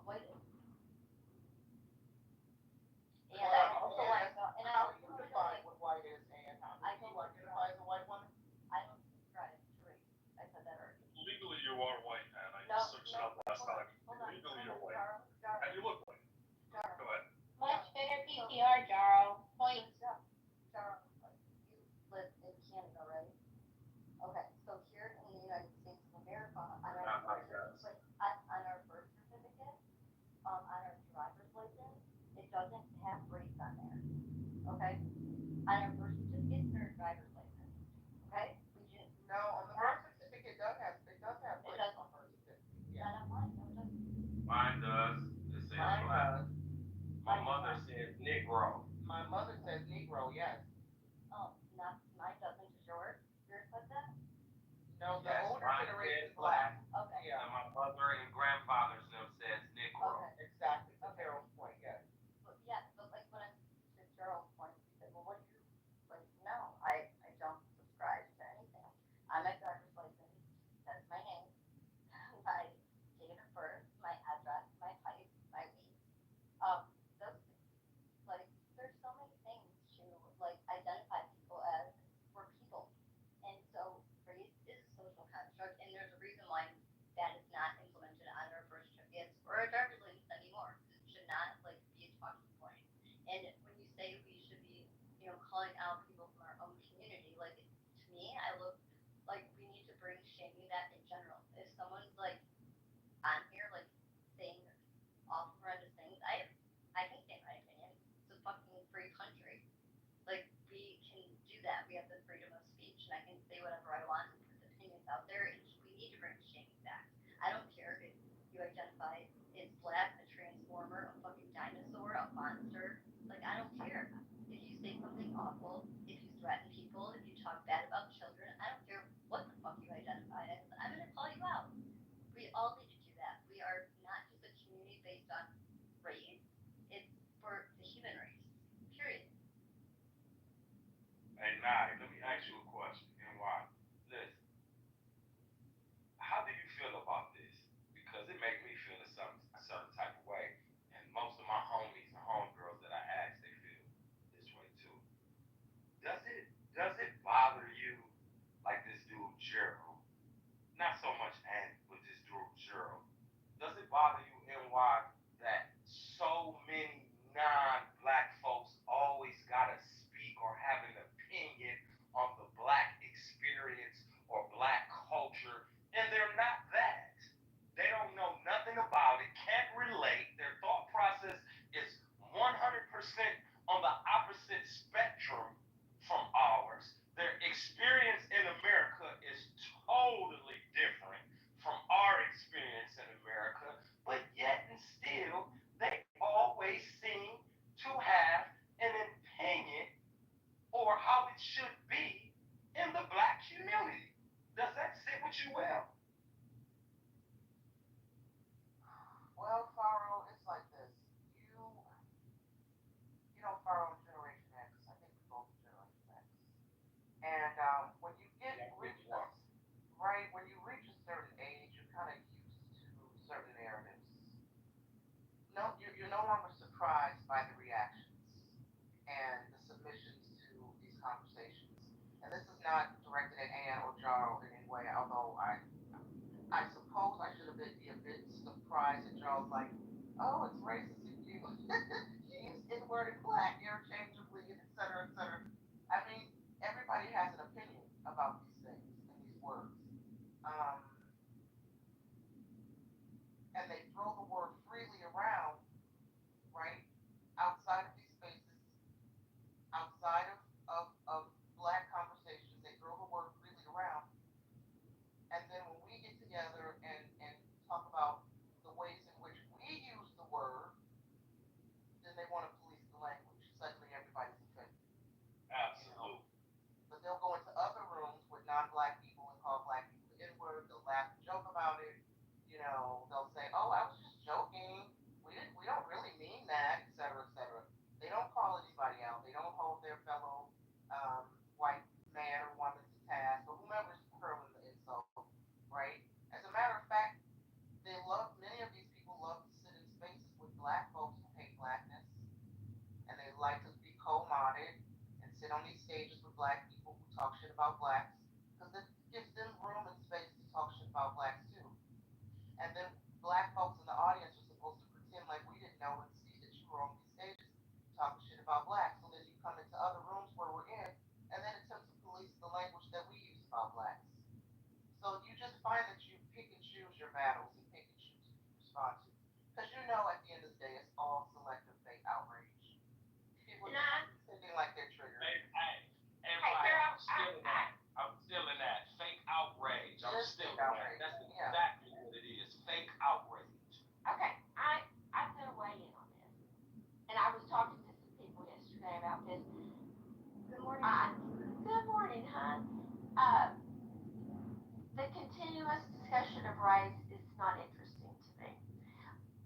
I'm gonna put something out here. I was a little girl, and sometimes I ramble, and so I'm gonna try to make it short. When I was a little girl, and my dad said that I was absolutely not allowed to say the Niger word. I will not say the word. And he told me I was not allowed to say it, and that could get my mother was to spank me if I said the word ain't or that word. Okay? But he told me when he told me this story, this is what he told me. He said, my daddy was a cotton farmer and he had to hire hands to pick cotton. And he paid a living wage to the people that he paid to pick cotton for him. And there's a selfish part of that. That means you're gonna get the best hands. But it also is just the right thing to do. And his neighbor said, why are you paying those people that much money? And he said, they go to the same grocery store I do, and they can't live on less money than that because I can't. And my granddaddy was tight, okay?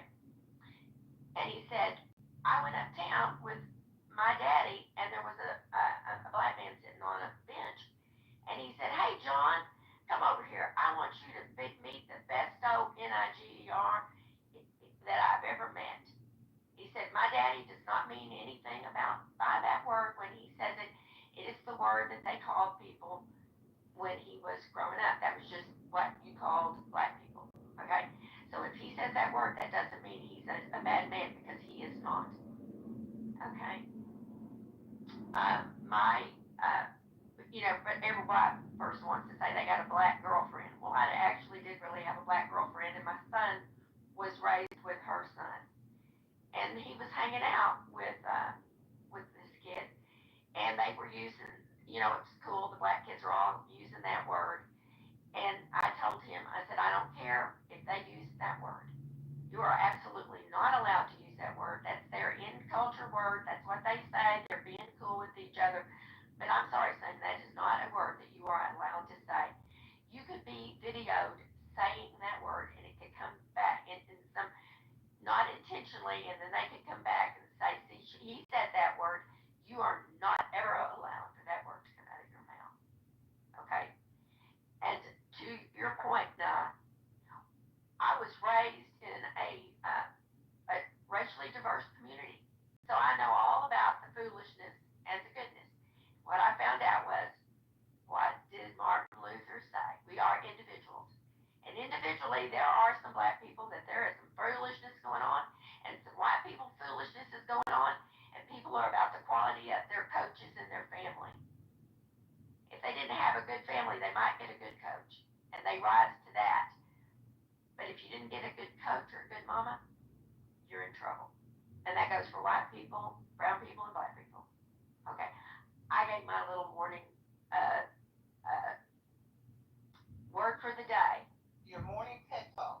My morning TED Talk. I could go on TED, and that would be probably one of my morning TED Talks. And we've all got a TED Talk, and that's mine. I love y'all, every one of you. Even if I don't really enjoy certain kind of conversations, and I leave when it's not appropriate for me. I do love sex, but even that, sometimes you're thinking, do we have to discuss body fluid? Because everybody likes sex, and we all want to have some. Clean it up, kids. I love y'all. I'm going to see y'all later. Bye. Can I just say that I love that Shirley went from giving us a history lesson on the use of the N-word in her family to her confession about loving sex. God bless Shirley on this Saturday. May the Lord bless her all day. And Honey, did I cut you off? No, babe. I was just admiring you, queen. You are a queen. You are the new queen of this space. Well, honey, I love you. Because I think you went from giving us a history lesson on the N-word in your family to telling us how much you love sex. Queen, I love you. I sit at your feet to learn. God bless you. Honey, you are precious. And I just got through telling somebody that, blacks are always getting offended by people talking about watermelon. Well, you need to just throw it back and say, I eat watermelon. I'm from the South, and I eat fried chicken too, and some collard greens. But okay, my daddy wasn't happy unless there was collard greens at Thanksgiving. All right, but I don't ever talk about it because people can be offended. But watermelon.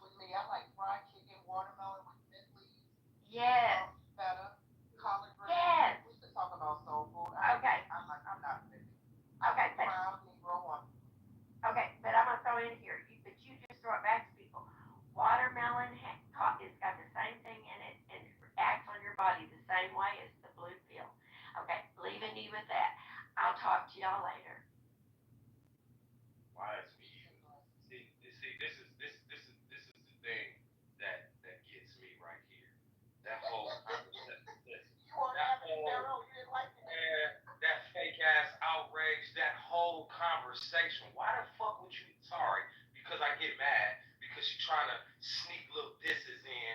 Like I didn't catch that. I don't know if y'all caught it, but why would you even bring up watermelon and fried chicken when we having a conversation of? See, that's what I be talking about. Why would you even bring up watermelon and fried chicken? That has nothing. That has nothing to do with the intellectual way that we're going on the development of the N word or how other cultures think they can interject in our culture and tell us what to say and how to use our lingo. That's ours. So I don't know if y'all caught that, but wow, that was just watermelon and fried chicken. You had to bring that up. And what say you, Ann? Was that racist, Ann, for her to bring up watermelon and fried chicken? No, I mean, I think that it would be like ignorant to assume what people's intentions are, especially people that we don't know. So like, to jump to the conclusion that like what that your intentions were in poor taste or to like be any way that you took it, I just think that just does the conversation a disservice. Hold on a minute. You see what I'm saying about man? Look. Hang on a minute. We're adults here. This is a nearly 80-something-year-old woman. Okay? She's the clubhouse grandma. None of that news for you. She didn't mean to offend your sensibilities. Like, we aren't capable of having adult conversation. You don't get into your duties and act like a bitch. She was an 80-year-old woman. Hey man, I didn't get offended at the slightest. I ain't get offended at the slightest about it. Cause I see the type of folks every day. Like, yeah, man. All shit, man. Look, man. These white folks, they We don't. look. We don't. Let me tap in. Wait, one mic. Let me tap in. Hold on one second. Go Let me ahead. tap in. I appreciate it, bro. So, I know y'all don't know me. Man, these folks gonna do what they gonna do. They gonna act how they gonna act. They gonna say what they gonna say. You can't do nothing about it. They don't give two shits about what we think about what they think. We shouldn't give two shits about what they. We shouldn't give two shits about what they talking about. It's man, it's one of the things it's been here forever, and it ain't going nowhere. It ain't going nowhere till motherfuckers die, new generations come, and motherfuckers blend, bro. It's a moot point. That's all, man. Like it's absolutely. You got people from different things. You got people from different regions of the country, right? That deal with the same shit in different ways. See what I'm saying? So it's all good, bro. Absolutely. I'm from the D. You don't deal with that in Detroit, bro. You know how it is up this way if you've been to the D. Ain't none of that. But it's just like this lady that's the moderator. Hear what she said to me? Don't get in your feelings like a little bitch or whatever she said, right? Because I said I picked up what the 80-year-old woman was saying, and Annie and whatever her sympathy, however you say your name, they will never get it, bro. They're not in the mind state of a NY or a Pharaoh. So all of this stuff there, like she just said, she's an 80-year-old woman and this, that, they will never ever get it because they don't understand the black experience, and I'm 100% with you. Why do we care what they think? It's just when they come in and try to tell us, like NY said, how to regulate our culture. This is our culture, not y'all culture. Remember, y'all don't want to be a part of it. That's all I'm saying. You're from Detroit. I am too. And let's just say I'm from Detroit. I grew up on Nottingham and Warren on the east side. So okay. not to be funny, but there's no one that looks like you ever over there. Oh well, I mean,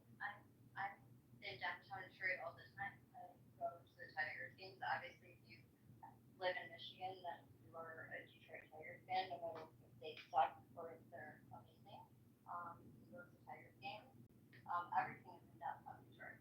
The Right. that are Downtown where Detroit. the Red Wings, play Motown. Motown. I mean, we gotta talk about like this is where music started, like we all know, and it's beautiful to go down there and listen. The history behind every single building there is absolutely amazing. And it's weird because coming at Clubhouse, I was like, oh my gosh, like I go to Detroit all the time, and we don't talk to each other like this. We don't like.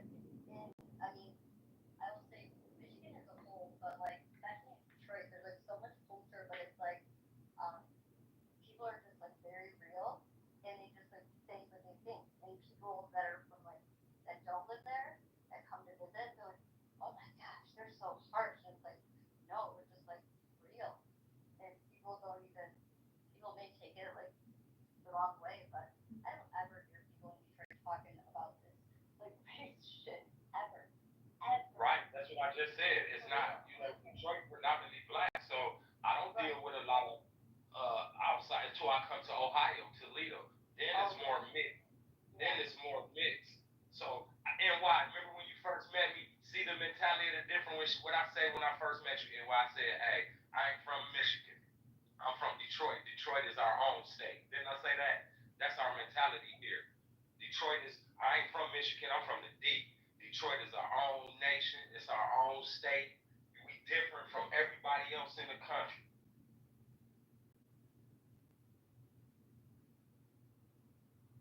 Is that Akima? What's up, Akima? Akima's back. Well, he's here, I should say. I shouldn't say back. Good old Akima. I don't know if you know this, bro, but just yesterday, me and my partner was chopping it up, and I found out that Detroit is like 85. The city of Detroit is like 85% black. That's like the blackest city in America. Next to It's New blacker York. than gas Atlanta? Atlanta ain't nothing but Atlanta is like 60% black. The city of Atlanta is like 60% black. New York City has the highest population of black folks. That's the new chocolate city. New York has the highest population. Hold on, fellas. I see we have Dolly. I want to give Dolly room to speak in case Dolly wanted to get in, jump in on what we've been talking about. Hi, Dolly. Are you there? Would you like to add to the conversation? Oh, good morning. Hi, guys. I'm technically just up here because I was invited. My experience would be, or my opinion would be, I'm half black and half white. So I'm offended by almost all racial terms because I don't fit in either class exactly, except for my black family. The black side of my family is FBA. And my genealogy is very strong on both sides. So you can't make me choose. You know, I have a lot of black family and I have a lot of white family. And I'm just right in that middle. I was raised by a black dad. So, you know, that the N word offends me. I don't like it. I don't love it. I also don't use it because I don't feel comfortable because I wouldn't want my grandpa to say it. So I don't like the word either way. Farrell, I host an entertainment, political, conspiracy theory room Saturdays at 2 p.m. So if you're on the app today, pop in. You know, join us on the stage. What's the name of the room? Yeah, my house is called Press Hollywood. So do a search on the app for Press Hollywood and then join the house. You'll see the room. Or you're following me. You'll see when I open the room today. You'll see me in the hallway. So pop in. And I'll try not to use the N word. Sometimes I do. I can be a little bougie, judgmental, kind of a hole. So, but I won't put on my bougie boots today. What's the name of your room? What's the name of the room? The same one at 2 o'clock? Yeah, it's called Pop Culture Politics. It's called Pop Culture UFOs and Politics, I think. Okay, I'll check it out if I ain't cutting here. Yeah, and I only said that because Dolly just reminded me. Dolly's like, I don't like to use the N word. She's not the only one who has said that. And you're right, I'm not a fan of the N word either. I'm not. I think it's a disgusting, despicable word. But I find myself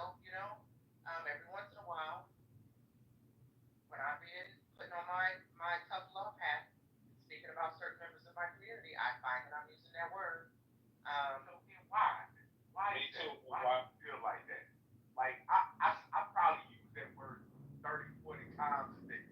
Why is it that you feel as being of the culture, right? Why is it that you feel disgust? I'm interested in that. What you said? Why do I feel disgust? You said? Yeah, why is it that you don't like, because you said you use it, so it's not disgust.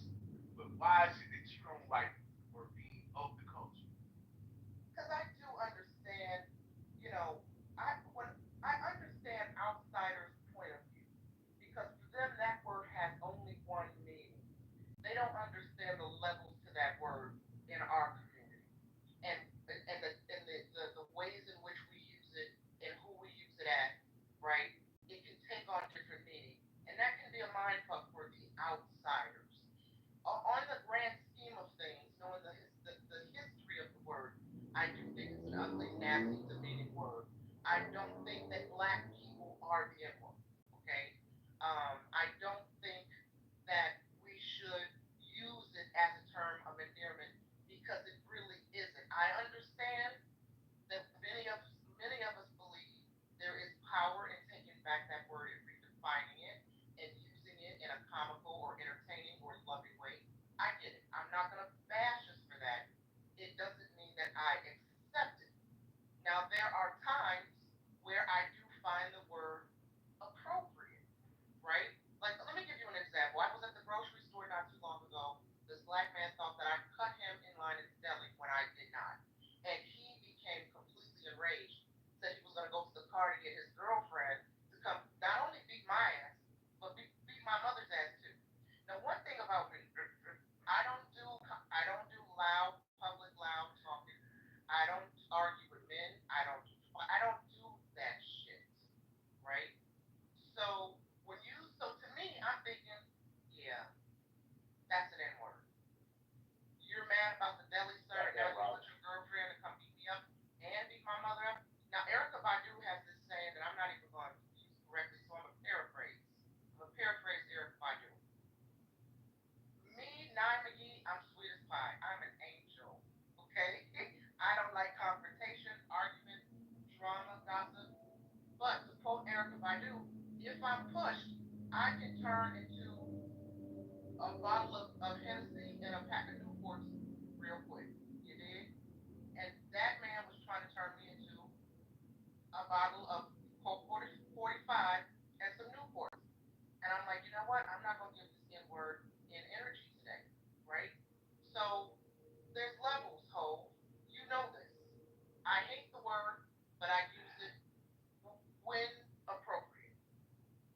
Don't you? I Don't you? understand that. I no, I look, it rolls up. You don't understand how hard it is for me to talk to y'all right now without saying it. It's Yeah, just, don't say it in here because it's banned in here. You'll be it's booted just, and banned. it's a natural, like, it's just, okay. Like, I, you, are, hey, now, like, it's one of those words to me, man. It's one of those million words that it's nothing to say, right? And I, I,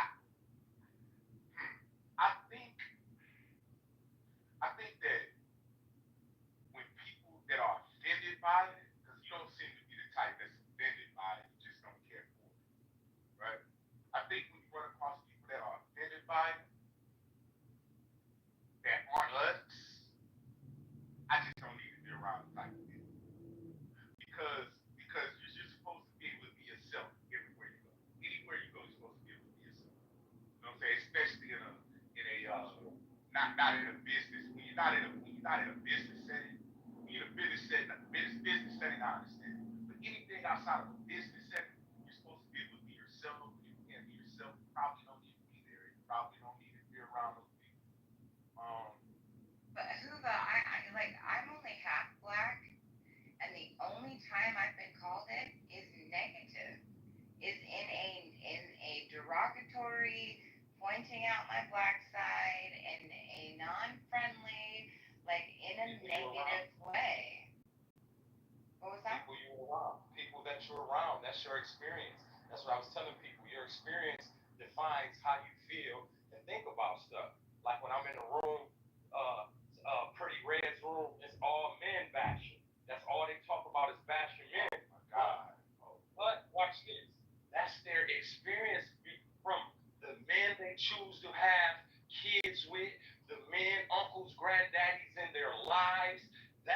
experience, so that's why they always men bashing because the people in their life wasn't no good. That's just like Nye was just explaining about the guy when she said, "Oh, for sure, he's an ER. He's not an A." I try to tell people this all the time. The difference between the ER and the A. The ER is a crazy active individual that we don't want to be around. The A is never ignorant, getting goals accomplished. That's the part that we took and made. We dropped the ER and put the A and made it stand for something positive. Never ignorant, getting goals accomplished. So, but they, like she said, they don't want to understand that. Like this lady said, her side of the family is black, this side is white. And what I found out with most mixed people, from my experience, they always identify as either I'm black or I'm mixed. They never say they white. They never, from my experience, and I'm 51. When every mixed person I've ever met, they always say, like she said, you can't make me choose. They either say I'm black or I'm mixed. They never say that they're white. And that's, I always wanted to ask, get a bunch of mixed people together, like do like a survey or ask them, and just, why do they all either identify black or mixed and not white? She just said, she said, you can't make me pick. So basically she said, I'm mixed. Because no one considers me white. No one considers me white. Absolutely. Now you're getting somewhere to try to understand, because the society views you. See, I got a mixed 10-year-old daughter that I'm raising by myself, man. Classy, no girl, no nothing. But her mother is black, white, and Mexican, and she always tries to push this mixed thing on her. I get that, but I asked my daughter, I say, baby, how do you feel since you're 10 and been living in the world? Do you feel like a white woman, a mixed woman, or do you feel like a black woman? How does my baby at 10-year-old said, Dad, the world treat me like I'm a black woman? Listen, this means nothing at all, but as you guys are speaking about mixed people, I'm triggered. I'm triggered. No disrespect to anybody mixed, because I have no problem with mixed people at all. I'm triggered because two of my exes were mixed and they were crazy as fuck. But they love the hell out of my black ass. There's one thing about dating mixed people, mixed men, from my experience, they love black women. Not all. They're crazy as hell. I think not love black women. And why? I think not. Everybody loves black women. Like, everybody loves black women. So we've come full circle from Six Root? Okay. Well, Monica, I don't know. It just depends. He needs some mixed race men on that stage. Preferably ones who were raised by, well, I guess it doesn't matter. Because my one ex's mom was white. My other ex's mom was, oh no, they both have white moms. Interesting. And they only fuck with white with black women. So it's interesting. He needs some mixed race men on there too. But they probably would give him shit. You know, if you're a man, regardless of what color you are, and you come into a space like that, you defend black women, you are going to be dragged off the stage. So no, as a matter of fact, I don't want those voices on the stage because they'll only be attacked. Listen, you weren't there. I'm always gonna defend black women. My mama black. Yeah, there was a room earlier. Well, there's a lot of rooms like that on this app, Farrell. Farrell's new to the clubhouse, so he probably hasn't seen all the anti-black rooms, specifically the anti-black female rooms ran by. No, I ain't seen none of that here, wife. You know, like I said, my little brother just turned me on a month ago. JP said I have to spy years old, so I'm late. I ain't got no social media. I'm gonna get a Facebook. I'm gonna get Instagram, all of that. I need to get up with the times. I'm still old fashioned. I still like to knock my women off by pulling up in that cab. That's how it should be. Playing That's the best way to do it. That's the best way to do it.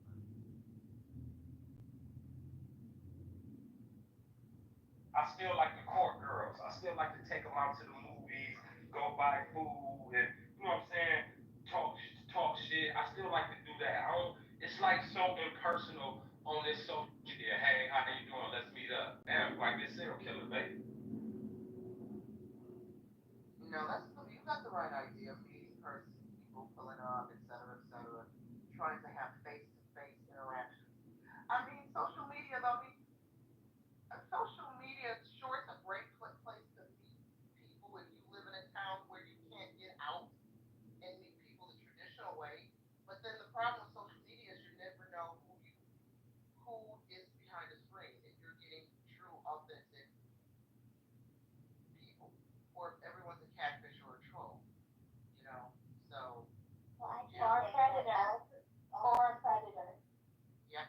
All the people that I've met in person on Clubhouse are, um, like, who they are on here is genuinely who they are in real life. So that was, like, pleasant.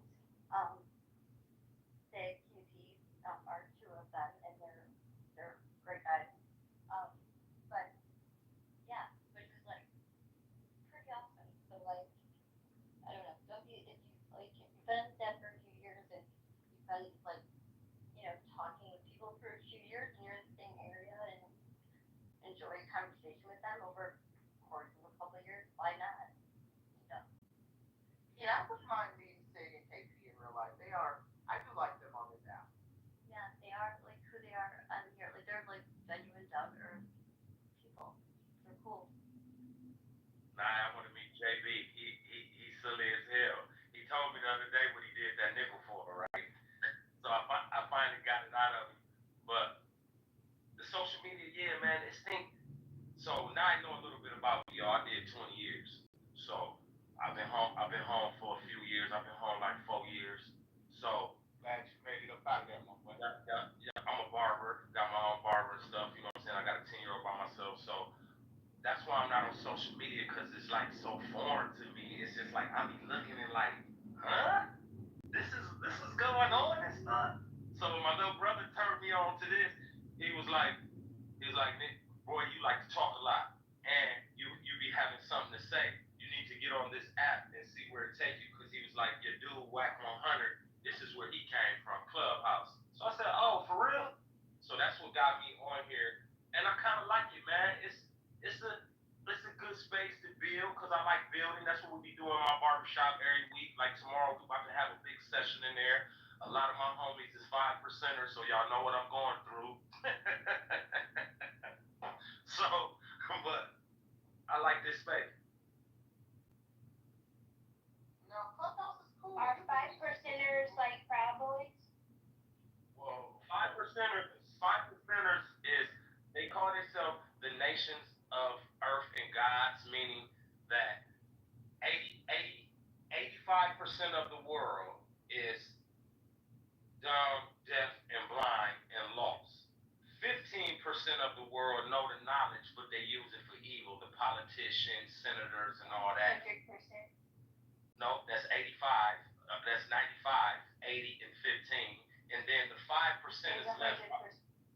Yes, the 5% will make up the 100, but the 5%ers are supposed to be the ones that got the true knowledge, but they use it for good instead of evil. So I go with that philosophy a little bit because the numbers, but Yaku did not go in no cave and gene splice and make white folks. He did not. No. No. So they got a lot of crazy beliefs. Probably 80, 15, 5, not 85. But okay. No, they say 80% is dumb, deaf, and blind. 15%, which will make up 95%, they have the knowledge for evil. For the knowledge. You misspoke, bro. You just misspoke. Right. You just saying that you misspoke, bro. Oh, my fault. Oh, my fault. Oh, okay, yep. So that's what a lot of my homies is, and I be trying to build with them, and it's just, man, they lost on it, bro. They just so lost. I don't understand a lot of times when it's right in your face, but like one of my old school homies say, Pharaoh, if you don't know, you just don't know. If you don't know, you just don't know. Yeah, Drake said my dog when he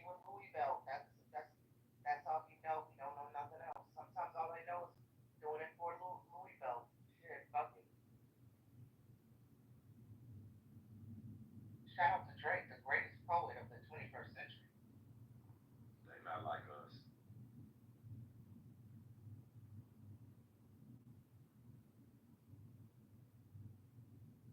So Drake now, said, I only love my bed and my mama. I'm sorry. I mean, bars. Bars. Go ahead. I heard my name go. that was me. I You out of too only love my mother and my bed. That's amazing. Right? Like, seriously. What else needs to be said? I only love my bed and my mama. Okay. Fuck it. Go ahead, Paro. I think I heard you say my. No, I've been meaning to ask you, what state you out of? I'm not far from Detroit. I'm in Chicago, baby. I was just in Detroit. Me and my people drove up there for something, like a year ago. Maybe it was earlier this year. I think it was to see a basketball game. Was that? Yeah. I think we went up there to see a basketball game. Okay, I got homies in Chirac. I got a few homies in Chirac. Yeah, I lived in LA for 20 years, though. I lived there for about 20 years. Where I work in the film and TV business, still do, but I worked myself to a state where, and worked myself up to a position where I can live anywhere now and still do my job. So if I moved out the country, I can still work, you know, with the I got exception a lot of ideas about films. Say that again? We need to link up. I got a lot of ideas about films and movies. You know, when I was doing my little time in the army, that's what kept me. Man, I got so many stories and books and movies that I was sitting in that cell writing down. One, I got this one movie called Imani's Fate. It's about a black girl in the bayou that has premonitions when she touches you. And if she has sex with you, the premonitions actually comes to fruition. That's a sci-fi horror thriller mind fucking sounds like. Right No, on my I alley. think that was right, man. And then I got one called In God We Trust. It's about a black mega church where the guy's fronting as a good pastor, like a T.D. Jakes, but by 90s, he's one of the biggest drug dealers in America, and he washes his money through the mega church. It's called In God We Trust. You know, I've been working on a similar script for a couple of years. It's my passion project. You know, I believe in manifestation. I've been putting out to the universe that this project is going to be an Oscar-nominated work. I've been working with some Hebrew Israelites, and I know how we might feel about the Hebrew Israelites. But I've been working with some leaders of certain sects to flesh out my pastor character. My pastor character is not a Hebrew Israelite, but in listening to some of these guys on this app, they're very eloquent. They have a way with words and a way with interpreting the scripture that I find intriguing. So I've been, you know, tapping into some of them to get their help with writing the sermons for this script. I'm really proud of this script. I can't wait till we kind of can get it. What's it called? Best wishes on, yeah, you know, intellectual property and stuff. Exactly. You know what, Pharaoh? I'm so hesitant to say. I keep it so close to the heart. I don't even want to say the name of it. I'm gonna be honest with you. Put it out like you said, God, you with the manifestation. Put it out there, baby. With the manifestation, just like this. She's speaking on it now. That's good. And then now you know how much we like Jordan Peterson. Have you done the self-authoring program with him? No, but I should look into that. Oh, nice. Yeah. You know what? Wait, hold on. I used to host a lot of how-to sessions here on Clubhouse for filmmakers, actors, writers, and TV. How to work with media, how to pitch, how to get an agent, blah blah blah. And I compiled it all into book form. And I've been trying to think about how the best way to publish it. So maybe I'll. You said Jordan Peterson has a self-publishing. Yeah, self-authoring program where you write down what you want your life to look like in 5 or 10 years. And what he says, when you write it down, you're aiming up. So that even if you have BHAG, big, hairy, audacious goals, and you don't meet them when you want to meet them, doesn't mean you're just aiming pointing yourself toward them, right? And was it when you shoot for the moon, you'll land among the stars, even if you don't get to the moon? Like, there's something to that. Fixing yourself, orienting yourself toward your goal. I'm gonna send you the link in the back channel. I could put it in the chat too, but I'll send it to you in the back channel too. Yeah, thank you. I'm a huge believer in manifestation because I've seen it work so many times in my life, and I've been in awe. I've been in awe. I mean, I've told you, you probably have heard my Doctor Who manifestation story, right? Um, but in case you haven't, allow me to just brag briefly. I don't mean to make this about me. No, I want to hear it. No, I want to hear it. I don't think I remember it. Go ahead. So some of y'all know I'm a huge Doctor Who fanatic. I mean, a fanatic. And so a couple months ago, I was reading about some updates about the series, whether it's going to come back to another season. Disney and the BBC are fighting over the IP, and of course, the past two seasons, the show has been led by the first black male Doctor Who. And so I was watching some interviews with him recently as I was reading reports about whether or not he would be coming back to the show. And so I've always heard in my capacity as an entertainment news reporter that the BBC is very, very specific about what media they will put, what media they they grant interviews to with the Doctor Who cast. I've always heard that the Doctor Who cast is impossible to get an interview with unless you are just in with the BBC. And so over the years, I've never been pitched to Doctor Who, never been able to get close to Doctor Who people at all. And so about 2 months ago, I'm in my room reading about Doctor Who, reading about the new Black Doctor, and I was watching some interviews and remarking how beautiful this man is. Like, he is just stunning to me, right? He's not traditionally handsome. I would describe him as beautiful. His skin is just flawless. He glows. That melanin is just delicious. And I remember thinking to myself, if I ever get a chance to interview him, I'm going to ask him about his skincare routine. Like, what is his skincare process, right? What's his regimen? And Monica, I swear, 2, 3, 4 days later, I get a pitch from the BBC in my inbox. I was stunned when I saw the subject in the email: Doctor Who season 2 interview request. And I open it up and it says, "Hey, Nye, do you want to interview Chukwuti Gatwa and his new companion?" And I just like to die. This is not real life, I'm thinking. And of course, okay, so the interview happens. And I get my little 7-minute interview, and at the end of the interview, I got to ask him about his skincare, and he just loved it. And I clipped it. The clip went viral. I clipped that little section of him talking about his skincare. It went viral. And so, yeah, the power of manifestation is so real, right? Um, I did it one other time. I'll say this and I'll land and I'll shut the fuck up because I gotta go get my coffee. Well, when I was living in LA, y'all remember the Boys in the Hood movie came out. They did the Boys in the Hood movie, and I was walking from my apartment to Coffee Bean, and they had this big poster up for the movie, advertising the movie. And I remember thinking, man, I grew up listening to NWA. It would be so cool if I could get on the press tour for the Boys in the Hood junket. And sure enough, I said it out loud while I'm walking to get coffee. Lord, I want to be on this Boys in the Hood. And about a week later, there I am on the Boys in the Hood, talking to everybody, talking to members of NWA and the cast. So these are just, I can name many moments of manifestation because it's real. And I'm so passionate about it because I've been on Clubhouse and have heard numerous people mock manifestation. They don't think it's real. They think it's something that only Black Christian women talk about. And I disagree.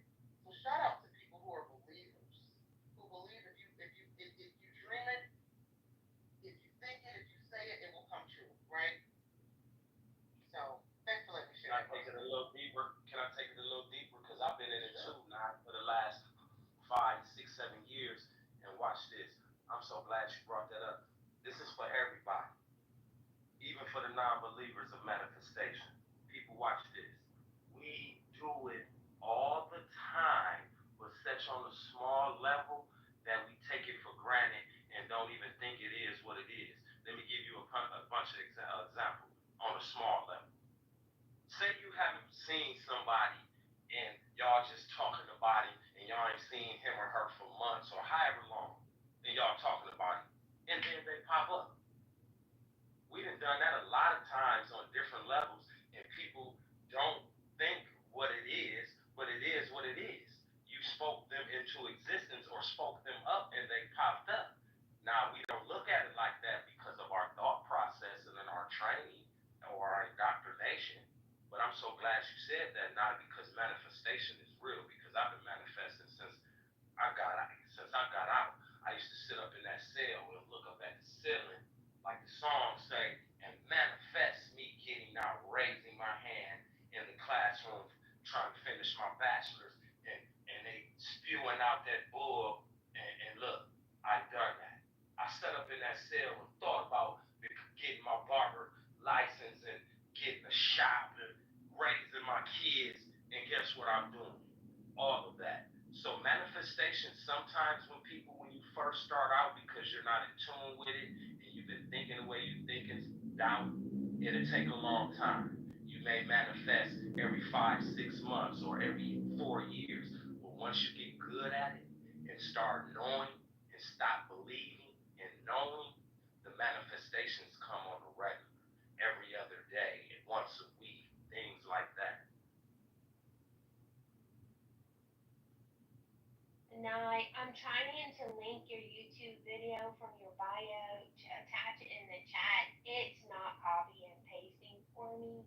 Can you grab it? Because people are interested in hearing your Doctor Who interview, and I wanted to give them the link.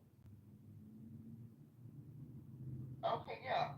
Let me grab the Doctor Who interview. Hold on. Let me grab it, guys.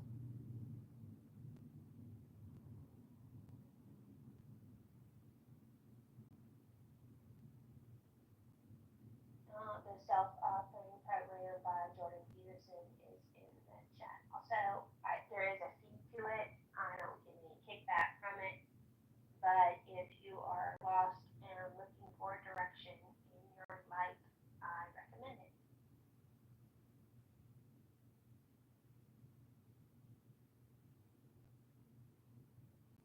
So I'm really enjoying this poll. Currently in the lead is the culture wars and who's winning. And Andrew Breitbart said politics is downstream from culture, and I believe it. And I think there's evidence of a culture shift in America. What we need to decide, is it going to benefit us now and in the future, or is it the wrong direction?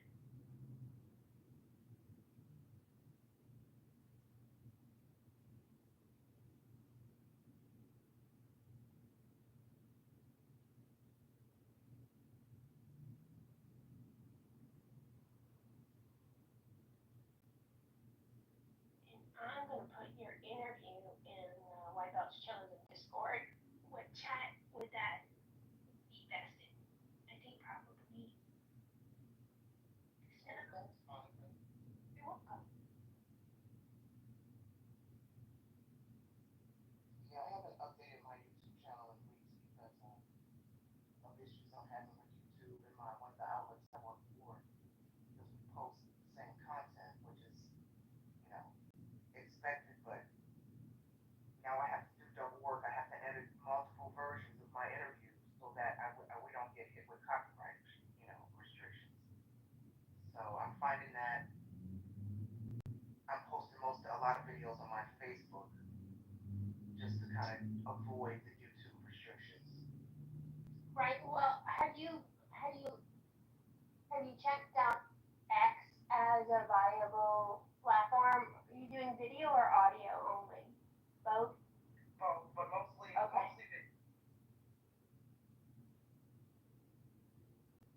I really. For the interviews, I don't post them. The studios set them up. So the studios kind of streamline the interview process. They coordinate how the format. Generally, they coordinate the format. So posting an interview on X is not even an option unless I'm the organizer or the one who pitches the talent. And very rarely do I do that. They just pitch me, and I'm like, yeah, I'm available. Then they set up the Zoom link or the telephone call, but generally it's a Zoom link. do they have are there some stars that they say, okay, you can interview them, but you can't talk about this, or you can interview them and you have to talk about this? Do they curate your questions? Sometimes that happens. It depends on if the celebrity has any salacious gossip floating around in the media. Yeah, like Tom Hanks always comes to mind. Um, I've interviewed him a couple times, and I adore Tom Hanks, but oddly enough, it has happened where the handful of times that I've interviewed him seem to go down when either his son is doing something crazy in the media, or a couple years ago when social media was accusing him of being a child sex trafficker and responsible for the killing of Isaac Cappy. So his team, he's got a great publicity. Every celebrity should have a great publicity team. So clearly his team was aware of these rumors and the gossip. So I'll get hit with the keep the questions to the topic focused on the show. Don't ask anything gossipy. Don't ask anything about the personal life. It doesn't happen often, but it happens every once in a while. Um, but not often. And if they don't give me, if they don't flag it, then I will take advantage. I'll always keep the interviews professional and to the point, to the topic. Then I'll wait to the very end to ask a question that might That you really want it. That you exactly. really want to know. Exactly. And generally the celebrity will answer. They don't give any pushback. They don't get upset about it. If they want to answer, they'll answer. If not, the only person who was like they didn't want to answer something, who was that? Oh God. And it was a true story. Was it Bobby Cannavale? I don't think so. No, it was Billy Zane. Billy Zane, who used to be a hottie back in the day, if you're old enough to remember Billy Zane, he was playing. I interviewed him for Lifetime Movie Network about a year ago.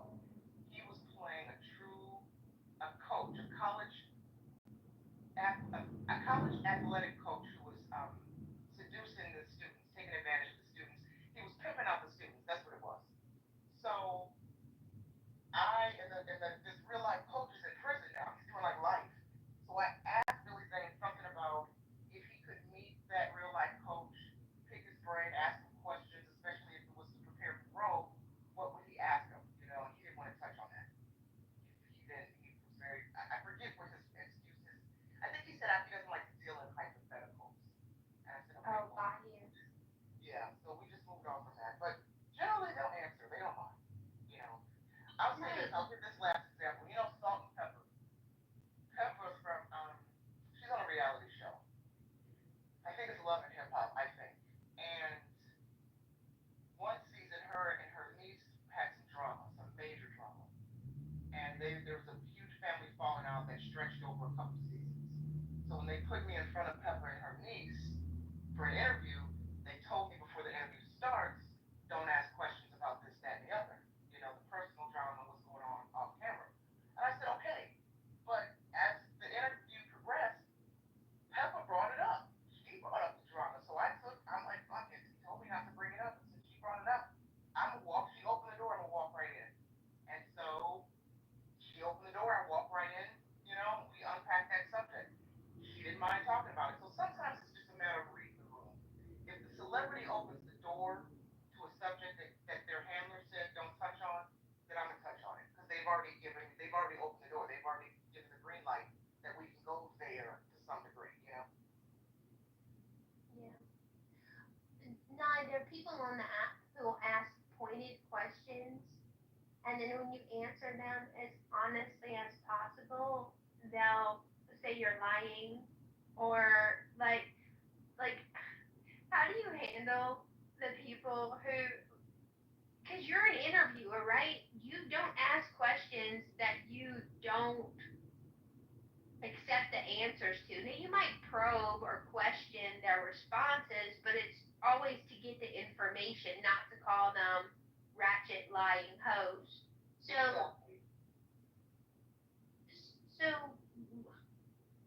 what's do you what's your advice on that?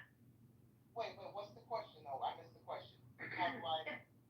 the pointed questions that they don't really care about the answers, and then you take the trouble to answer them, and then they're like, "Yeah, you're lying. That's not true. You don't believe that," or kind of that kind of thing. Did you stop this? You just stop engaging with them because they're obviously have an agenda that you're not complying to, so it's making them cranky. If you mean as it relates to the people that I interview, I don't really have that problem because one thing I've learned about the art of the interview is if you, I always ask questions that are designed to get them to open up and to want to overshare. That's the key. And so I always find that the type of questions that I ask, the subject is they're thrilled to talk about whatever I ask them. And I can't tell you the number of events that I've gone to or post interview emails I receive from managers and publicists who say, "Nye, so and so thought you were the best interview of the day," right? I always like to tell this story about, and I don't mean to bore y'all, but what's that man's name from This Is Us, the black actor? I gotta look him up. Um, Hold on. Oh, he's very talented. Yeah, let me look up This Is Us cast so I can give you guys his name. Yes, Sterling K. Brown. Sterling K. Brown. So a couple of years ago, before This Is Us first season, and they had given the media a couple episodes in advance to review because the studio, the network was about to put us in front of the cast to talk about the show. And so Sterling K. Brown was already generating a lot of buzz for his performance. There was already talk about Emmys before the Emmy Awards, before the Emmys were even nominees were even a thought, right? And so one episode I had to watch the night before I interviewed him had to do with his father, relationship with his father, and it made me think of my dad because my dad died over a decade ago from cancer.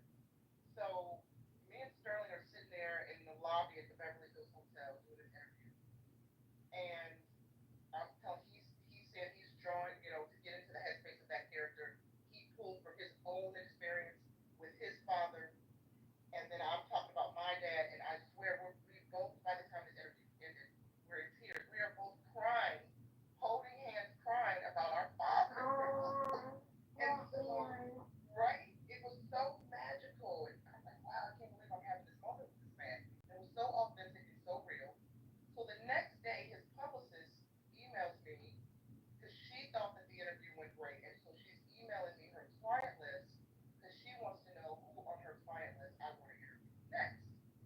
And Sterling's name is on there. Actually, let me rephrase. It wasn't his manager. It was someone from the publicity house that worked at the same publicity house as his manager. So she, I guess, got my name and sent it over because she heard the Sterling interview was great. So she's like, "Now here's my client. Here's who we represent. Who do you want to interview?" And I saw Sterling's name was on the list, and I emailed her back. I said, "Listen, I already interviewed Sterling yesterday." And she said, "Oh, that was you?"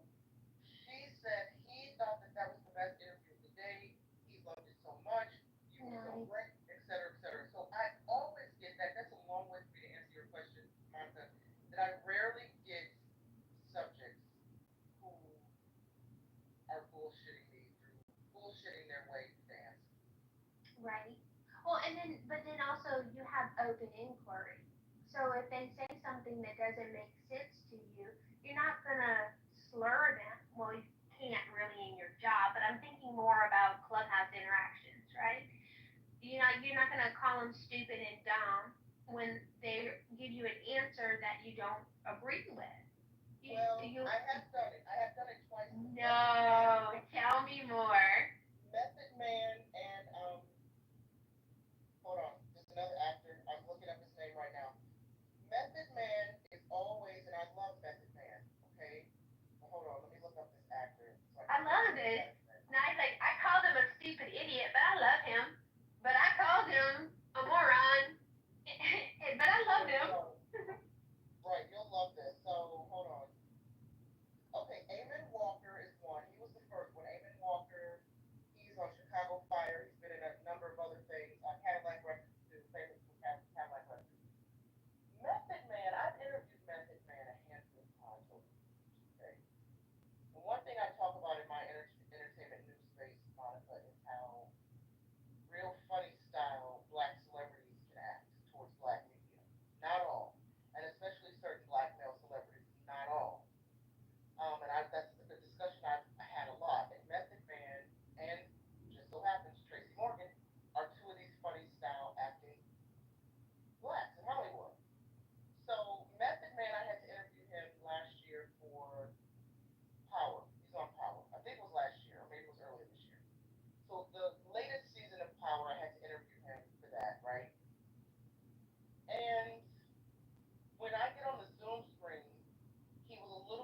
disappointed to see me, not me, because nothing personal, but he feels like he's bigger than his name is. He feels that only legacy media should be granted interviews with him. And so, in a nutshell, he told me as much before the interview got started. Okay? And he says to me, you know, they never would have put you in front of Julianne Moore, right? Because he's talking about stars. And He at the doesn't time, know. right, little does he know that I've interviewed Julianne Moore, okay? So he's speaking about stars, not putting Julianne Moore in front of me because she had a show on Stars at the time. And I'm thinking to myself, I didn't say this to him because I'm a professional, but I'm thinking, sir, I've interviewed your boss, 50 Cent, numerous times, right? So what are we talking about? So anyway, after he went on, going on and on and on about how he deserves better, essentially, the interview went on without a hitch. But when I told my editor about it, he was livid because my editor doesn't like oftentimes how black press, Divas. yeah, gets shafted sometimes. So he said, I want you to write in your article, do a nice article about the interview, but mention in your article how funny these people can act, especially black talent, especially how Method Man was acting. So I wrote the article. I did, I wrote it. I didn't really attack him, but I called him out. I did the same thing to Eamon Walker some years ago, and then the next time I saw him, he acted right. And so when I published my article about Method Man, his team reached out, and first they wanted me to remove the article. They begged me to take it down. And I said, I got to clear it with my boss first. And the boss said no. We explained why. And after we explained why, they understood to the point that stars then reached out, and they were so apologetic. They was like, "Nah, next time you're in LA, we want to take you out to dinner." You know, I said it's all good. Just talk to sometimes we got to talk to these talents because they're not aware of the energy they project, right? And some of us writers, we've had enough, and we're going to call you out. So when next time you get in front of black media, act like you have some sense. Don't show your black ass, as we like to say in this community. Sorry to the mixed company for using that type of language. So yeah, Monica, I will call him out. I called out, what's that rapper's name? Lil Yachty. He's the worst interview I've ever had. His Okay, so team, Nye, can you write a yeah. second screenplay or a second book about your best and worst interviews? Because this is good stuff. This is interesting behind the scenes look at the people that are on the screen. This is really I cool. worry though, would I get sued if I mention these people's names in the book? That's the thing about it. Well, What if it's true, protections do I have? you have documentation of the interviews. They're on public record. It's not like you're saying anything that they didn't tell you. And did they say anything off the like I wouldn't put anything that they said, no, this is off the record, not just between you and I. Like I wouldn't do that but yeah, a compilation of your greatest hits, that would be cool. Oh, I like that. No, I think I like that. A non-compilation. Good idea, Monica. You got the wheels spinning. I have a couple every once in a while. Not all my ideas, no, are good ideas, but sometimes.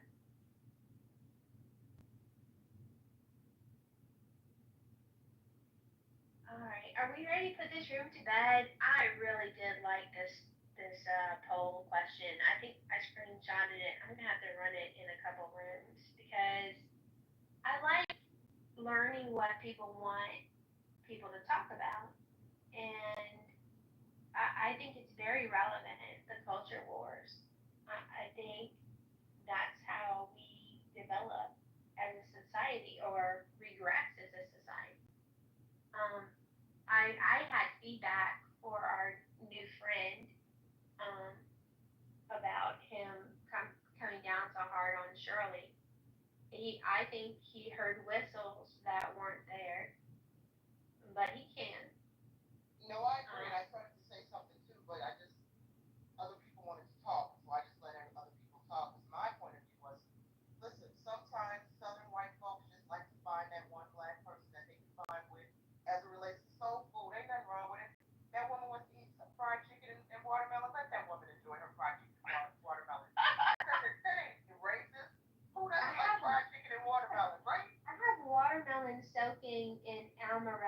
alcohol right now in my fridge. So if you want to judge me, you can. That sounds delicious. But yeah. You know what makes me mad? It's like, I don't know if you necessarily, like, she's the last person in the world that I want to jump up to defend, but I don't know. My mom not just raised me. You respect your elders. I don't care how wrong they are. It's just a matter of respecting the elders. They have some goofy, wacky ideas, okay? But you sit there and you nod your head and you be polite. You keep it moving. I don't know. I have a hard time with that. I share her love of fried chicken too. I may have Popeyes on speed dial. Like, don't, you can judge me if you want. Was it nice I said that? Your opinion of me doesn't matter. Is none of my business. Matter. You know what I'm saying? I just find once you reach a certain age, you have to live in your truth. Just live your best life. Listen, what's that comedian name? Jennifer Lewis. She jokes. She's older than me. I don't know. I think she's maybe in her 60s, 70s. I'm not sure. But she's always jokes that she has like 20, 30 summers left, meaning how many years she has left on this earth. And I love that outlook because it's like, let people say what they want to say. You will not rob me of the 20, 30, 40 summers that I have left. Meaning I'm not going to stress out about people's opinion of me. I'll just, especially on this app, I'll just tread lightly. You know the spaces you should go into, you know the people you should navigate with and interact with. Um, Now I do. Yeah. But that took some bruising.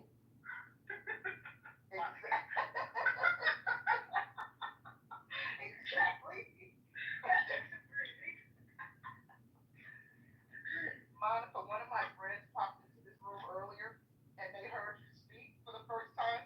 So they're texting me off the app because we were texting a lot on the app because we're producing a documentary. And he's I'm like, so nervous. he said, is that the infamous Monica's voice? I said, that's the infamous Monica. He said, I've heard so much about her, but I've never heard her talk. I said, yeah, that's her, the most hated woman on Clubhouse. Wow. I was worried that he had a judgment call on whatever it was I said while that he was listening. But No, he didn't have any judgment. He was just surprised. I think he said you didn't sound anything like he expected. You have a very soft, angelic voice. So no, he didn't say anything crazy. wait, the white demon parasite didn't come through. I'm gonna have to work on that. The demon dragon didn't come through. Oh, geez. Oh, I miss her. I hope she's well. Little dragon demon. Okay, so in the chat is Josh Johnson. He is one of my new favorite comedians. Have you guys heard of him? I don't think so, but let me look at his face. Sometimes I know these comedians by face. He is a handsome young man who has insight on humanity and will bring up current topics to talk about, and he does it with such grace and finesse. I know of him from a few years ago before he's hosted the Daily Show, I think, once or twice. I know of him because when he catfished the KKK, and that story was hilarious. And I've been tracking him recently because he's been doing his flowers tour. So I hope you like him and you put it out in the universe that you get to interview him, so I can be in the audience fangirling over Nye and Josh. But this link is how a TikTok craze is healing wounded men, and I just love it.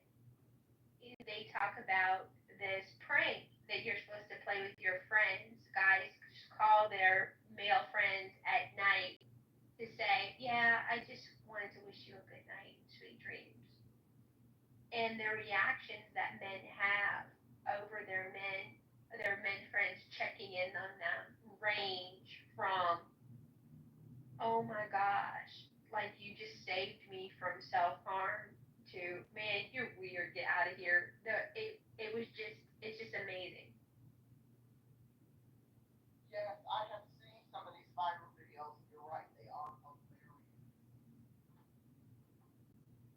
And he did one about Trump and Elon Musk when the breakup happened. And you know, he opened it telling a story about his elementary school, about how there was a bully that no one liked. He was a big bruiser. He would just be mean to everybody. And then there was this skinny ADHD kid who was annoying as hell and clumsy. And he ran into the bully, and the bully said, "That's it. We're gonna fight after school." And he said you never had seen such a unifying event, that everybody was invested in this fight because they were pretty sure the little guy would not win, but the little guy was so irritating that him being clocked by the big guy would kind of be okay. And then he goes, and then I think about Trump and Elon Musk, and it was just like, that's so funny. It was so good. I'm gonna have to find that one too. Do y'all know what I was talking about? Is it worth me looking for it?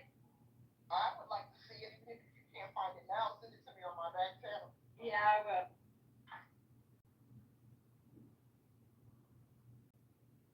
Before we close the room, if we close the room, well, I think we are. I have to say, I don't see much of my man, Michael Knowles. The algorithm doesn't show me enough Michael Knowles. What's up with that, Monica? You know I'm obsessed. Twitter, apparently, never see his videos come down daily. Oh, it isn't online. Michael knows. I feel like the algorithm does not give this man enough screen time. At least not on my screen. Do you find that on?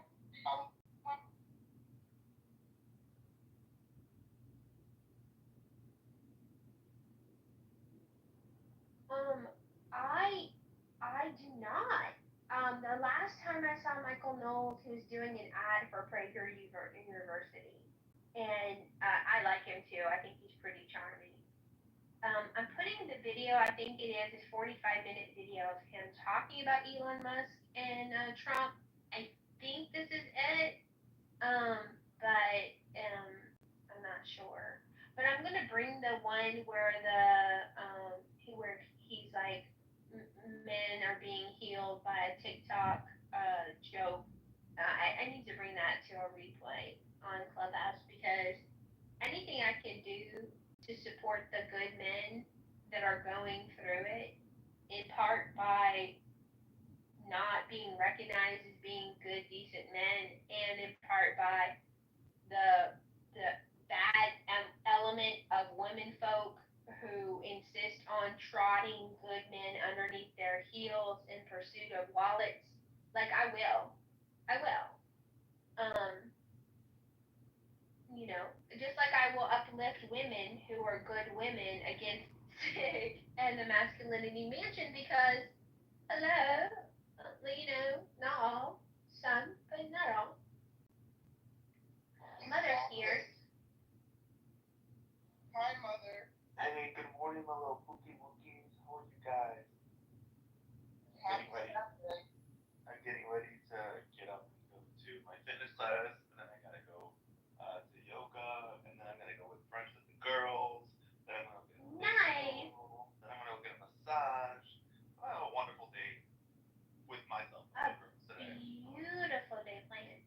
Mother, do you resent or have a problem with people calling you your first name? No, I don't care. You call me whatever you want. Call me. Okay. People don't forget. People forget. Like, Mother is a TV show character. Like, Mother here is from Jim. Like, it's not. I'm not. People get in a hoopla about it. And I'm like, why do you care so much? Well, they think to weaponize your first name against you, and some people think it's a weapon, using people's first names formerly used on the app. They think it's a form of doxing. I never got that vibe from you, and I quite like your first name. So yeah, I like it. So thank you for but it was so funny last night on that stage where it was like, you want me to tell you your first name? You want me to say it? Huh? And I'm like, God, slow down. And then I was like, say it. I don't care. Right. And it took, I think he was targeting you, but also targeting me. And I was like, it's not necessary to do that, sir. Like,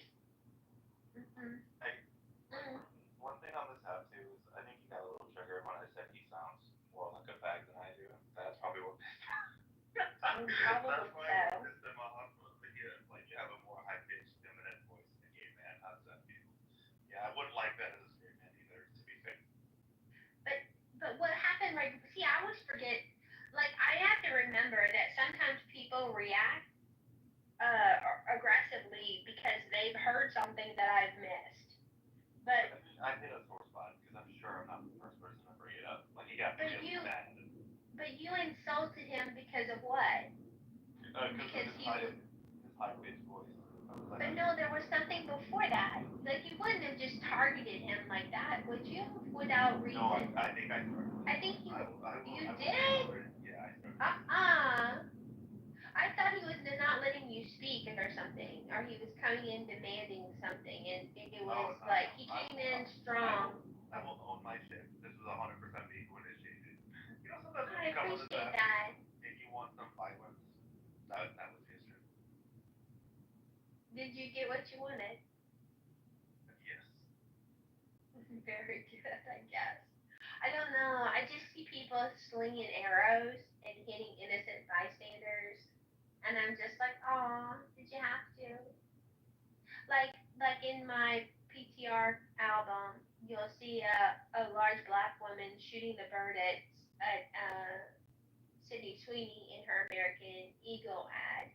I'm not targeting obese women.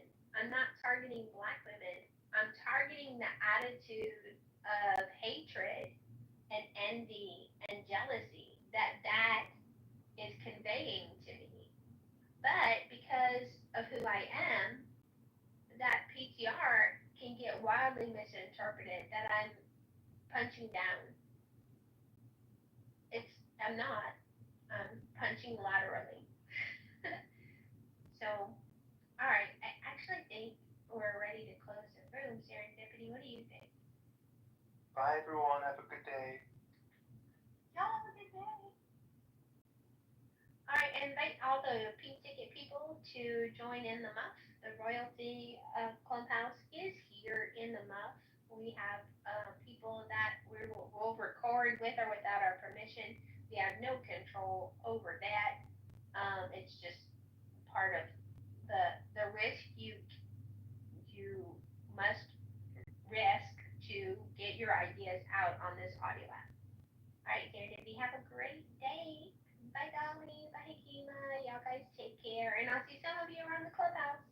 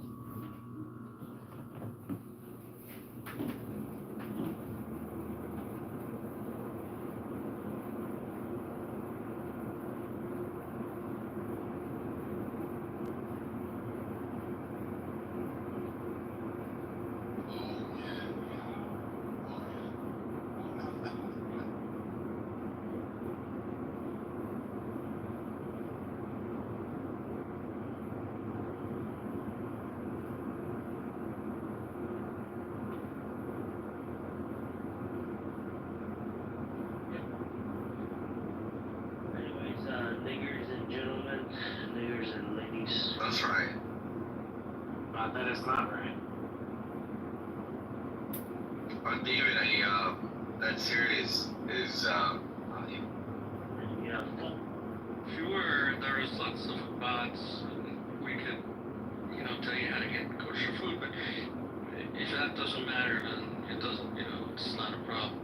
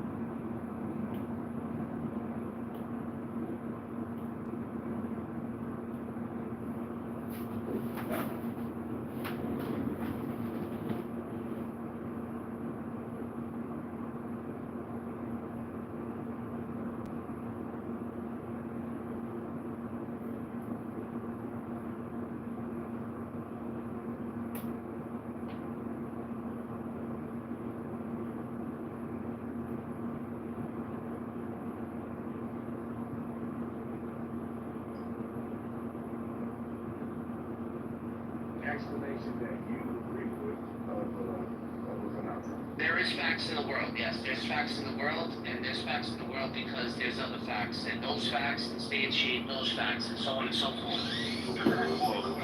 Remember that? Remember the causal chain that I was talking to you about? Right? My causal chain is not broken. Oh, I thought you were just saying, stating strong emergence as a fact. Well, then, listen, if you're not going to use the word emergence, then give me the right word to use then, brother. Well, it was just less about the wording, it's just more of the theory that I disagree with to an extent. Because I see it from a naturalistic point of view, and I think actually you could probably fit that definition to some degree. Naturalistic? Naturalism, what you're doing is kicking the can down the road, all I'm saying is that nature is responsible for it rather than your needs. All right, then you just kicked it down the road because I'm going to tell you that the nature that you rely on to be consistent is going to be because of my God. So you're not really saying anything, right? By saying that. Well, I don't allow nature to be consistent, It's not always going to be one thing.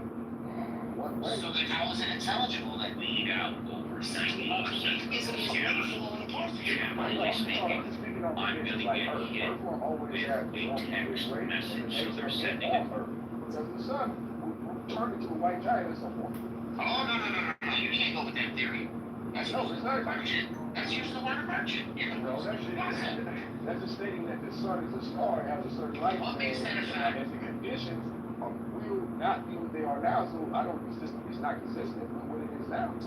The earth You will can't not look be into the future. You can't look into the future that much.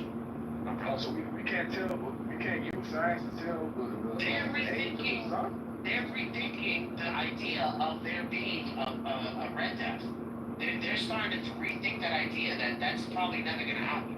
Never gonna happen. Yes. An everlasting star. Well, there's plenty of ones that are out there that are a lot older than ours. But that it doesn't mean they're gonna last forever.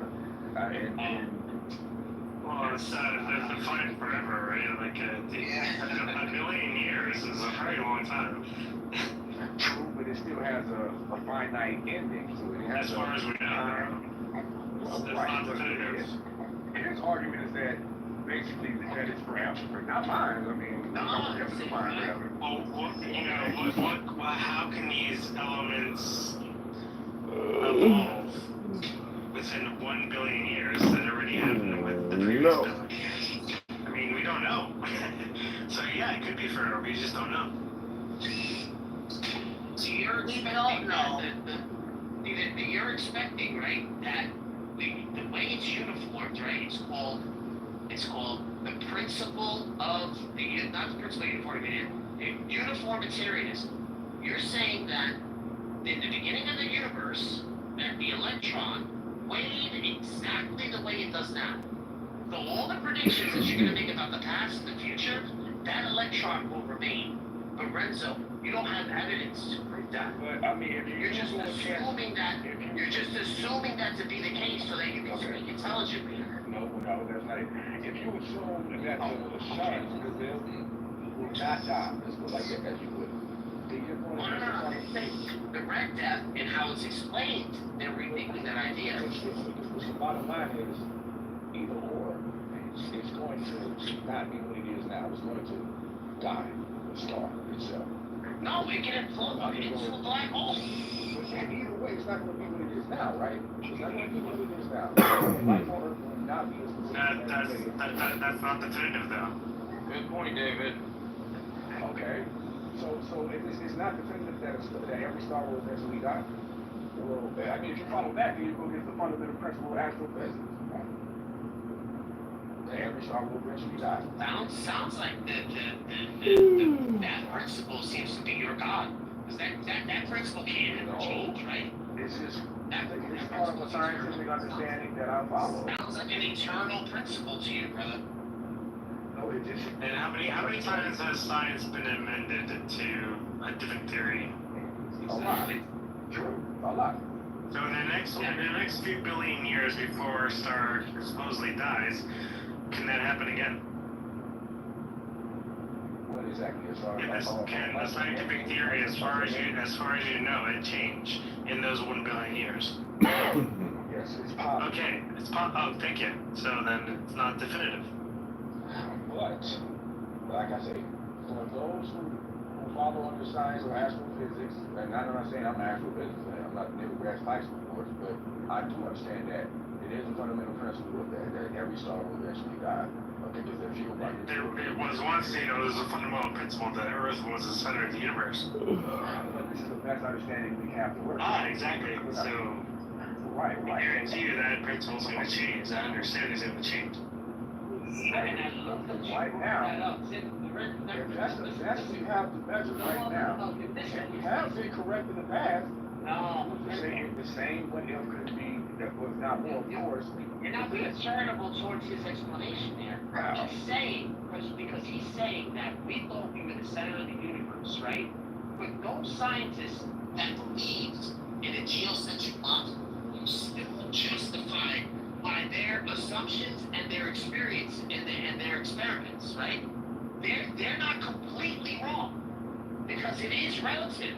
So we're not going to tell those scientists, oh, you did all this for nothing. But we still have to understand the universe as itself, the observable universe. We're in the middle of that.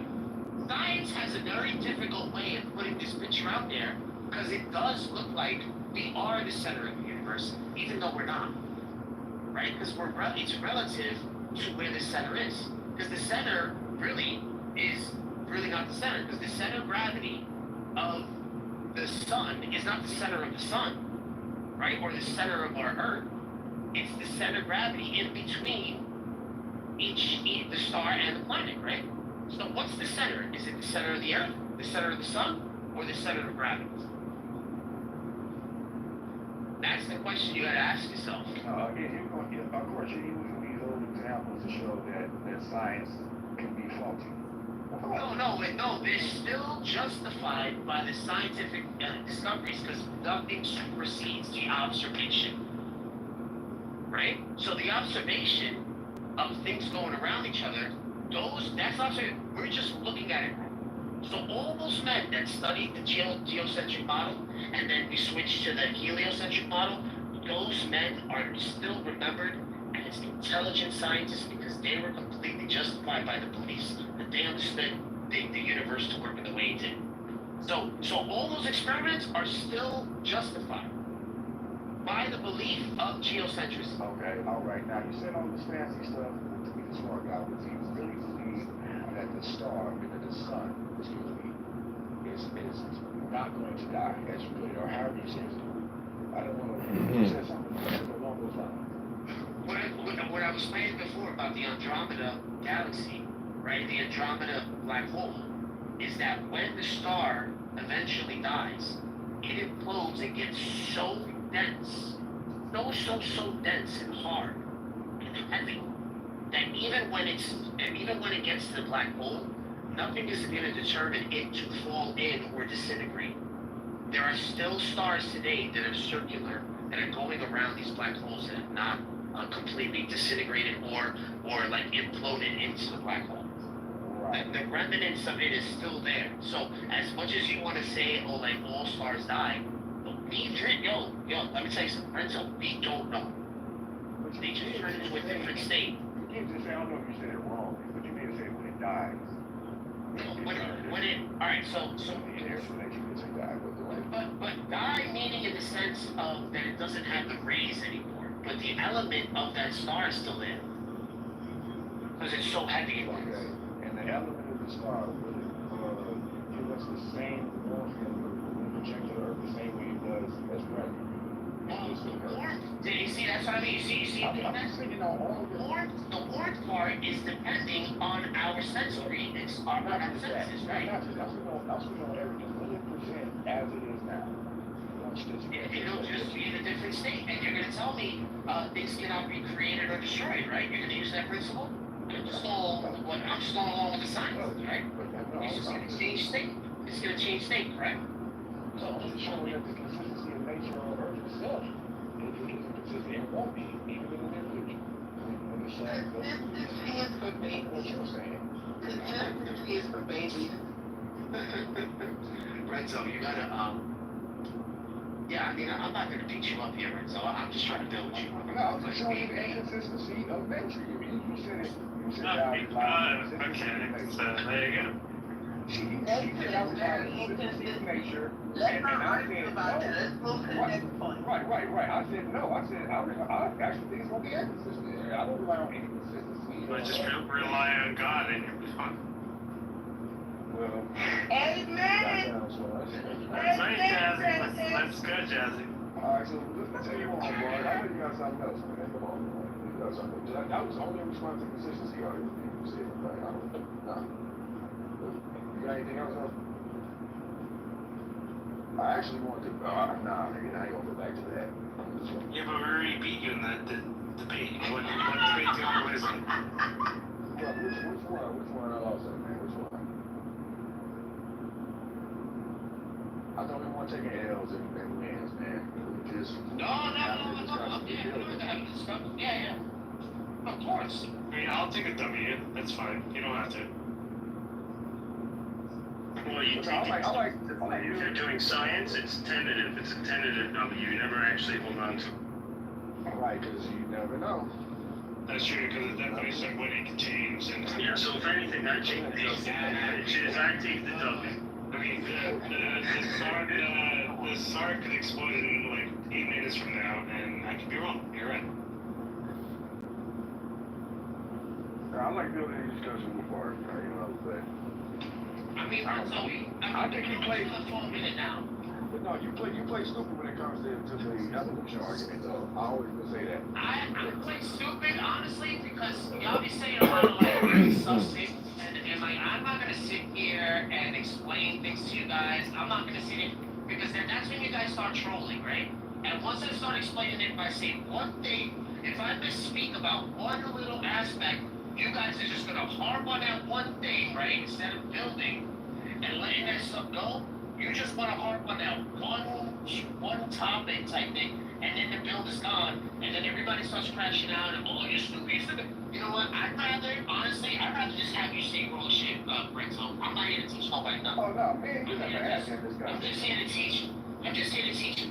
That's it. I'm gonna give you grace, bro. I'm gonna give you grace. I just want to build like stuff. I just want to see where it's gonna go. Make it a little more creative. Like, okay, but since you disagree with evolution coming from nature, from what you call me, naturally, through natural selection and things of that nature, I mean, can you still man that argument of a naturalistic explanation of evolution? It's too personal.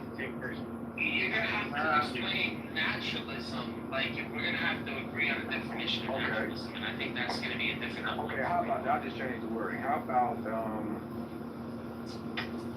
I mean, you understand nature, so that evolution came about through nature. I have a mini distinction. I have a nature nurture. I have a creator creature distinction. So my creator creature, my presuppositions are going to be different from yours. Right. Because I believe in a creator. If I ask you to still man it, I'm a creature. But if I ask you to still man mine, you should be able to do the same thing you asked me earlier. It's a creator created nature that That's it. You know, I used to shut up about you just sitting there like a mute. I know where you stand at. What are you doing up here? What's it look like? No, I mean, what are you doing up here? You trying to cover this? John, you're here now. Why? When was the last time you fought for anyone but yourself? I understand your point of view because I cannot not be a materialist. Like, physical aspect. That's my paradigm. So it's not so much that I disagree with materialism or physicalism. I just think there's underlying principles that define what that is. Because that's not the only thing. That's not what's ontologically is the physical. There is a forgettable to say. The physical without physical. This is his moment. So I can't Thomas isn't here anymore, so I hope you know about it yourself. into the physical with you because If I'm you just are, lying to myself. hello, no, I don't want to bring you back 19 times just to watch you die when I chuck you off this fucking wall. The divergent.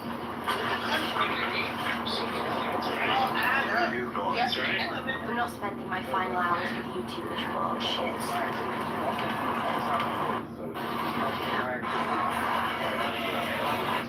You're not a scientific realist, because that don't make no sense.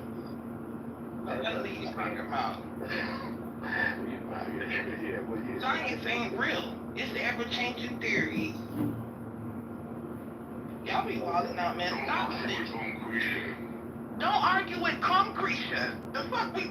Boy, shut up. I don't know you. This is the rationale. Science isn't real because it's everything. No, you know what's real? Facts. And what they do is tell you that science is real, but science is science. Right? There's a lot of faults and flaws and false narratives in science. This is Ion. Okay, so how come Einstein's theory of relativity was so different from Newtonian gravity? Oh, because science is accurate. Yeah, shut the fuck up. Two scientists, two different theories about the same concept. Like I said, keep on believing these crackers if you want to. Your ass gonna be dumber than a box of rocks. science is fact, so it's not facts. She brings up an interesting point there, and I want Dave to piggyback here with me because I'm probably not going to be using the right language. But when it comes to Newtonian physics, right, Renzo, we're not going to use that logic in Newtonian physics that we would for quantum mechanics, right? It doesn't apply. So that logic in quantum mechanics is going to be different than the logic that we use in quantum mechanics, correct? Do you understand that? Are we still on the subject of evolution? Yes. So the observation, nothing supersedes the observation, right? So we adjust the logic so we can understand the observation. We're not gonna use the logic of Newtonian physics in quantum mechanics. Does that make sense? Does that make sense to you, Renzo? Because that's what I'm saying. Okay. And I think that's what you're kind of doing, right? You're using the same logic that you're using.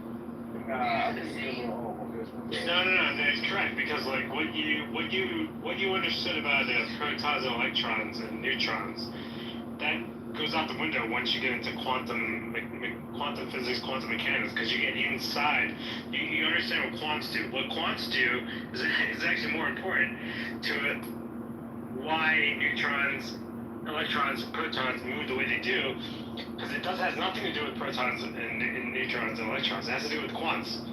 So yeah, there's a lot of those theories out the window, and we're still in the very early stage of understanding, quantum mechanics. So it's science. It keeps changing. So a scientific argument is based on, So a scientific argument is based on the fossil record. Hold on. So a scientific argument for evolution based on the fossil record.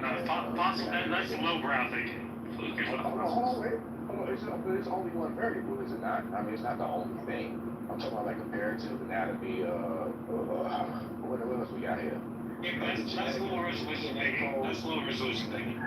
So DNA and all the genetic evidence and all that, that has nothing to do with evolution. Like, we can't use that for evolution. You're saying that's just lowbrow thinking.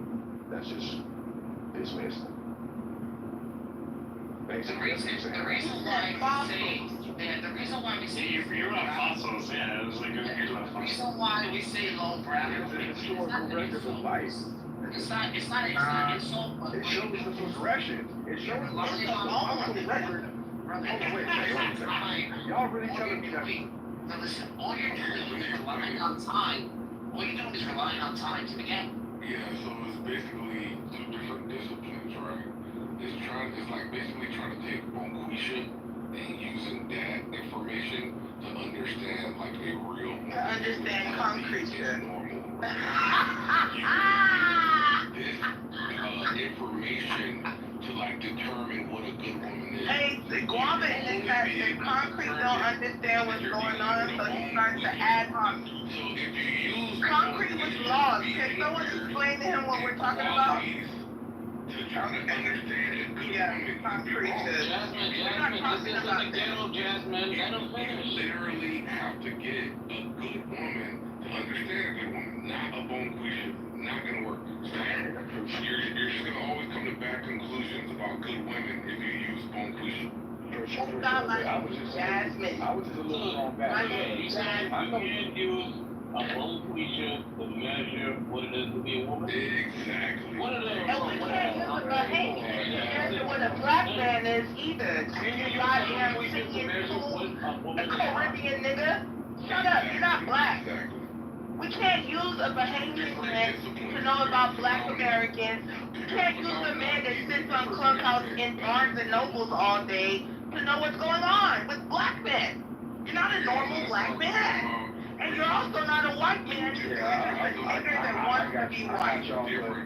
You're just a nigger that wants to be smart. You was sitting here lost as hell. And you know who wasn't lost? Bonquisha. Ding, ding, ding, ding, ding. Bonquisha was here. So for my research for evolution through the scientific methods, they look at the fossil record with scientists. Well, see, they study the transitional fossils that display characteristics of different species that descended together. Just like the That doesn't tell us the conditions, though. That's not going to explain the exact conditions as what's going on. But it explains the process of. That's what I'm saying. It explains, gives you an idea of the process of. No, it's not a process. It's not a process. The process of evolution through the fossil record, you can see the changes over time being not. Yeah, now you're making this, but see what you're doing? You're making this a philosophical argument. You're not making this a scientific argument. Yeah, you're not making it a scientific argument. You're No, it's based on science. No, here we go with this science word. Think about it. Think about it, right? Paleontology. Paleontology is a philosophy of science. No, it's not. It's a science. No. Ology means science. Ology means science. Right, and paleontology means the study of ancient life from fossils. But science is a long word, though. Yeah, it's more of a thought still. Wait. Science is still naturalism. Nah, naturalism exposes naturalism. Science. I know you're trying to say science is philosophy. Science is philosophy, bro. What are you talking about? Somebody else. It is, yeah. It is. So science is philosophy. Slap the It's just a very rigorous version of philosophy. It's just this particular brand of it. That's all it is. It has certain conditions, like you have to measure shit, you have to be able to repeat stuff. That's all it You have to assume philosophy rule. You have to assume, yeah, that's a whole bunch of There's nothing natural about guessing how old something is. No, naturalism means that, hey, science is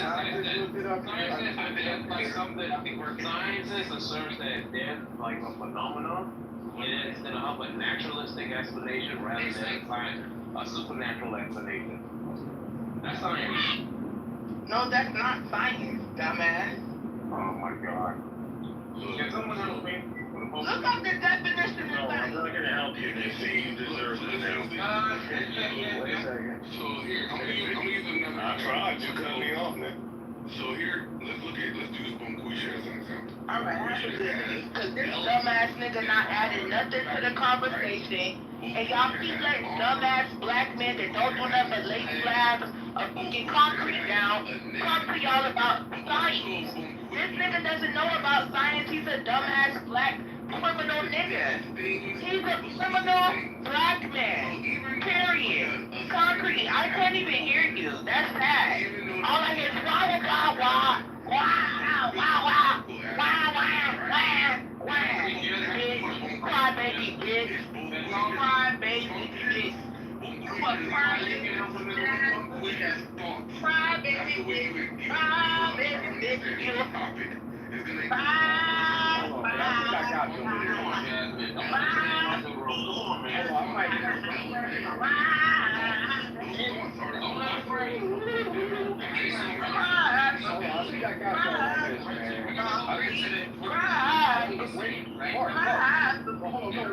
Wait, Parker. No, it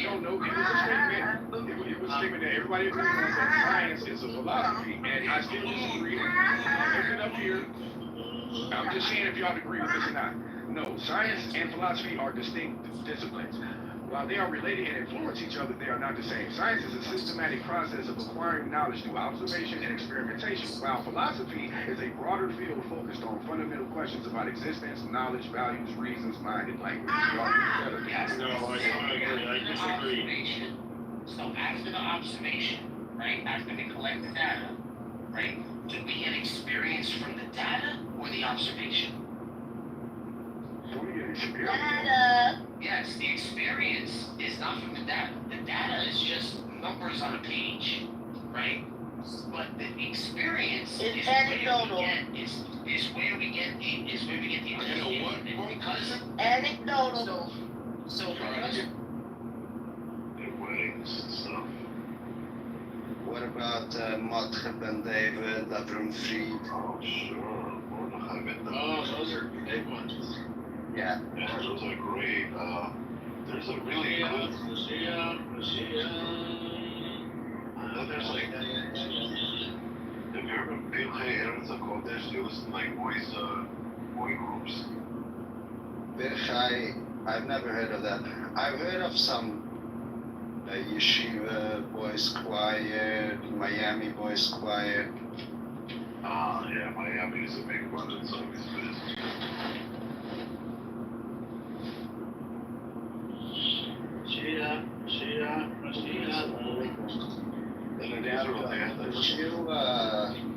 about John Kidlover?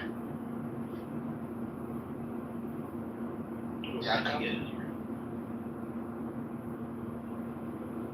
Jakob?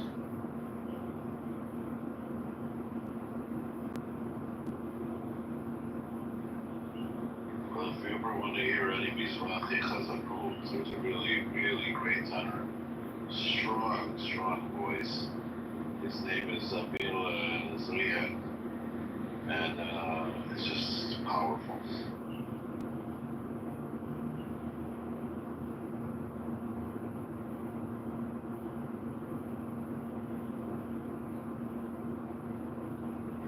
Then there's this other cover. Yaakov. Yaakov. Ooh, Yaakov.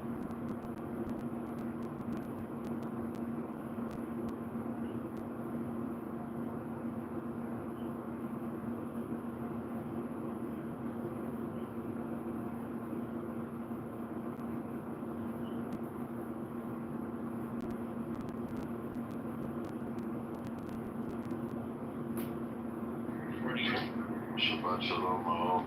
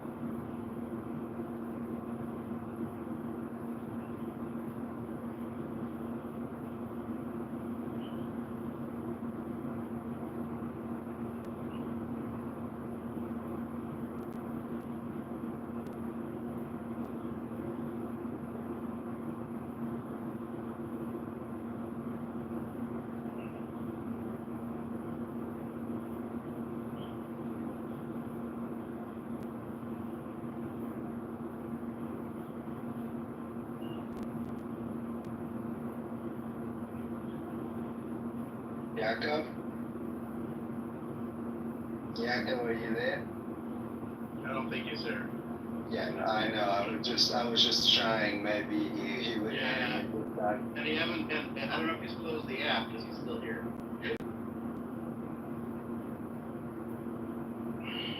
He probably left his phone somewhere. Yeah. Yeah, Al. That's what we need. Maybe we could get Leslie back in here, or Jeff. Yeah. Hold on. Or maybe Lawrence. Maybe you could call Jeff or text him. Hold on. I'm working on something. Give me a second.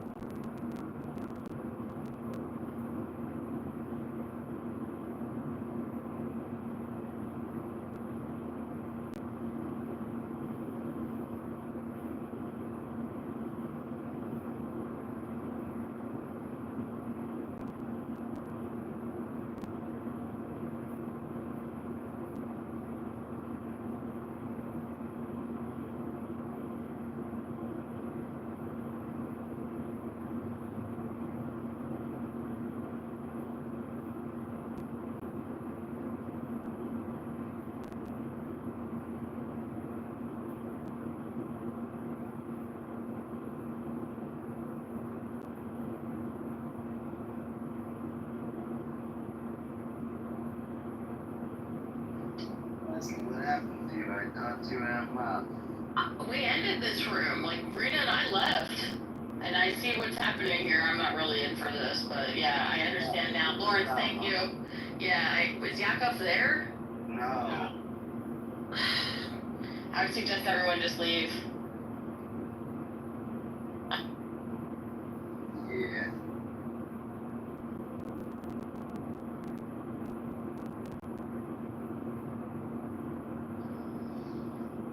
So confused. Wait, were there just people? Is there something? Huh? Oh.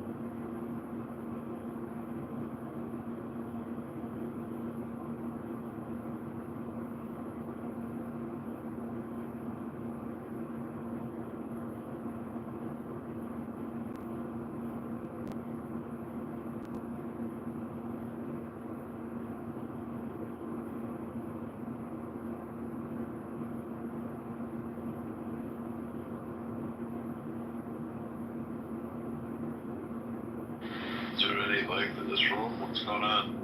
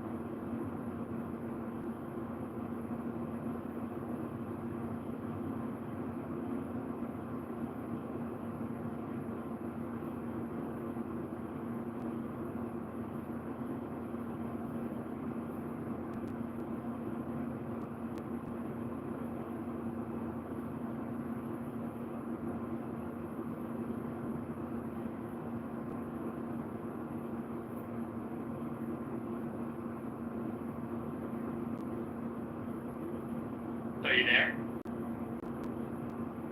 Lawrence. Lawrence.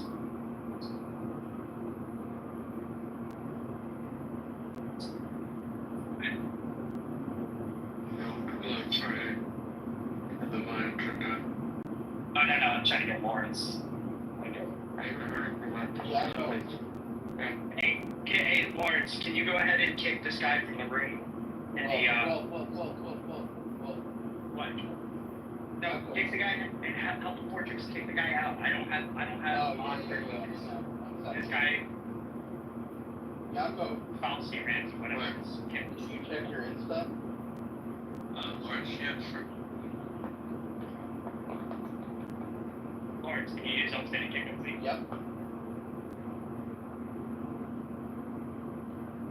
What's John doing? John, don't record the room, please.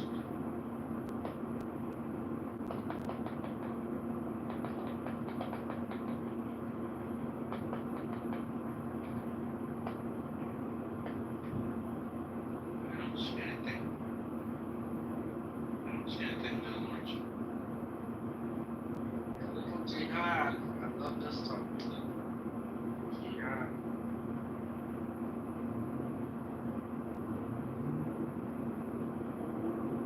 Yeah, Let's see there.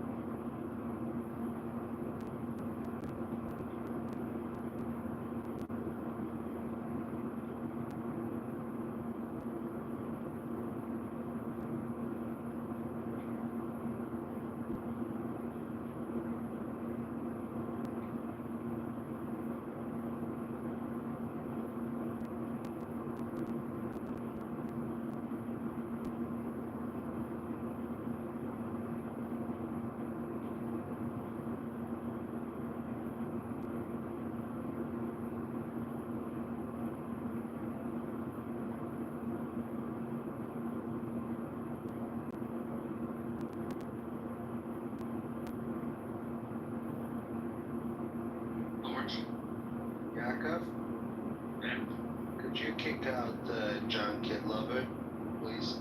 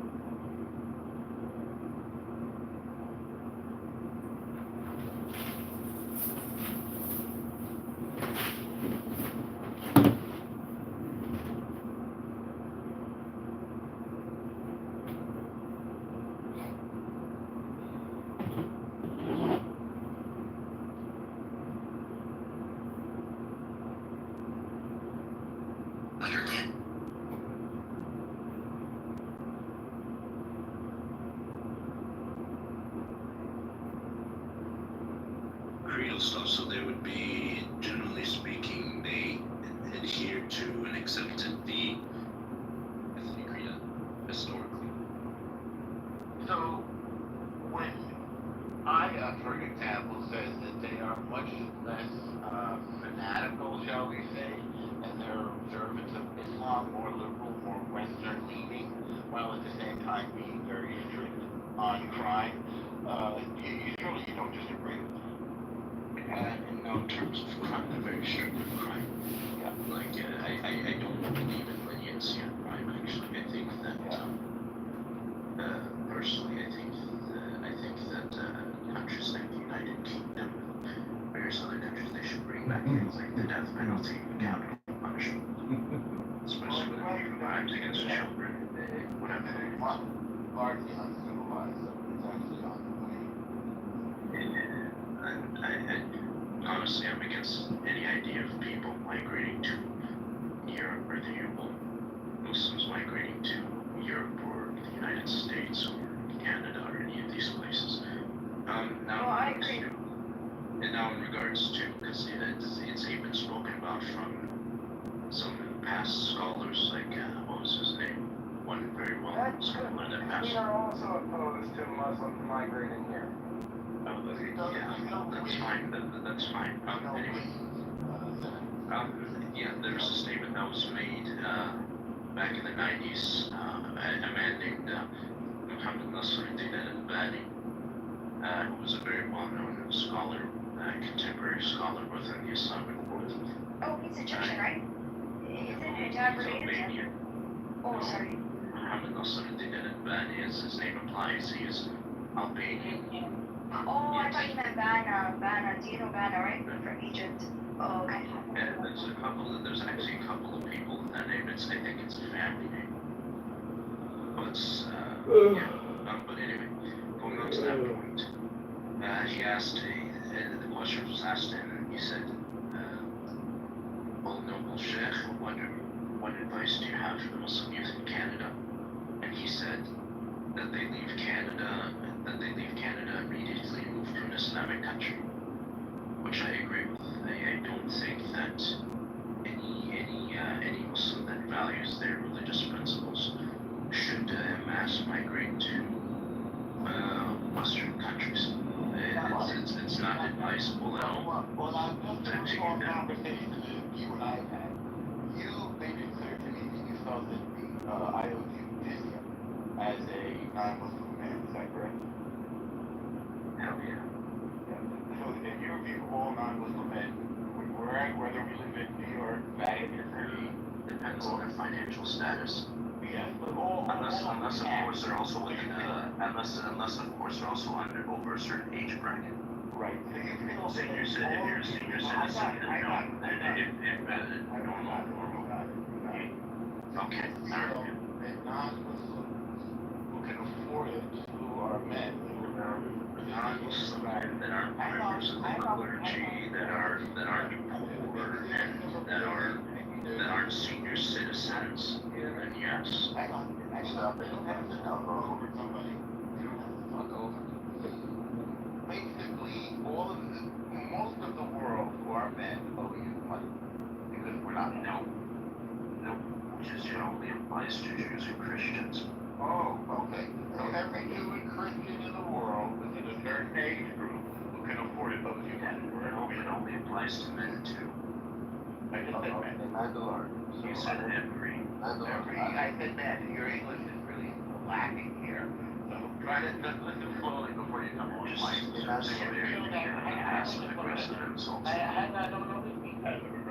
You're the one who feels that the world owes you tax, not me. Talk about passive aggressive. Now, this is the entire world. This is the entire world. It's funny because of the fact that I managed to I'd like to hear what Norm is trying to say. He's actually triggered by something. No, I don't think I'm triggered. I find it remarkable that a person would claim to have any moral authority after saying that the men of the world who are Christian or Jewish apparently owe him jizya. By the way, I think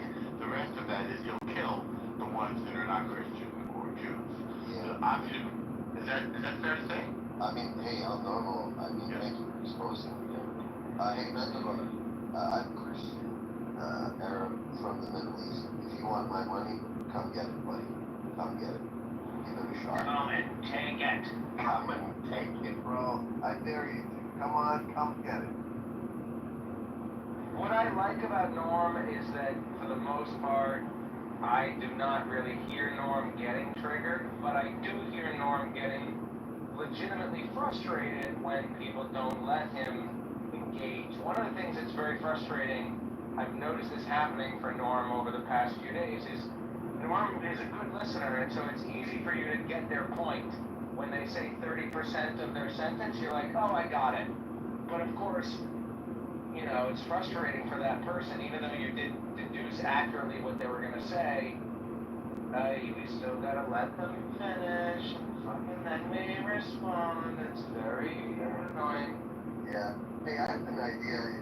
If Mandalore, if you want, what you can do is set up a GoFundMe page for your little Jizya idea, and I might give you $1. Come on. You can set up a go fuck yourself page. I think it's a certain percentage, Excuse me. No. I'd be impressed. I'd be impressed. Yeah. There's no percentage. It's only attribute of zakat that is given back. That is 2.5% of your salary. There's no limit on the zakat. In fact, historically, we have reports of maybe around 10% or 2% of the salary. Up to 50%. Yeah, and you have a network for something that you need to the backbone. And my work is a tool that is detailed, which is and you know this ayah because you grew up in Islam, so you're I have a first-hand relationship with it. Ayah. Sorry? Do you know this because you grew up in Islam, and so you have a first-person relationship with all of this? I mean, there's no Muslim country that does the jizya, but, you know, it used to be done before under the calculates. And yet, as I left when I was 26 before. I was something like it looks like what I'm seeing in Gaza, for example, it looks like Hamas is exacting a tax from all of the people who live there. So if it's not jizya, I read recently that this is how they fund themselves. They're taxing the population 10 to 15%. That's what I was. So I don't know if this is related. I'm not that familiar with the Muslim taxation system. So if anybody wants to explain it to me, you can. But the interesting thing is that Mandalorian felt that I owed him money, and right now I'm in New York, and I guess Fadi owes him money. Come get it. Fadi, I think, is in. I'm gonna make up a place. Canada. No, I was gonna say, what's those moose? What's one of those funny names they have up there? None of it. Well, none of it. Moose is not there's one that has moose in the name, I thought. Like, Moose? There's a lot of Jaw. moose. Jaw. Moose jaw. Okay, or moose tentacles or something like that. We got a place up here called Moose Head. Yeah, I'm kidding. Hey, Zach, why do you not want any Muslims to immigrate to, I was just joking. oh, Yeah, I was just joking. It was just funny because he said, I was recording it. It wouldn't like that. No, it's just funny because he said, I don't believe any Muslim should emigrate here, and the funny response is, good, we don't want you to emigrate here either, you fucker. Sorry for cursing, sorry. I've spoken to many Muslim people. I've lived in predominantly Muslim countries for many. I've never once encountered any Muslim person ever, and I've unfortunately hung around extremists, not intentionally, but it was in that situation, and I've never been asked for jizya until today. I very much do not have a problem with Muslim people. I live in a place where there are some Muslims around, and they're very fine people. So I don't have a problem with Muslims. I was just trying to be funny. Yeah, I mean, I really do think that Mandalore should set up a GCI GoFundMe. Maybe he'll get it. If you're an active speaker, you know that she says something fine with your academy. That's fine. Alhamdulillah.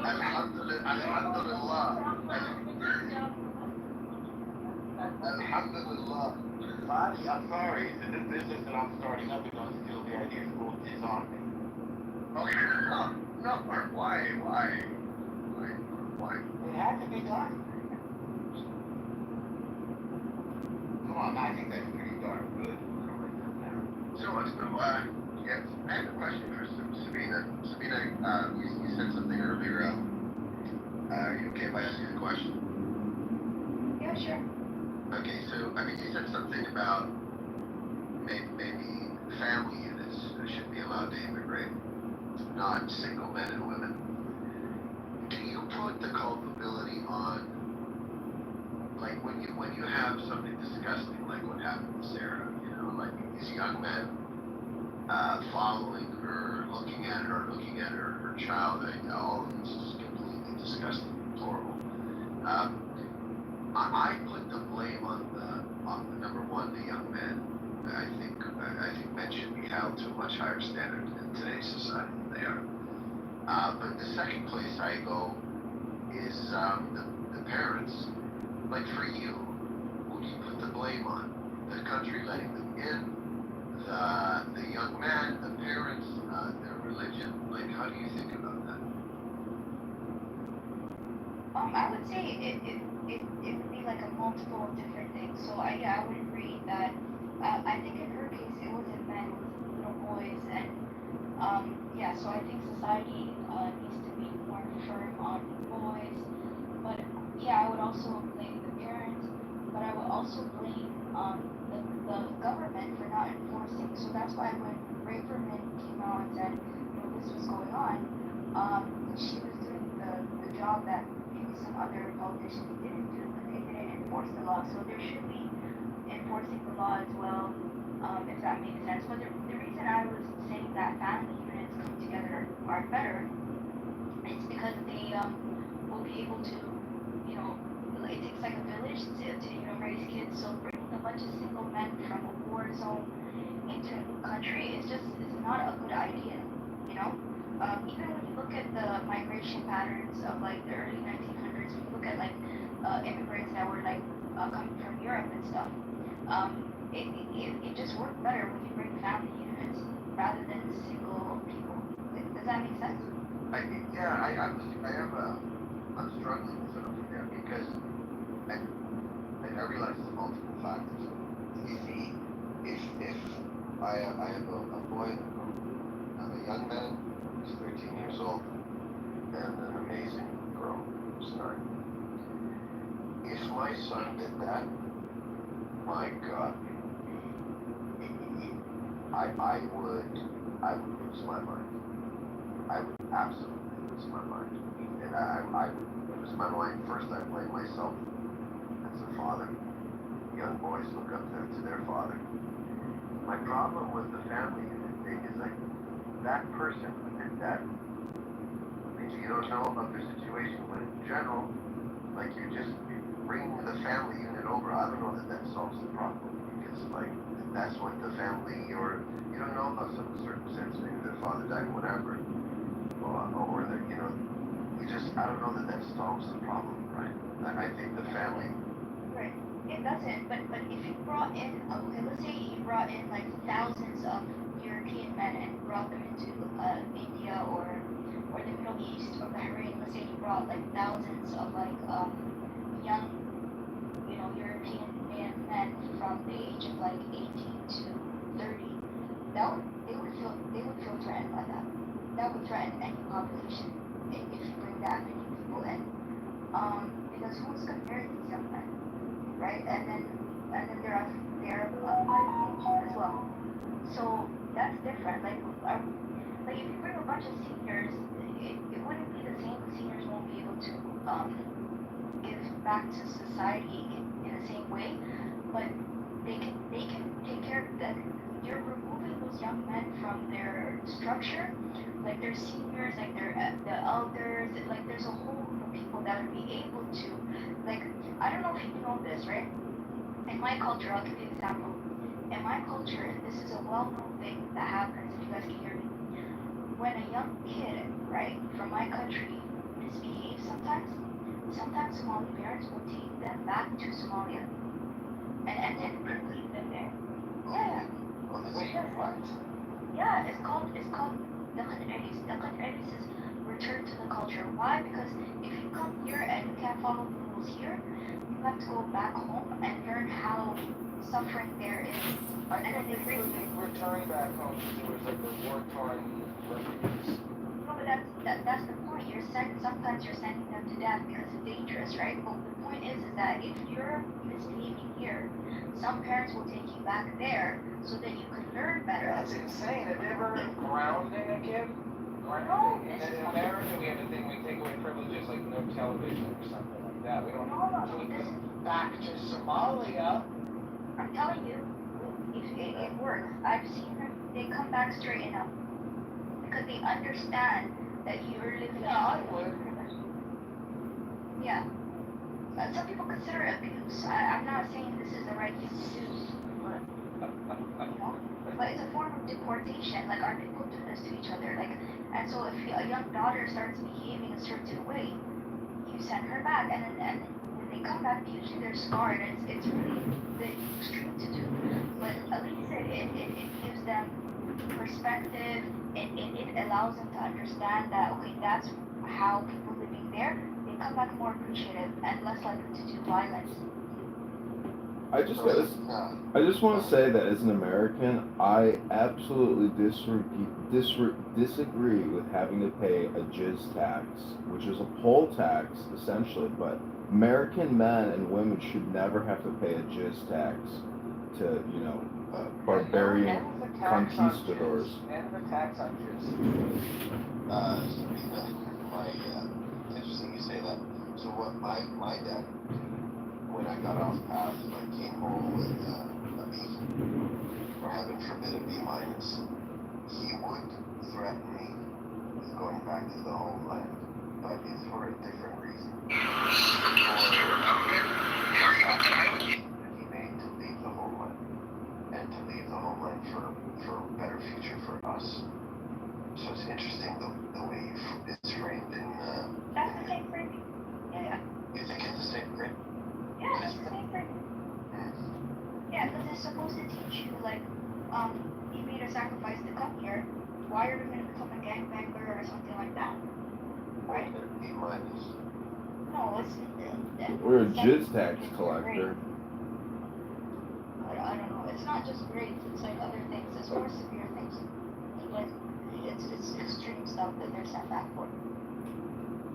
For me, it was a B minus.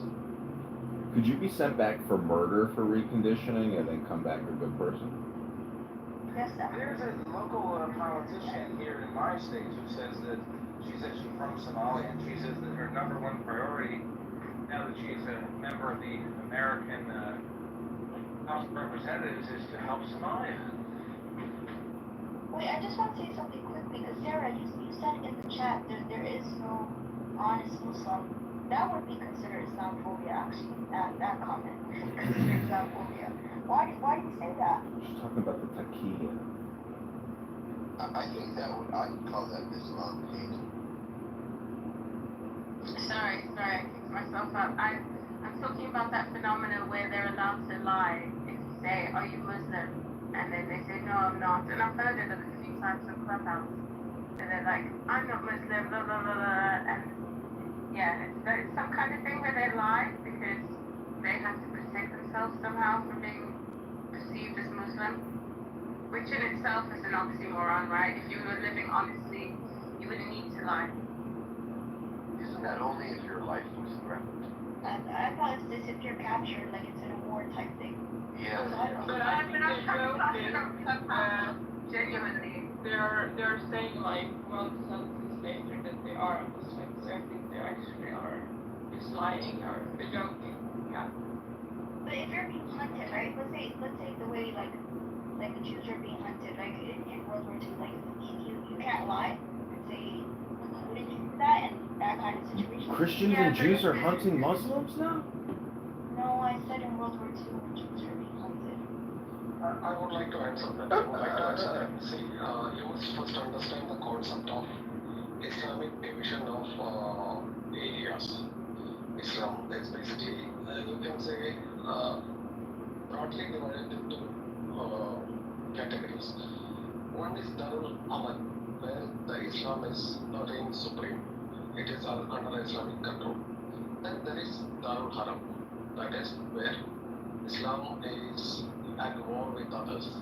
Whether you like it or not, it is always at war with their infidels. So now your country is Darul Haram. Okay. So they are at war, whether you realize it or not, they are at war. They want to overpower you. So it is permissible. And it is not just Turkey. You can go through Kidman, Borna, Hiyal, and other forms of deception. And if you go to the Islamic rooms, you will find a lot of these kind of lies they say. And it is almost compulsive lying that they do, at least when it comes to the scriptures. You said during law, right? So sorry, normal. Hey, you said He said during war, and they're always at war because they're at war with the infidels. Can you explain Hitman, AJ? Sorry? Can you explain those other forms like Hitman? Yes, Tavaria is creative lying. Creative lying means, I'll come to the other points. If somebody comes and asks me, hey, do you have a penny in your pocket? I'll say, Yeah. Maybe having It's a like the logical means of it. Yes, exactly. I'm sorry, I think that was you. I didn't hear what he said. Say it again. So if you come and ask me, I'm a Muslim, do you have a penny with you? I might not be having a penny, but I might be having a 50 pound in my pocket. Yeah. But you are asking for pennies, and so basically I'm deceiving my issues, saying I don't have any penny. You're a penny pincher. So is that like sort of over literalization, or is that lying by omission? There are other forms of lying. I think you should read on it. Or lying by omission is Kidman, I guess. Kidman. Thank you. What is Tavaria? What you call it? Creative lying? Yeah, Tavaria is creative lying. Okay. ChatGPT, classical Islamic scholarship of Sunni and Shia refers to three primary exceptions. I asked him what the minimum bar for lying is. In war, does that mean about plans or movements is allowed to protect the Muslim side? Number two, to reconcile between people, softening or altering words to end a conflict or restore relationships without unjust harm. What is that called? I asked ChatGPT, what's the most, yeah, I don't know what it's called, but it gave three categories. So category one was in Hello everybody, this is Patrick Gibbons. This is And then we're always at war because they're always at war. But war is a permanent state. That's what they pointed out. I'm not sure that's true. I don't know if it's Saudi Arabia. I don't know if it's Saudi Arabia. Maybe the Middle East or something. And then says to reconcile between people or to protect yourself under unjust harm. See, I explained, you did not get what I explained. Islam categorized the non-Muslim countries are as Darul Haram, that is a war of war. Even when they are living peacefully in their minds, it is what all kinds of jihad to do. It is jihad, if you cannot speak out, it is jihad from the heart. You have to conduct it by heart, from heart. Like what is happening in democratic countries, they are electing, they have man-made laws. So the Muslims are to condemn from their heart. Okay, when they are able to speak out, they speak out, like what Rashida Tlaib and the Somali woman, Ilan Omar is doing. They are speaking out. Then comes with ban or other means, and then comes the sword finally. So many of the countries, the sword that they are not reached that level. Okay, only when they reach sufficient